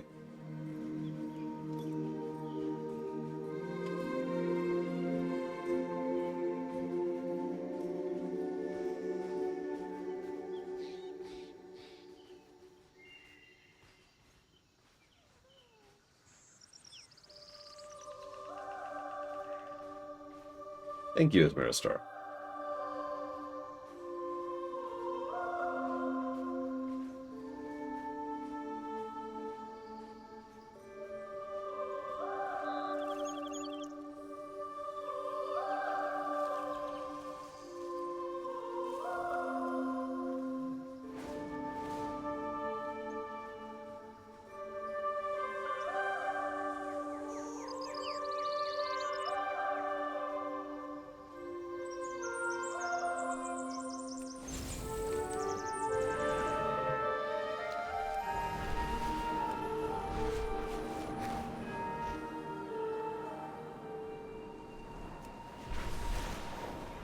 So this quest doesn't show up on the map for some reason. I stumbled into it when I was playing through this. If you haven't done this quest, I highly recommend it. I also recommend not killing my bot. Why do you kill my bot? I mean, if I was forced to be a follower of the Void, there's no benefit coming from the Void in FF14. Not really. I'll take WoW Void, thank you. It is possible and proven to be able to use the Void safely in WoW. It's just difficult. I am listening. For now. You. Your face. I recognize you. From a time when we ethereals could still dream. I was a priest of the old ways back then, before the devouring. It was then we made the pact with Salhadar, you Wastelanders. My heart was never there. How could I give myself to a king when I've always believed Karesh was still alive? I broke my oath to the king and was cast out with the penalty of death if I returned. I'm sorry, hold up. You recognize me from a dream? Yes, I was a priest back then. We were not in this form. It has been so long. I can't even remember my own face. Your face, though, came to me in a vision dream during the last days of the devouring. I saw you standing there, lips moving, hand gesturing, but there was no sound. I felt lost, just like now. You helped me find my true self again. At the time, I thought it nothing but a nightmare. The real nightmare started shortly after. How long ago was that? 100,000 years ago. Negative story. Who can count anymore? The perk and flaw of being immortal this time is meaningless, but meaningless as it is, was all I needed to break 2 oaths. One to Nexus King Salhadar himself when I left his ranks, the other. It is a subject that weighs heavily on my shoulders. I'm sorry, you broke oaths? Oh yes. You see, we were all lost after the devouring. Lost our home, our identity, our unity. The Nexus King, Salhadar, called us to his flag. I joined, of course. Many of us have. By doing so, I have broken my oath to serve Karesh, for good or bad. I couldn't keep my oath to Nexus King Salhadar as time passed. It felt wrong. I was still here, walking on this barren husk of Karesh, but it wasn't gone. Even a husk is better than nothing. Once I broke my second oath, the mark of death came on my head. I can no longer be part of our society in its current state. Oaths are sacred, and breaking 2 of them. You understand. We pillage, we scavenge, we survive. I felt it. Something happened in that dome. Something... No, someone. My friend, I do not know your name or where you came from, but this is it. It has to be. The ruined Tell of Safad, to the southeast of here, is where I was residing as a wastelander. Please, go there. Bring back my scepter, my prayer book, and my ceremonial bowl. There's no time to pack. I just ran, so the items could be anywhere in town. Beware the sands and... Oh, and thank you, stranger, for your kindness. And for looking past my oath-breaking.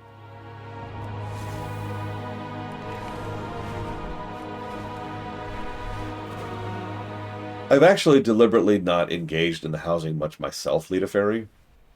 So all of the praise comes from, like, second-hand information. Steal the technology from my dome. And it's still really, really, really good. Hang on, I'm kind of tired of her talking to me, and I have at least 2 more quests here, so let's do this really quick. Let's become an invincible demigod. There we go.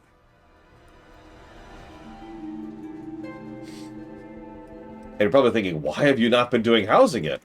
I want to stream my first real interaction with housing.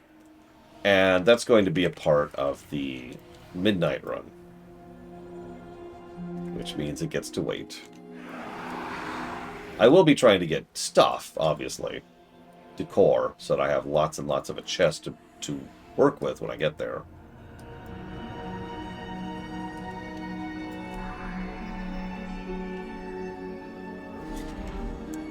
Just kill all these guys effortlessly. Like you do.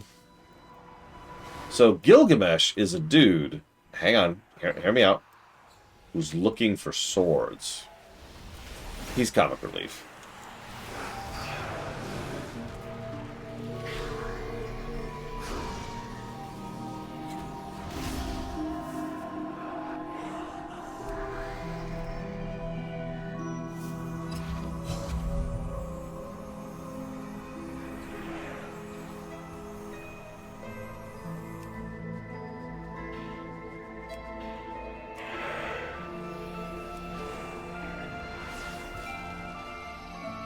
Sorry, this won't take long.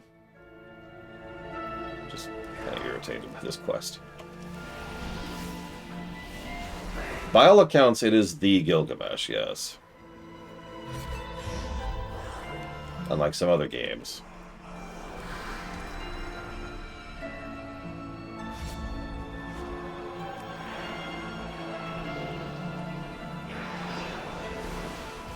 Yeah, he really likes his swords for some reason. It's weird.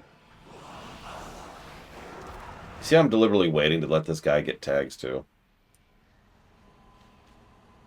Oh, looks like they're done. Okay. That's okay. Does not take that much energy to not be a dick.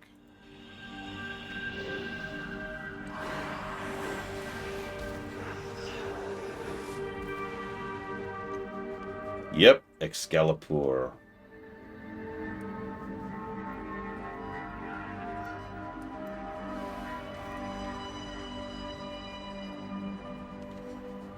There's actually, so speaking as someone who's done an FF lore run, the Gilgameshes line up strangely because they kind of change their minds periodically.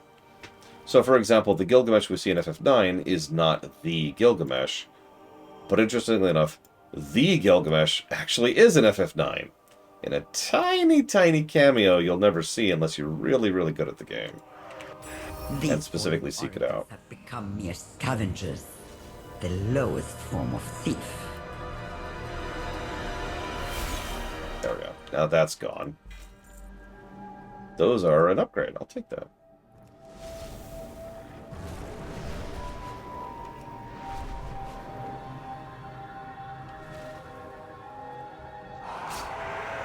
The scepter is mine by law.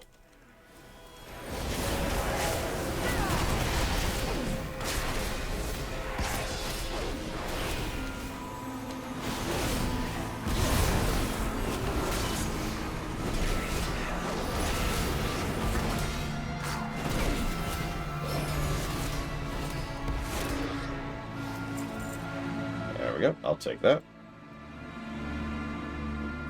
Ethereal energy runes come to life when you pick it up and hum faintly before vanishing.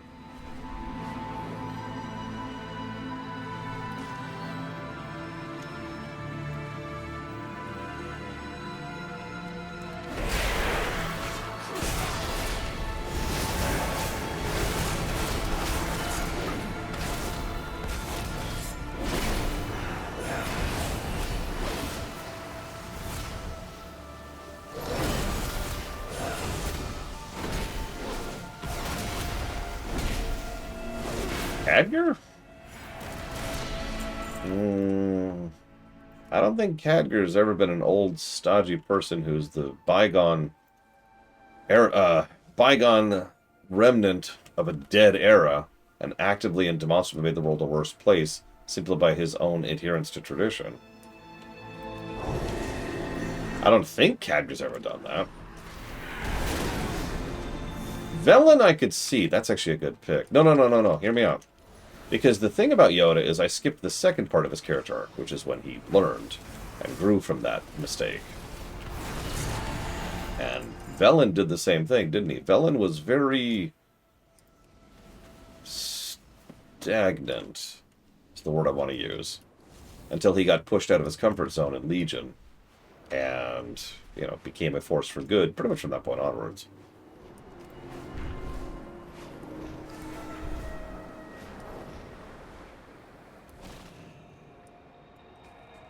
Yeah, no, I think you're right, Asmirstar. I think it's Velen.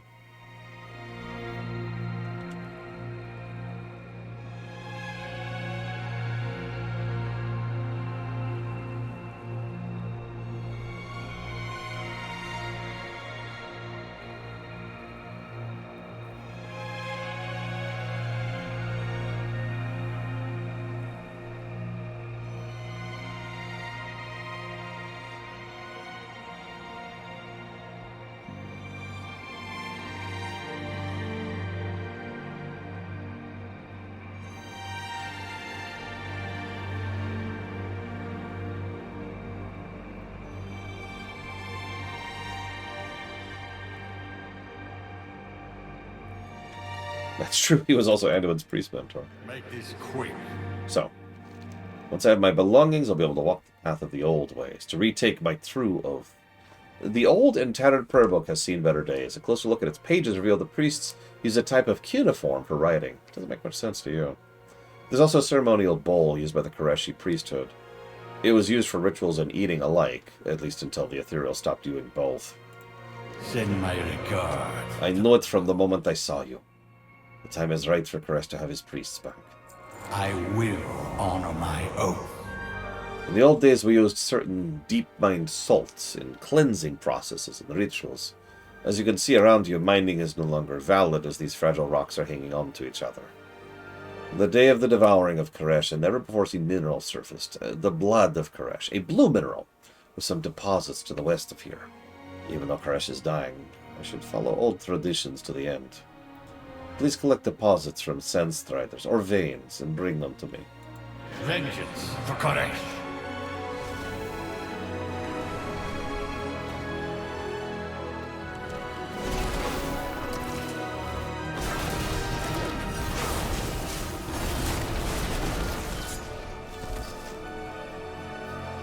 Also, these blue and transparent crystals can be found in small colonies. They're smooth with an oily film on them, and they seem to repel sand. Yeah, I was going to say Kareshite, right? It even has a similar coloration to azurite.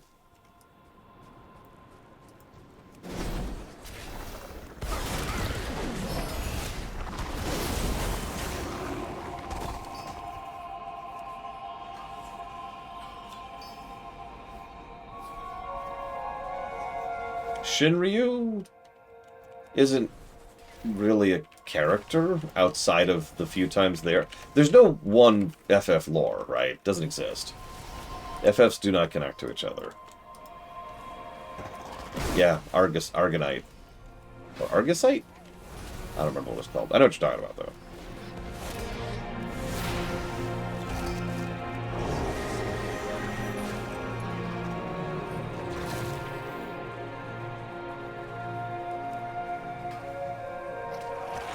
Fine, die.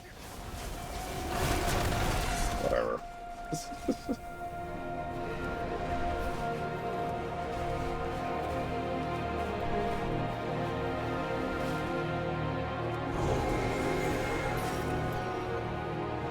Brave of you to venture this far. Although the blood of Karesh may not have existed prior to the devouring like other minerals, it came from within our world and thus should be useful for the process. Beware the sands and shadows. Yes, these might do. I'll grind them to fine powder. Use them to cleanse my items in my ritual of return.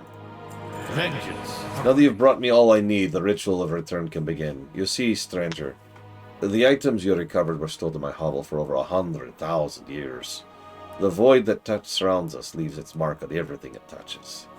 While grinding the minerals removed the impurities of the void, I still need to cleanse myself and the item. Please help me with the ritual. I do not foresee any distractions or issues. We are very close now. Send my regard to the rabble. Come, help me with the ritual of return. I feel humbled. The great sense of joy that I will soon rebind myself to my ancient oath with Karesh. Place the items in the locations as I have marked them. A bowl of salt to drown my sins. These pages guide me in the old ways. And a scepter to show me the way. Best keep your weapons ready.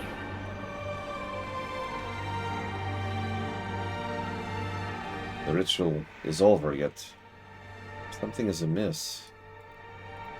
Make this quick. Did you feel it? I suspect a living manifestation of the void came out of myself and the items. I cannot with good conscience take on the mantle of priest of the old ways while there are manifestations out there. I have a final request of you. Go find these creatures and slay them. Then I'll be able to resume the mantle of priest. I will honor my oath.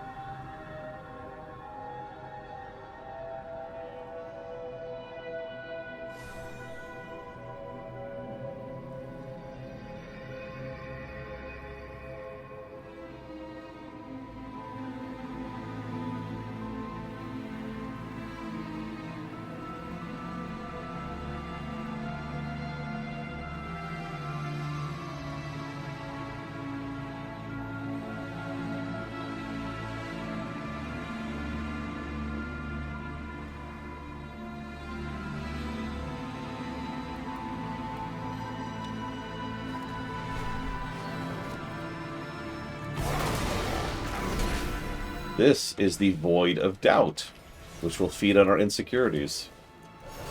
Nobody cares about the rewrites.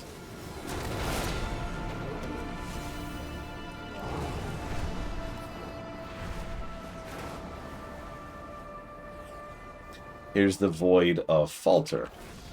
Your faith wavers, weakling.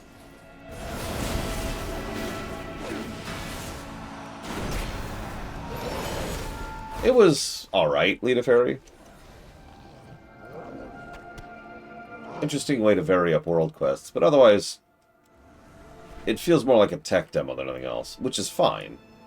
Just not much to write home about. And this is the Void of Shame. Drown in the sins of your past. Your Archon has lied to you. Failed you. Oh, I'm dead.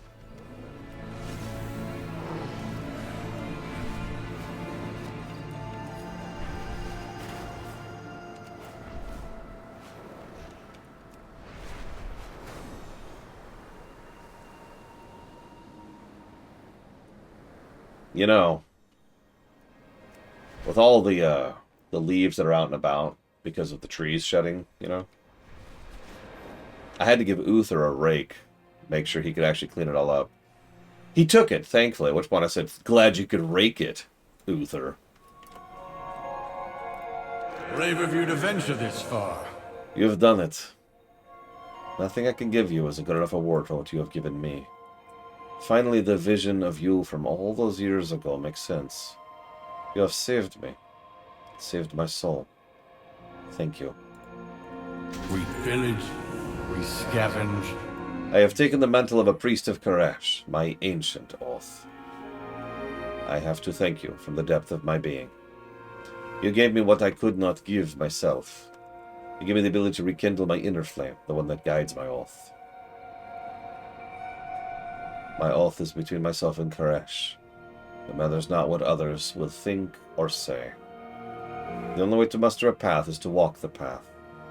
I must now muster every passage, with every nook.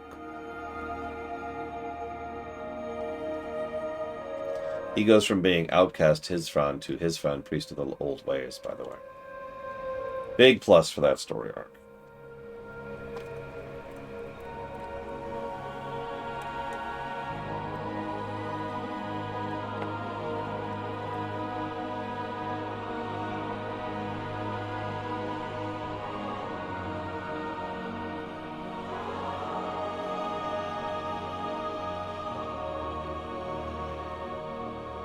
I hope we see him again someday.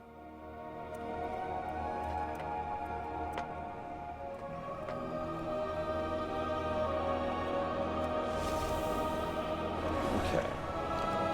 We're actually almost done with side quests for Karesh, which is good, because it's almost lunchtime, too. Hopefully we'll have a coincidement there. It's probably faster.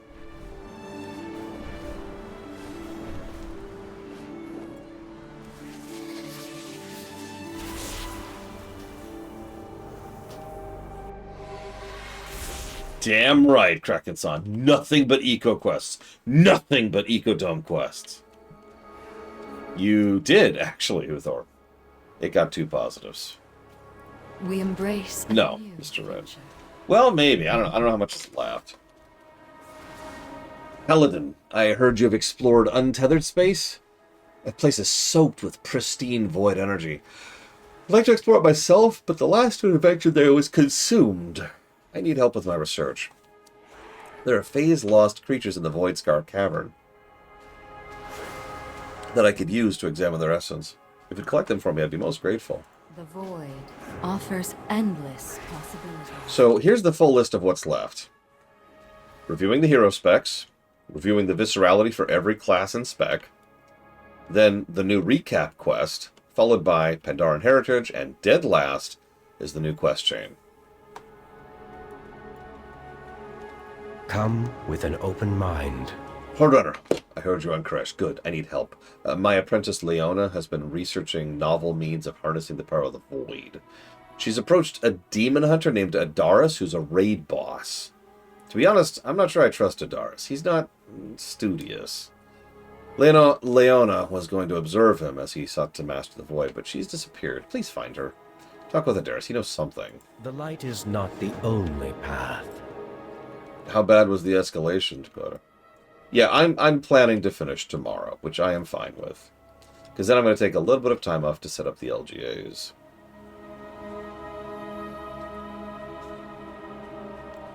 Let's do this other quest first, actually.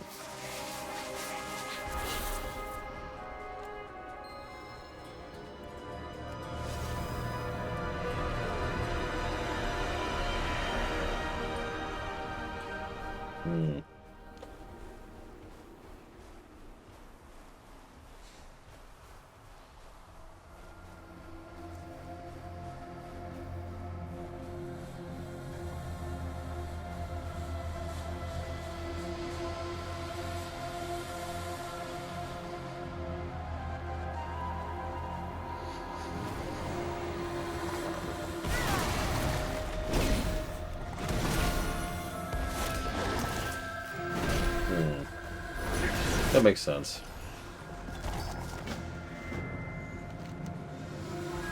Day 27.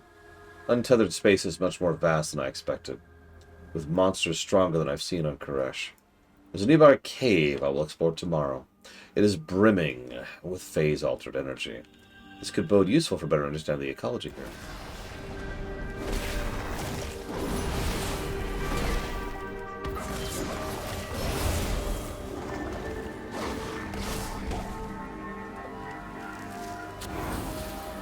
I'm sorry, do you mind repeating push-ups?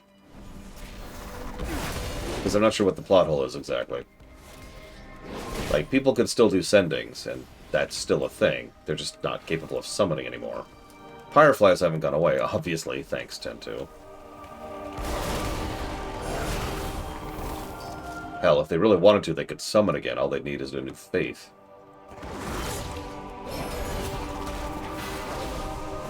It's not like the technology has been lost.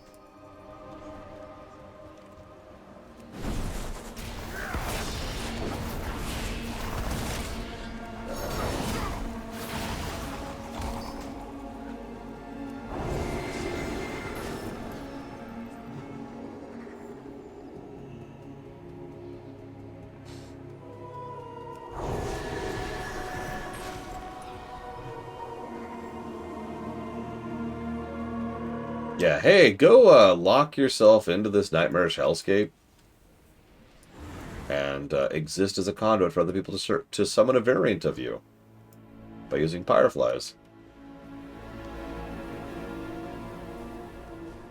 Which of the WoW books would I recommend?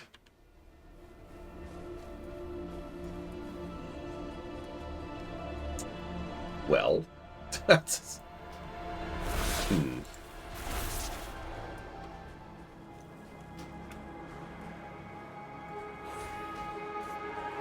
New doorways have opened. You're alive! I was beginning to worry that my research would be halted.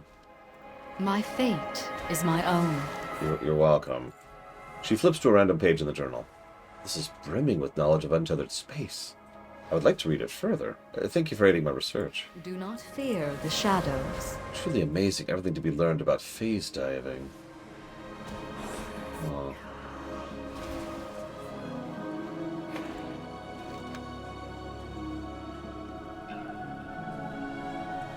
I mean, again, the technology still exists, but they need the faith to summon.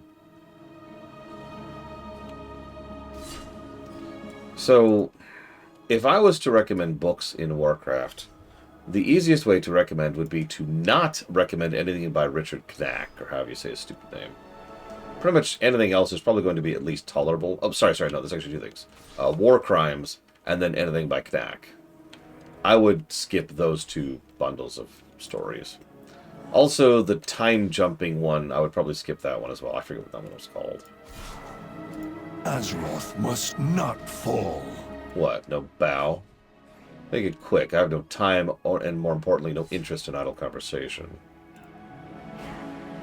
Fine, I'll tell you if it means an end to these interruptions. A young Void Elf and I have entered into a pact. I teach her the ways of the Illidari. She conducts a ritual to infuse me with Void.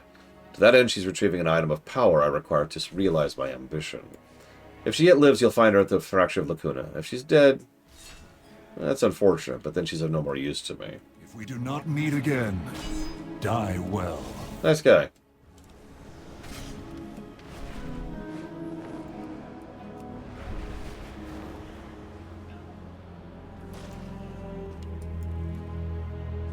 You're not Adaris? I suppose I shouldn't be surprised. Question Adaris sent you. His lack of faith in my abilities and desire to delegate speaks volumes. The Void espouses all truths, and in none of them do I defeat Ramantah without some help. And here you are. My quarry is a cosmic worm known as Ramantah the Insatiable. It started out small enough, but with each Void entity it feasts upon, it grows, and its power grows along with it. If we can defeat it, I can claim its power. Will you help me? Maintain control. Always. But if you put a gun to my head, Kennex Cow, I would say there's only 2 books really worth looking at. 3 if you count Chronicles Volume 1. Just Volume 1. That would be Arthas and Illidan.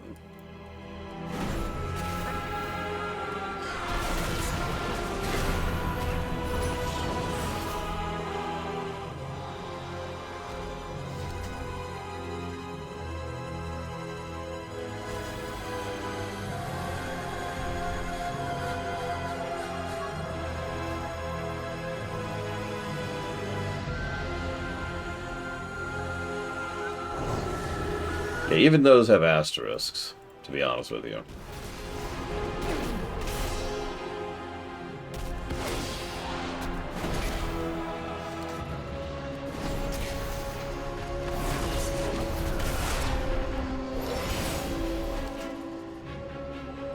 Right, I should probably actually do that.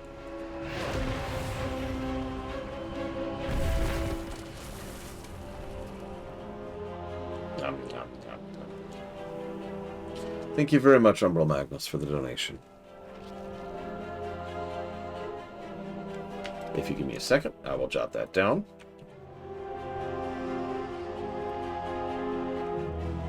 For Super Mario Mon, Hayseed Knight, and Sonic Adventure 2. Oh, you're kidding! Oh, that's just pathetic. Really? They're bringing Jadis back? Wow.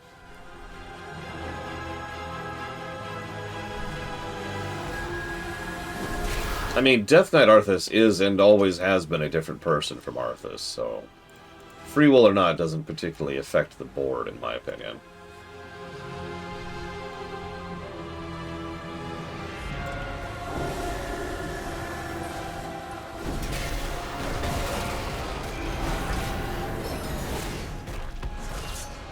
Yeah, I like Empire Strikes Back, too, but if they just magically bring Darth Vader back, that's still bad storytelling. Yum, yum, yum.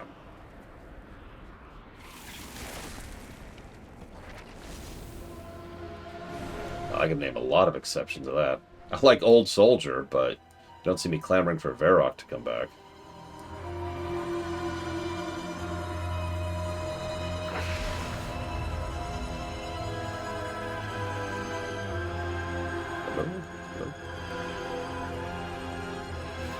Oh, here it goes.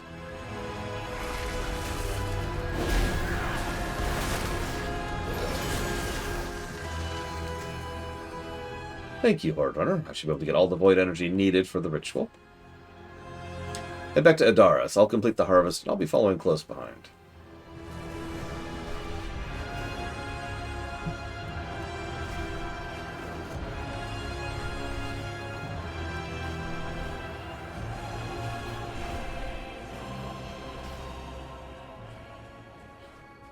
Lord Illidan knows the way. So? Death to the Legion. Good news, Legion's dead, and Illidan's gone. I've harvested the void essences of Ramantah. All we need is the appropriate vessel to store it for the ritual. Don't forget our pact. Once your ritual's complete, you'll share the secrets of the Illidari with us. Of course, my dark cousin. I've sacrificed... You've been helpful so far. In return, I'll allow you to take part in making history on this discarded, broken corpse of a planet. Do not give in to the power of the Legion. Illidan taught us that if we are to fight threats that acknowledge no limits, we must be willing to do the same. With his rage, he tamed the power of the Fel, and so will I with the Void. A fragment from this world touched by the All-Devouring is held deep in the heart of North Safad. With the Void essence she collected, this fragment is a vessel, I will yoke the power of the Void to my will. Combining the strength of the Illidari and the secrets of the Renderai will make me unstoppable. Remember, nothing is more important than the Legion's destruction. Yeah, the funny part is, anybody who's been paying even a remotely large amount of attention to this entire quest chain, expansion, knows that sheer, like, isn't going to successfully tame the Void. It works with Fel, and with several things, actually, but Void?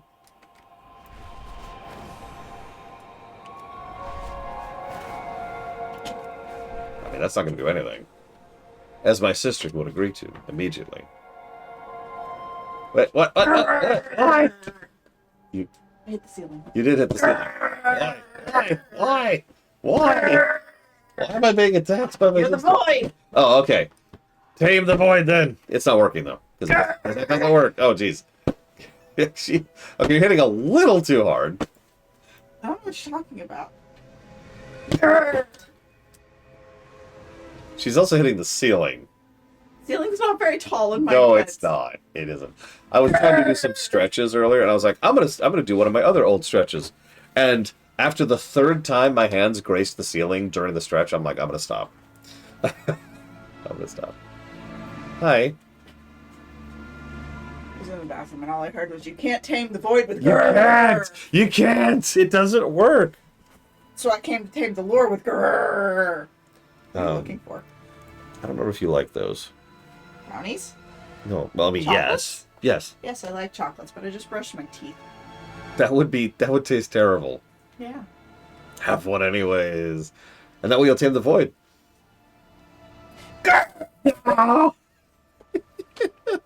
Oh no, the Illidari would totally fall to the Void, 100%. That's also true, Huthor.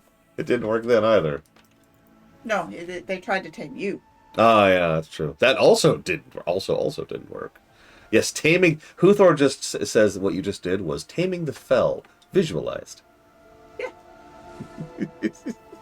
It's true. You smack the shit out of the Fel, they die. Yeah, that is actually true. Aww. Yeah.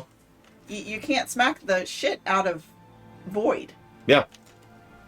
Yeah, it literally doesn't work that way. Not applicable. Speaking of, we got this. Here we go. This is gonna go badly. This is where we're going with this. Trust in Lord Illidan's plan. Maybe. Seek out the relic. You know, I go in the room, and I didn't let you go in the room. Oh my god. You need to go out. Seek out. Oh god, did you?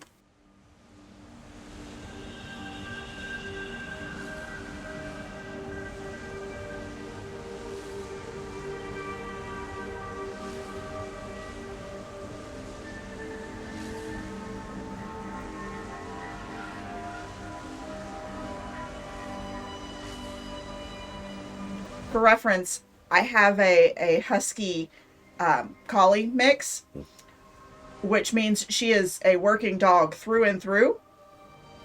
And being a collie mix, she has herding instincts. So she herded poor Lore here down the stairs to the kitchen to the back patio to the back patio door because she had to go potty. She had to go really bad. She doesn't bark, she doesn't whine, she doesn't scratch at the door. She doesn't let you know that she has to go to the bathroom other than by waiting until you stand up and herding you to wherever she wants you to be. Yeah. No, she's been pretty good and at getting across her point ever since I've known her.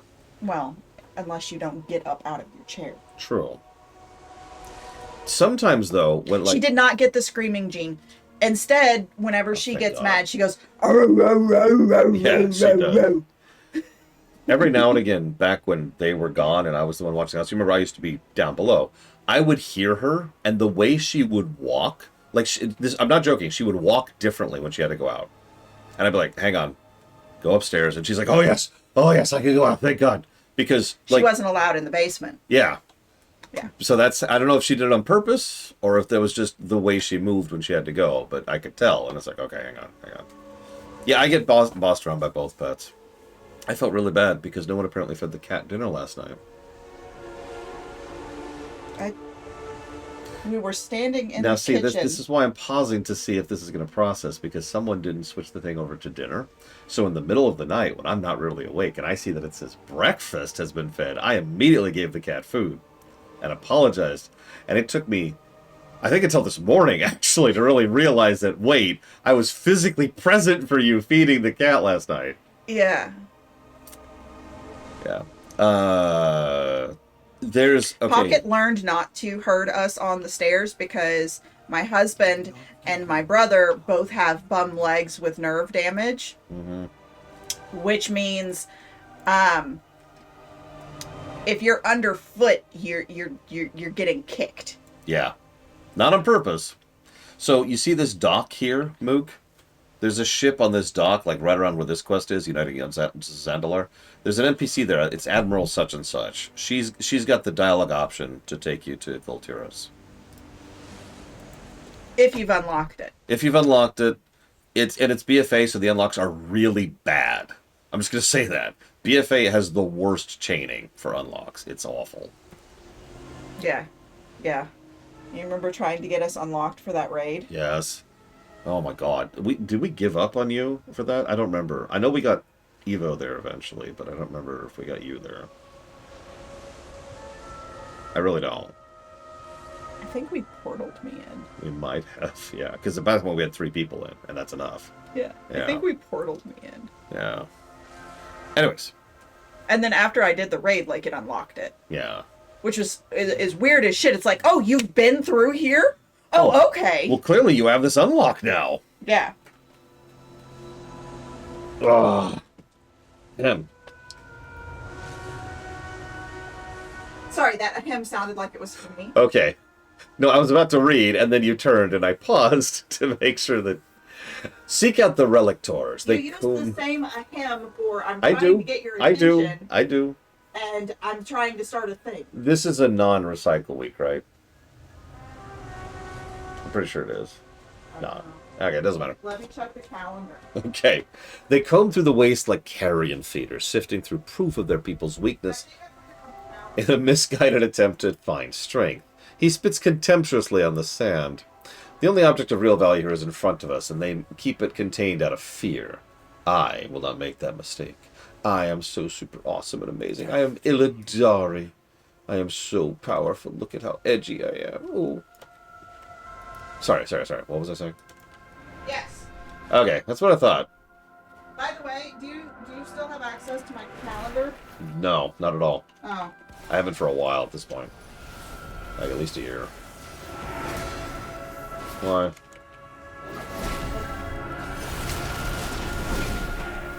Because it's on the calendar. Well, yeah. What week it is.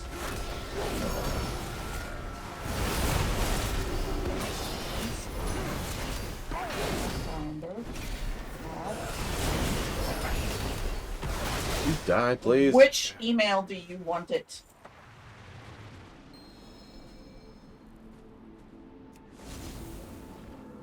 There you go. If any race could be any class, Please what is the confirm first your alt email. you make?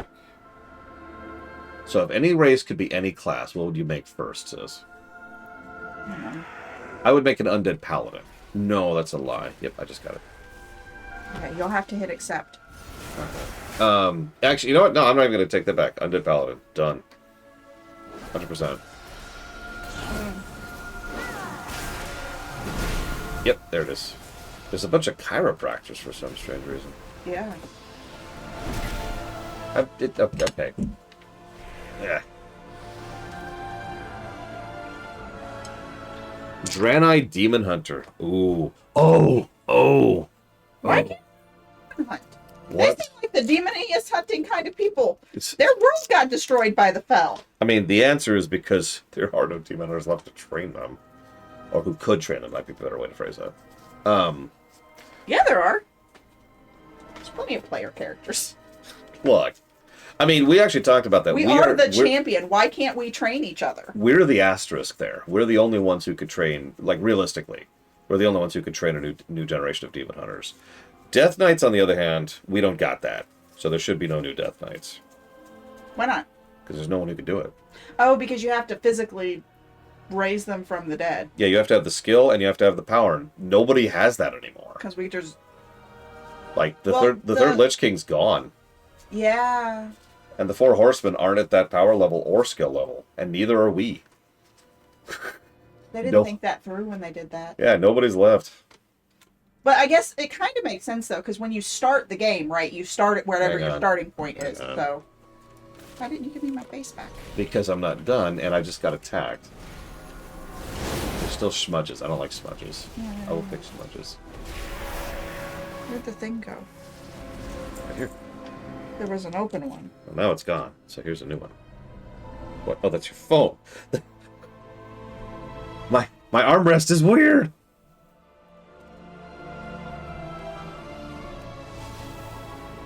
Yeah, you cannot be an Earthen, Drakthir, or Haranir Death Knight, which makes sense. Demon Hunter, there's an asterisk. Like I said, we could reason our way around that, but there really is no viable way to have a Death Knight right now. Now, we're going back to Northrend in another expansion, so maybe? Like, that could change, right? We'll see. I want you dry. I mean, Drakthir Death Knight does sound cool, I'm not gonna lie.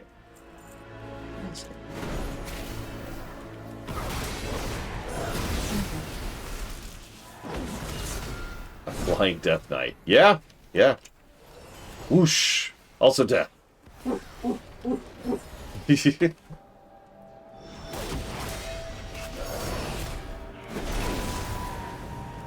guess I have to actually pay attention to these fights. Holy crap.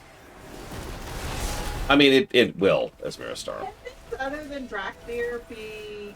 No. Evoker? Evoker is still Drakthir only, which makes sense because it's, like, built into Breath them. attack. You know what they could do, right? What?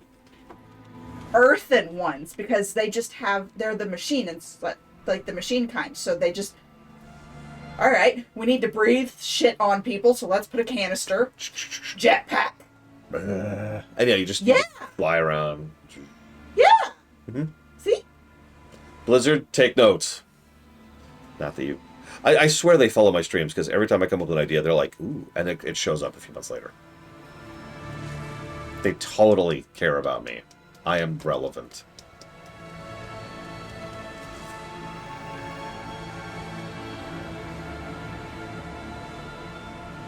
I mean, hypothetically, it is probably possible for the renewed aspects to pump their power into someone new. No, we destroyed the crown. You can't be Lich King without the crown. Yeah, no, the Lich King, the concept of the Lich King's got. There's no Frostborn, and there's no Helm of Domination. There is no Lich King. There cannot be a new Lich King without starting fresh, right? Yeah, we'd have to go back in time again. No.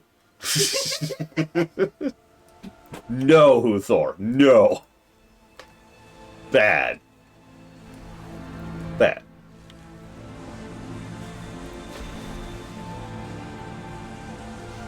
It's actually funny you say that. The Burger King crown is still there. I haven't done anything with it in years, but it's still there.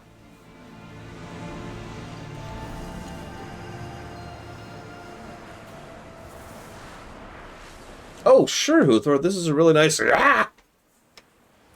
I've sacrificed everything. Alright, so anyways, totally serious quest now.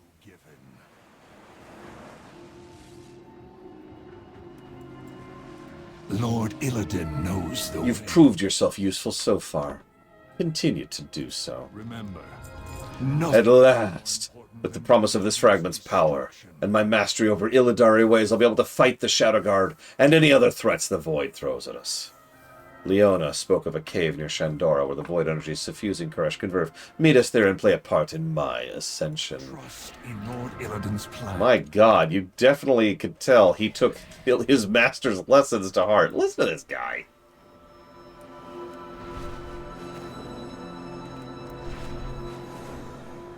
So, That's a good question, Push-Ups. Here's the thing. There's probably no Scourge right now. I mean, we'll find out when we go to Northrend, because if there's any remnants of the Scourge, that'll be the time to discover it. But, supposedly the Scourge were wiped out during the launch event of Shadowlands. That's not even, like, hyperbole or speculation. That was the intended event. It was so dumb. It was so dumb. Of all of the terrible, terrible things about Shadowlands, that one honestly bothers me the most. Like, I can't even put into words how much of a deflated balloon that was. It wasn't even, like, an awful thing. Like, there's worse things in Shadowlands, you know? Jailer. But, yeah, just the Scourge were just kind of dealt with as part of a launch event, which itself was just a crude and badly done copy of the Wrath launch event. So it wasn't even like a new launch event, and it was a worse version of the same launch event. And it was just a hand wave of, okay, we're done. And that's it. What? And if I could be bold, one of the ideas I actually liked that they did play with periodically in the post-Wrath world was the various undead, like, strong undead kind of carving out their own little undead fiefdoms, which was a cool concept, I thought, and kind of followed through naturally in the events of Wrath. But all that's thrown out the window, of course. Whatever. Moving on. New doorways have opened to us. Adaris is preparing his mind and body for the ritual. Our task is to place the fragment at 2 points in the cavern, which will align with the crystal to the void energies in the area, and attract void entities. Defeat the entities, and their essence will be absorbed into the fragment. The void offers endless possibilities. Okay. Now that could be Ismaristar. That's true, I forgot about that. You are correct. What happened in the launch event? Well, did you see the Wrath launch event? Now imagine like a Temu version of that. That's it. When I use the word pathetic, I am not speaking hyperbolically. It was one of the most tepid launch events we've ever had. Right up there with Pandaria's. And I mention that to emphasize that this isn't bias against Shadowlands. Pandaria is one of my favorite expansions. It still had a really bad launch event.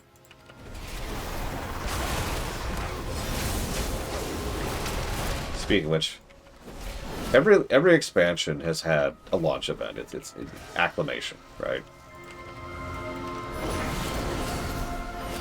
And the quality of those launch events have varied drastically over the years. Do we think Midnight is going to nail it or fumble? Any opinions? We're not there yet, to be clear. We've actually already had like the last major content patch. It's the reason why we're streaming. But there is going to be an acclamation patch and a launch event that we are not at yet. We apparently already know what it is.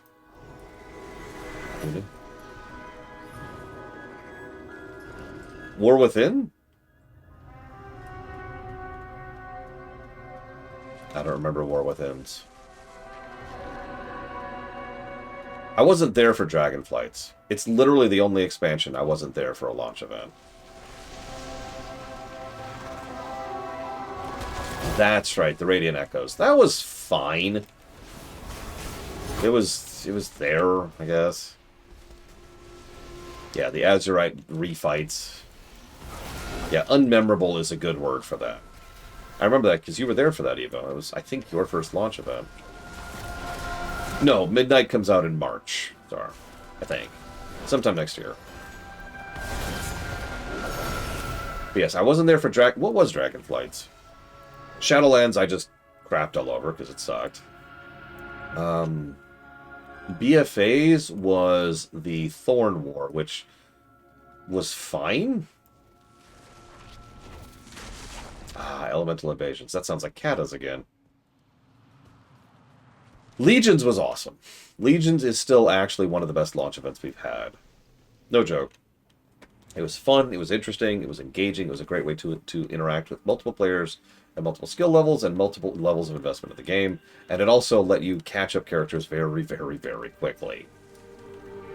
And it was just generally fun.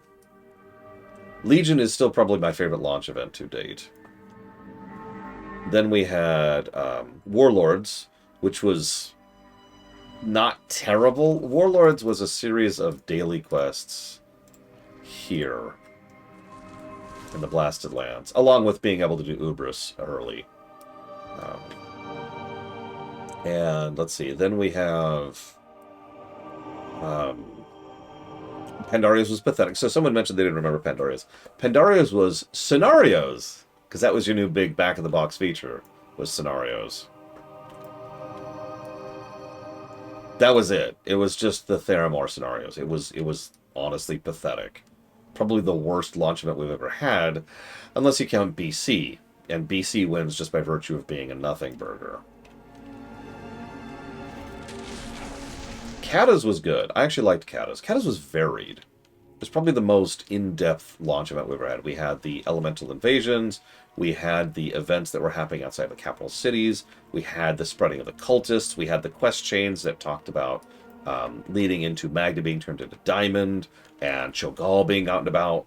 There was a lot of meat to Kata's launch event. I will give them credit on that one. Wrath's was good for all the wrong reasons. The slowly escalating Scourge Plague was fantastic, except for the fact that it kind of prevented people from playing the freaking game. But other than that, it was awesome. And then BC's was just kind of pathetic. There were some demons you could kill, and there was a raid boss or two, and that was... And High Lord Cruel was bouncing around, and that was kind of it. And that's all of them. That's all the launch events. The universe is full of mystery. This is it. Place the Kareshi fragment above Adaris, and I will channel the Void Lure into containing Ramantaz's Void Essence in the Shard. Adaris is powerful and determined, but we're attempting something experimental and dangerous. Be vigilant. Fate is ours to decide.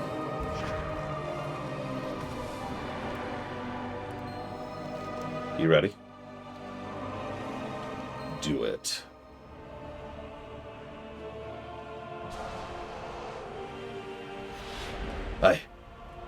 I can feel it. Limitless. All futures open to me. Within my reach. A who? So many voices.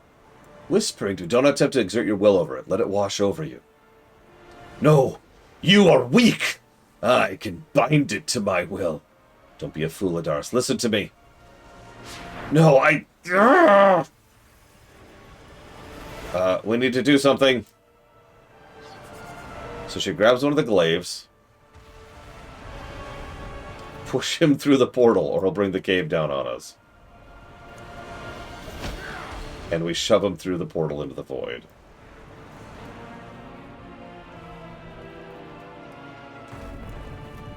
His pride almost killed us. We fight for a new future. I didn't have the time or focus to pick a destination for that portal. He could be anywhere. There is strength in shadow. I did all I could to prevent this outcome. If you hadn't pushed him through the portal, the unrestrained void energy could have collapsed the cave around us. He was strong. In a way, I think that worked against him. Maybe back at Shandora, I need to report to Umbric and let him know what happened here. Power is to be wielded, not feared.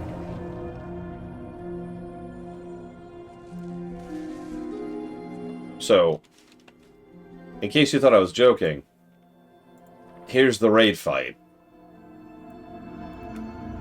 And yeah, he has his two groupies that are part of the fight. I actually like this fight for what it is. It's 3 bosses who have different mechanics. And that's basically it. Like, you fight one boss, they do their mechanics, and then, like, the other boss does their mechanics, and the third boss does their mechanics. And then all 3 of them have a turbo mode of, no, really, I'm going to kill you. And when that turbo mode triggers is dependent on player interaction, so it's up to you when it triggers. They also have some synergies in their abilities. It's a fun fight. But of course he is a void demon hunter there because, you know, that's the new spec we're getting.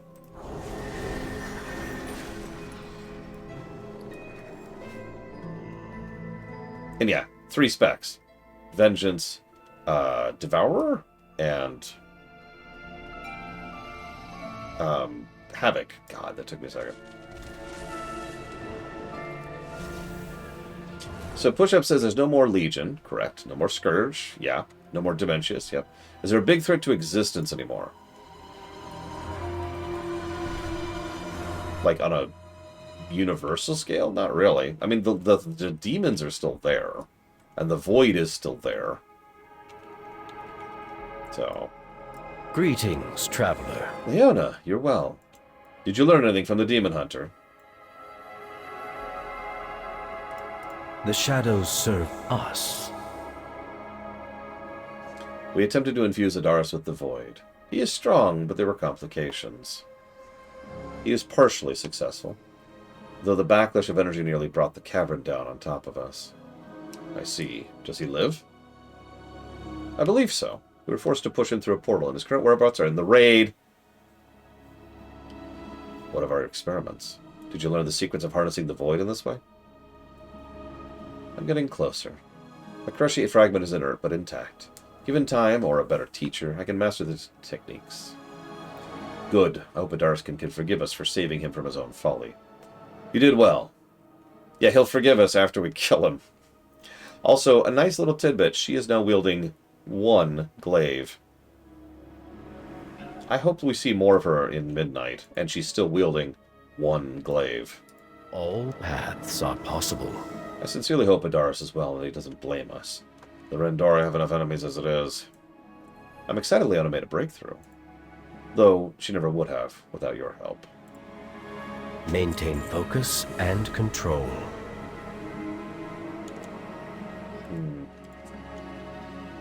Let me double check something really quick.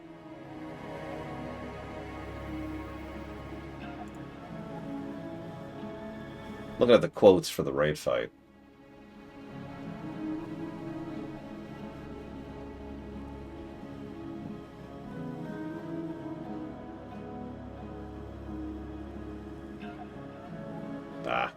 Nothing interesting in their dialogue. That is all the side quests. We are done with all of the... with Karesh, actually. So, before I cut off... let's see how Karesh lines up. I don't think it's going to beat Undermine. I mean, duh. But I'm curious where it's going to line up. It honestly was better than I remembered.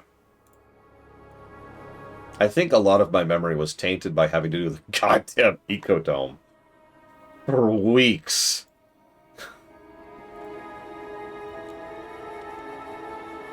Oh, you're right. There is a final quest for the Ecodome. Thank you for reminding me. Hang on. Let me just put this out. Give me a second. Maybe. And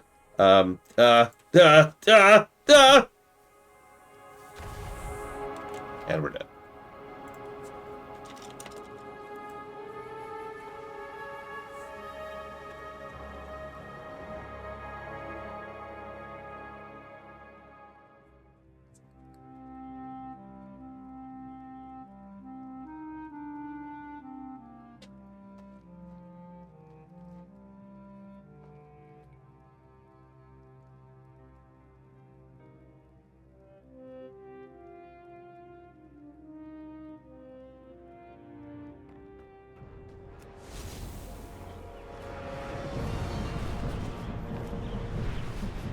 Oh yeah, Christmas started. Nothing new this year, near as I can tell. No, Undermine is... okay, you know how I keep saying that Andor is like the best show I've ever covered? Followed immediately by Arcane? That's not a mark of shame. You know what I mean? Standing up to that level of quality is bonkers. Someday we might have a better zone than Undermine in any of the MMOs. We also might not. We might have just capped. You.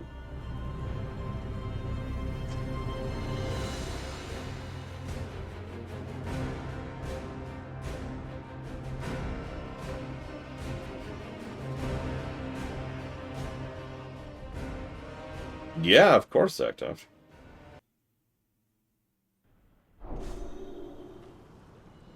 I see no issues.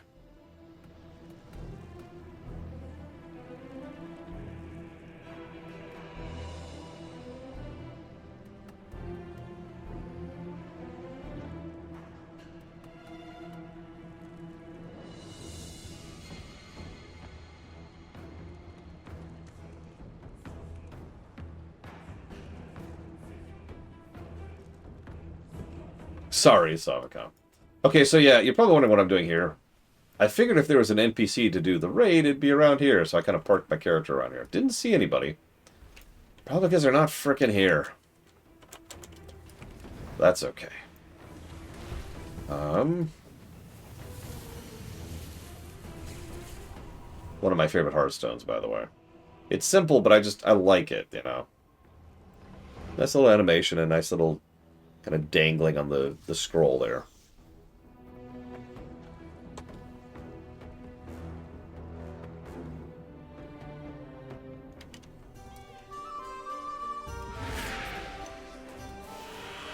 The Diablo crossover / anniversary event, even.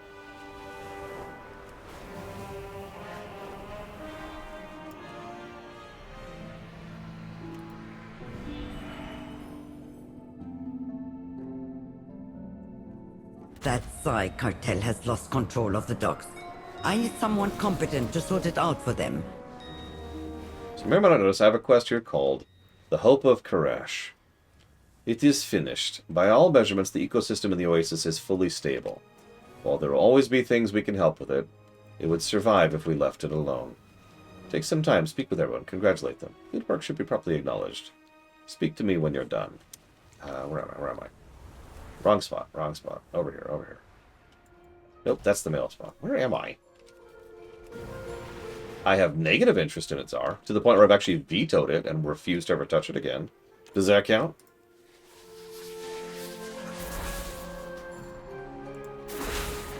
There you are. Good.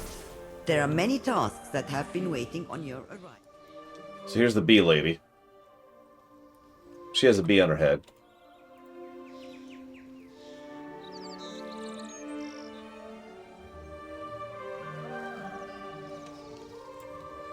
A fellow researcher? So soon? Take care. Everything I've done has been for Karesh. The work we have done here can ensure that, with what happened at Ikodomadani, we can rebuild Karesh. It will take time. So very much time.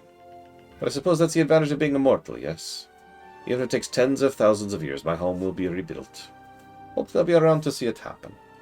I have a stasis pod with your name on it, should you ever have need of it. My fortune for the world that was. And she gives us a mount.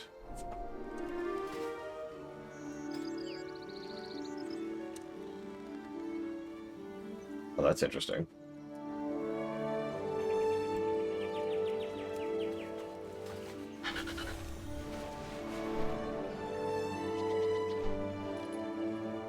I like the wings on that. Look at that. Some nice usage of the transparency on it. Ignore that.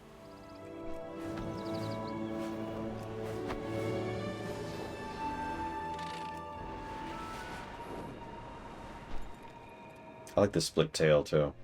It's actually a pretty cool bird. I might use this on Swift Shot going forward.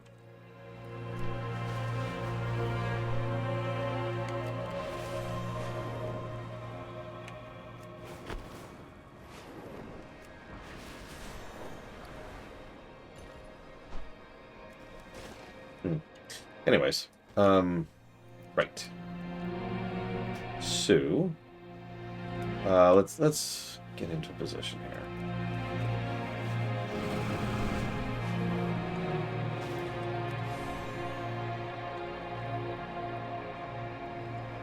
Okay, so now, all right.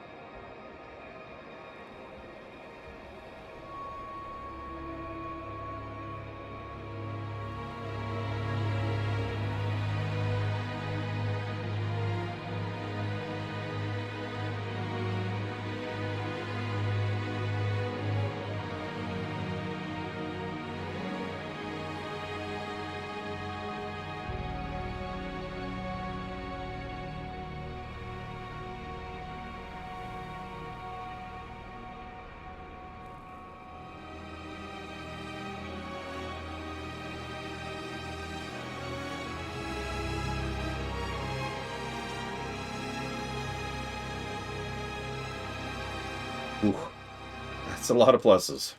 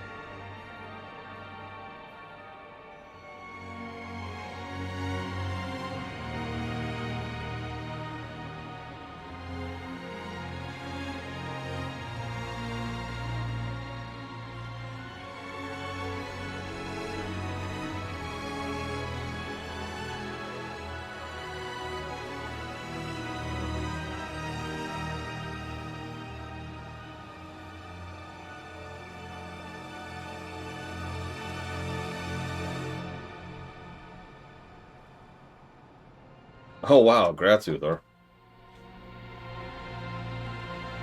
Do me a favor and don't ask how long I've had that achievement.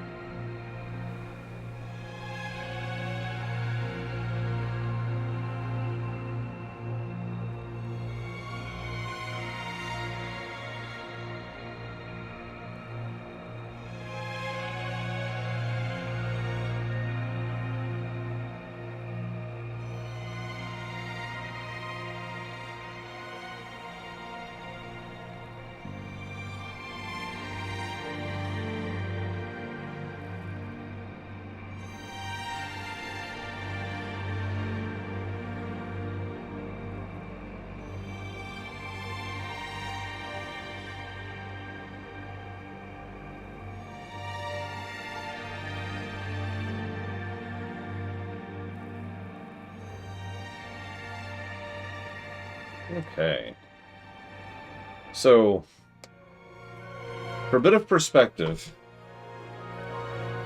looks like Karesh has the second most positives I've ever given a zone for side quests, story axis. Which, yeah, that actually tracks, especially going back through it. If you're wondering the zone that beats it on side quests, it's actually Hallowfall, believe it or not. But in my defense, that's because I classified a lot of the Undermine side quests as primary optional quests. By the way, Undermine has some of the most prime opt positives I've ever given a zone. So depending on how you define that, Undermine would be first, followed by Hallowfall, followed by Karesh. Still.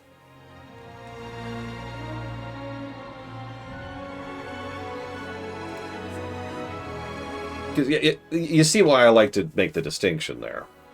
Most of the quests here were definitively secondary quests, right? Purely optional, purely side, purely secondary. But they were still really good.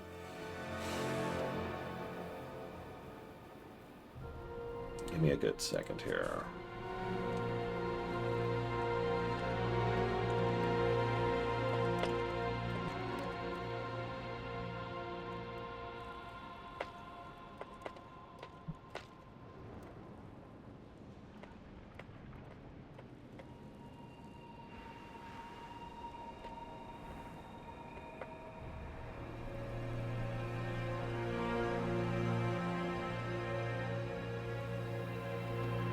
Now, gameplay-wise, I think Karesh is going to drag behind a bit. Because... I don't know what else to add to that.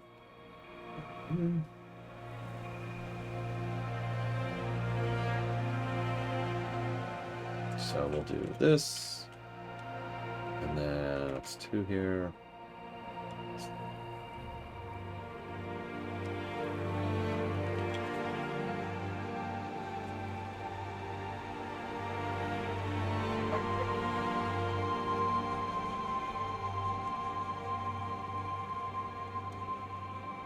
Remind me, Huthor. I'll check my notes in a second.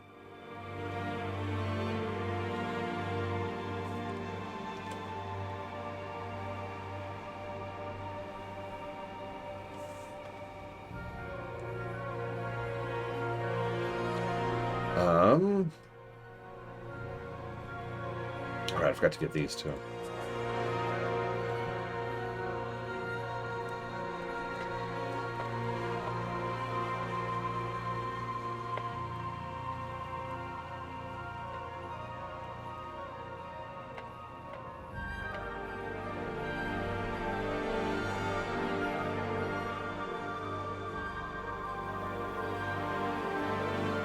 Ah, the dungeon thing. Right, right.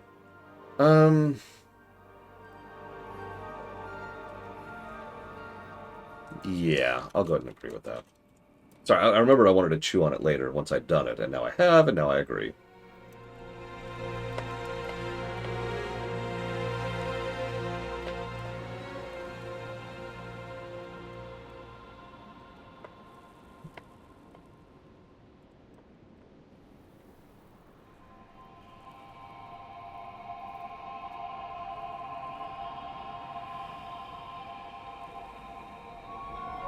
Damn.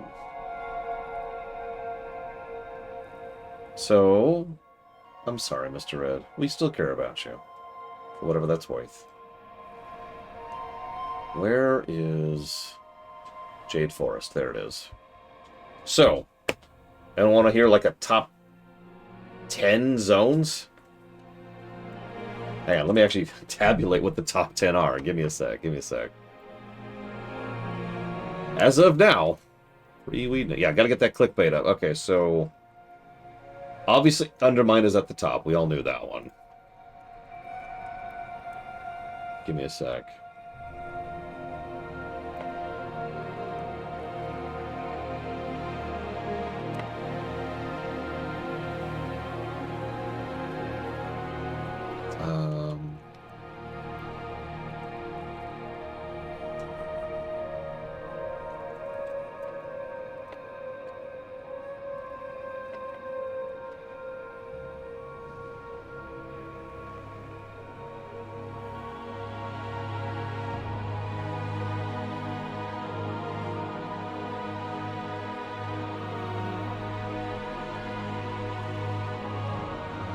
For the sake of keeping this simple, I'm only going to count anything that got more than 40 pluses across both axes.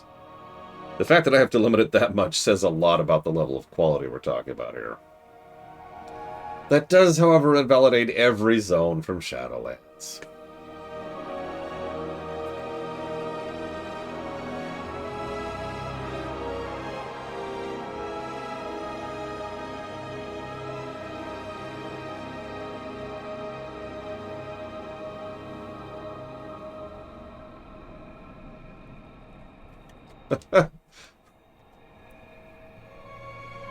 Wow. Sorry, I'm just double checking myself. Guess which 2 zones were like highest ranked back in BFA? Just guess.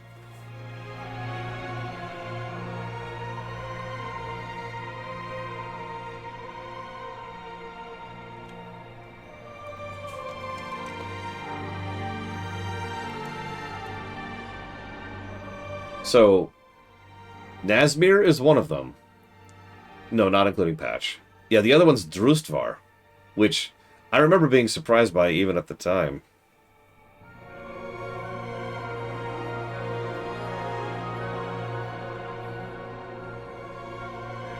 Nazjatar didn't do that great. Yeah, Drustvar was legit. I was honestly surprised. You know, actually, no. You know, the one that really surprised me was Tierguard Sound. Like, Storm Song had issues, but Tierguard was kind of solid the whole way through, you know? Okay, I think this is everything above 40. Double checking myself here.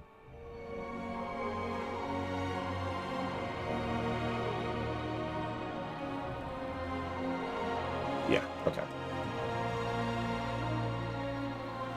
Okay, so let's order these.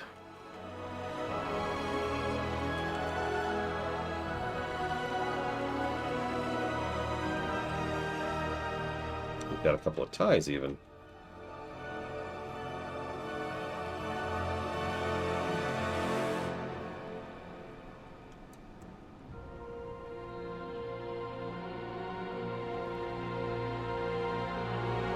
There's actually 11, but whatever. What the...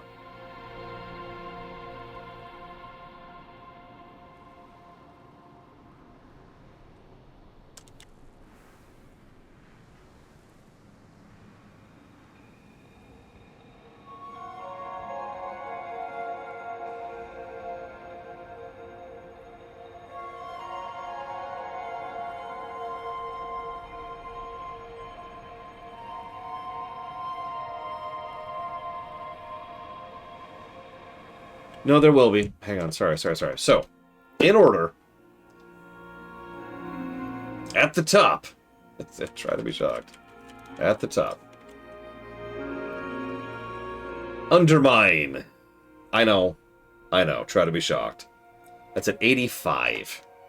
Yeah, nobody's surprised by that. Nobody's surprised by that. You already know the number 2 and the number 3 slots, which are Hallowfall and Ajkahet at 80 and 79, respectively. Dropping down a bit, we have the Emerald Dream at 64. I'm not super surprised by that one. The Emerald Dream was legit. Following that, we have the Ringing Deeps. That one surprised me. Actually, the Ringing Deeps and the Waking Shores are tied at 54 positives. Both of those surprised me. I didn't expect the Waking Shores to just kind of nail it, and I didn't expect the Ringing Deeps to be kind of legit. I think the Kobolds helped, but whatever. Not too far behind that is the Azure Span. Do note that does not include the Blue Dragonfly Chain, so that's 52. Followed immediately by the Jade Forest, which continues to just hold on to that slot at 51. Below that is the Zarlik Caverns at 44, the Isle of Dorn at 43, and Karesh at 42. 11th best zone in the game, which I guess doesn't sound impressive, but I'm impressed. I didn't expect it would score this well. It is literally the worst in War Within.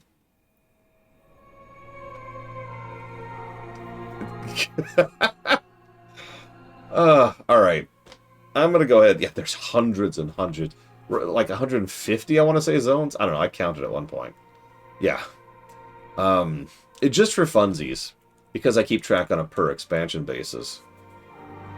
That means War Within's zones have gotten 329 positives to story and 396 to gameplay, which absolutely destroys... Nope, I'm an idiot. 67 to gameplay. Sorry, I misread that. Which absolutely destroys everything else on the story axis. Dragonflight was 221. BFA was 161. Kata was 214. Gameplay-wise, Dragonflight was a little bit further forward, which doesn't surprise me.